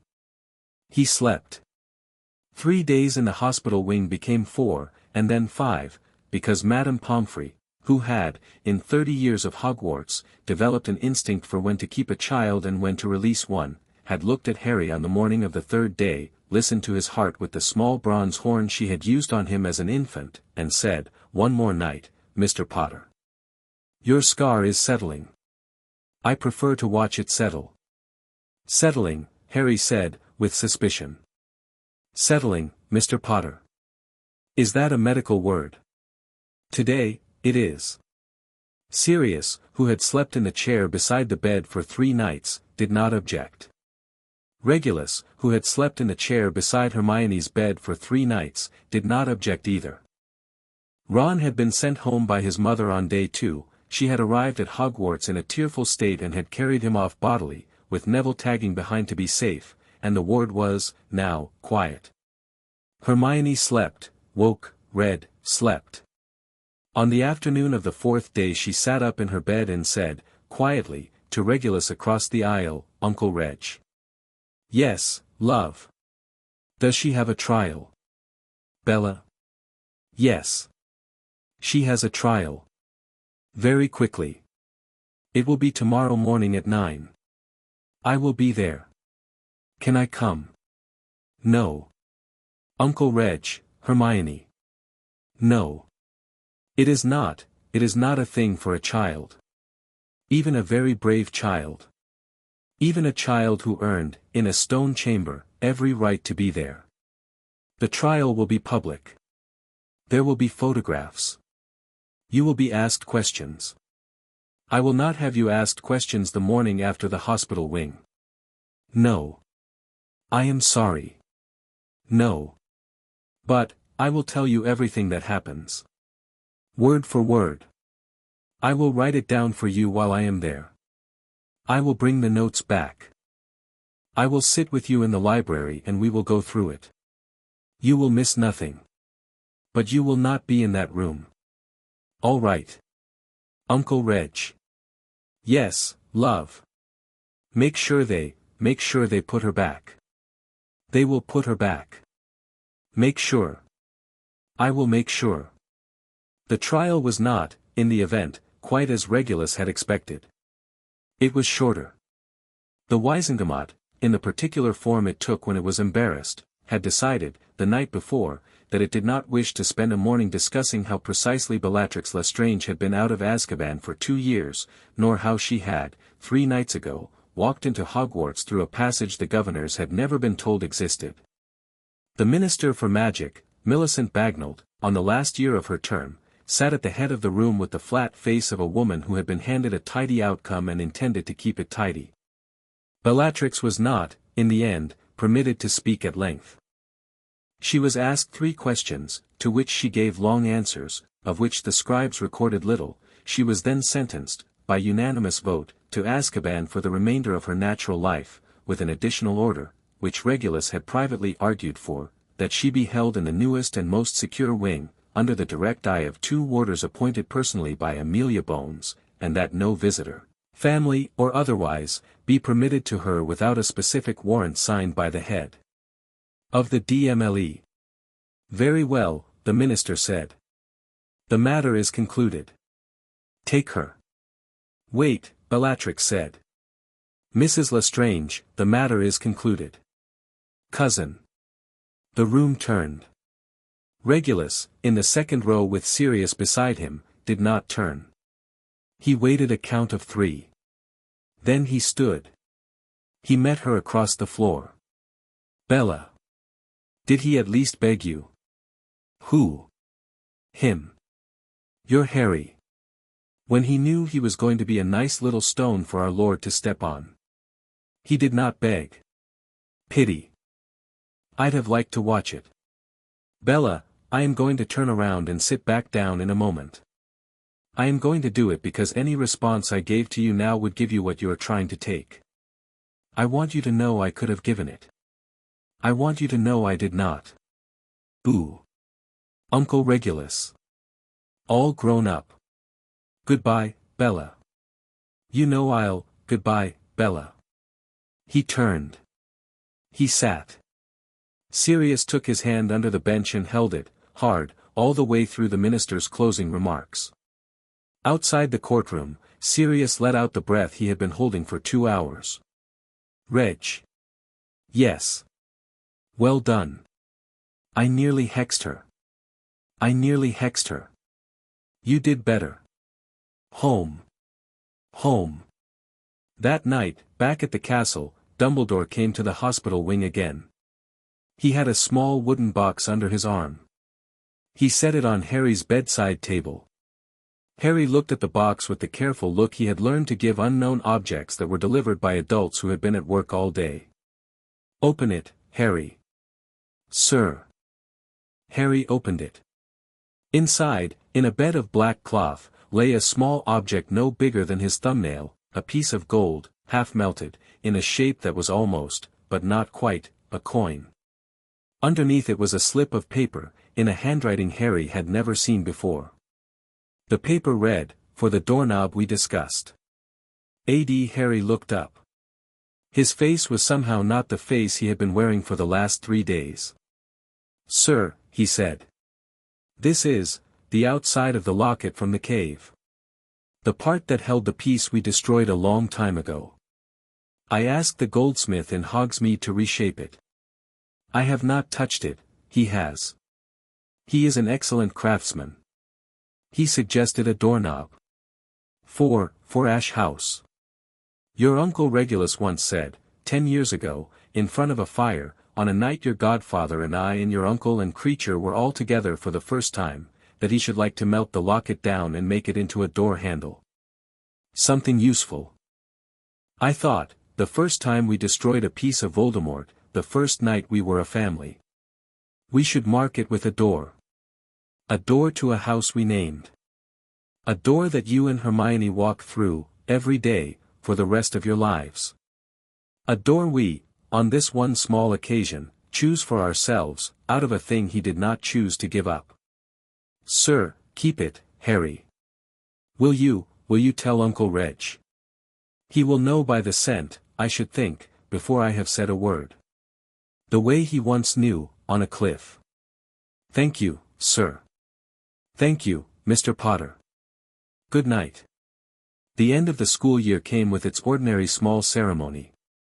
Dumbledore, at the feast, awarded points that were, Hermione thought, perhaps a little theatrical, but the point was not who won the cup, the point was who understood what had happened, and the students of Hogwarts understood, by the end of that speech, considerably more than they had at the beginning of it.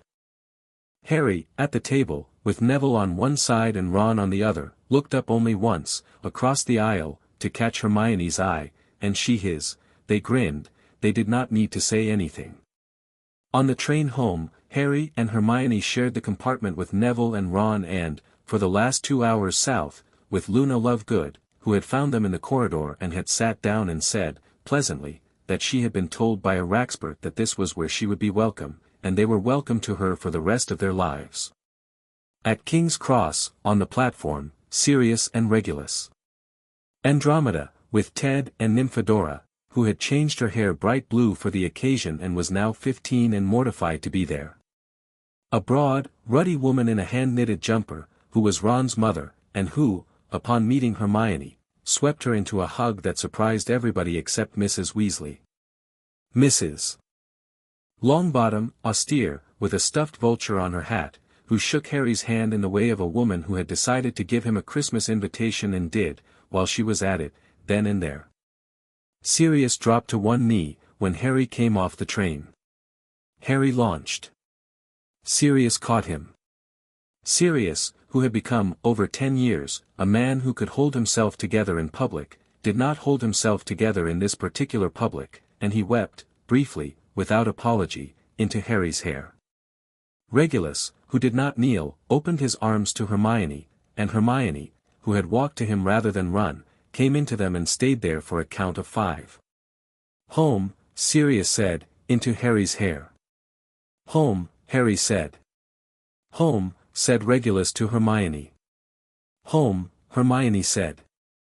The small family, and their family of friends, and their very large friend's family, and their elderly-looking elf, who had arrived at the station in a cloak that should not have been possible and was not yet complaining, moved, together, down the platform toward the exit.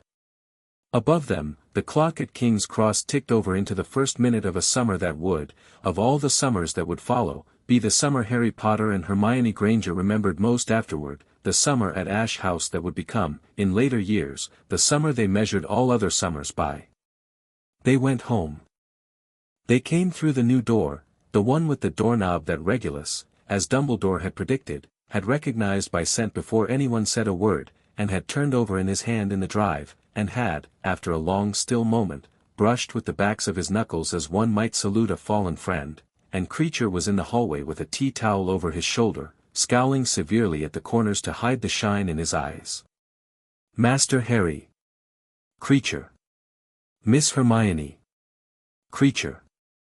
Creature has made, Creature, come here, Hermione said, which was not how one addressed a house elf, or indeed, for the matter of the thing, any employee of the household, but she said it, and he came, and she crouched down to him and she hugged him, and he stood in the circle of her arms for a long stiff-backed moment, and then, in the quietest movement he had ever made, put his own hands, very softly, on her shoulder blades. "Creature has made a lamb," he said, into her braid. "I knew you had. Creature has made it the way Miss Hermione's mother made it." "Creature," asked Miss Andromeda. Miss Andromeda asked. Miss Andromeda asked a woman who had known Miss Hermione's mother. Miss Andromeda got the creature. Mississippi. "Thank you. Creature does not need, creature. Thank you. Creature accepts." The first week at Ash House had, Regulus thought, a quality he did not remember from other first weeks. The house was quieter, but the quiet was not the quiet of loss. It was the quiet of rest. Sirius slept 14 hours a night for 4 nights. Regulus slept, for the first time in 10 years, without waking at 3, he woke, in fact, at 8, and Creature, coming in with tea, was so surprised to find him asleep at 8 that Creature stood in the doorway for a full minute making sure he was not dead. Harry and Hermione did, as they had done every summer, their homework in the library. Hermione wrote 9 inches more than was required on every essay. Harry did not write 9 inches more but did, in a small private journal he had begun without telling anyone except Regulus, who approved, write down each evening one small thing he had noticed that day about his own magic.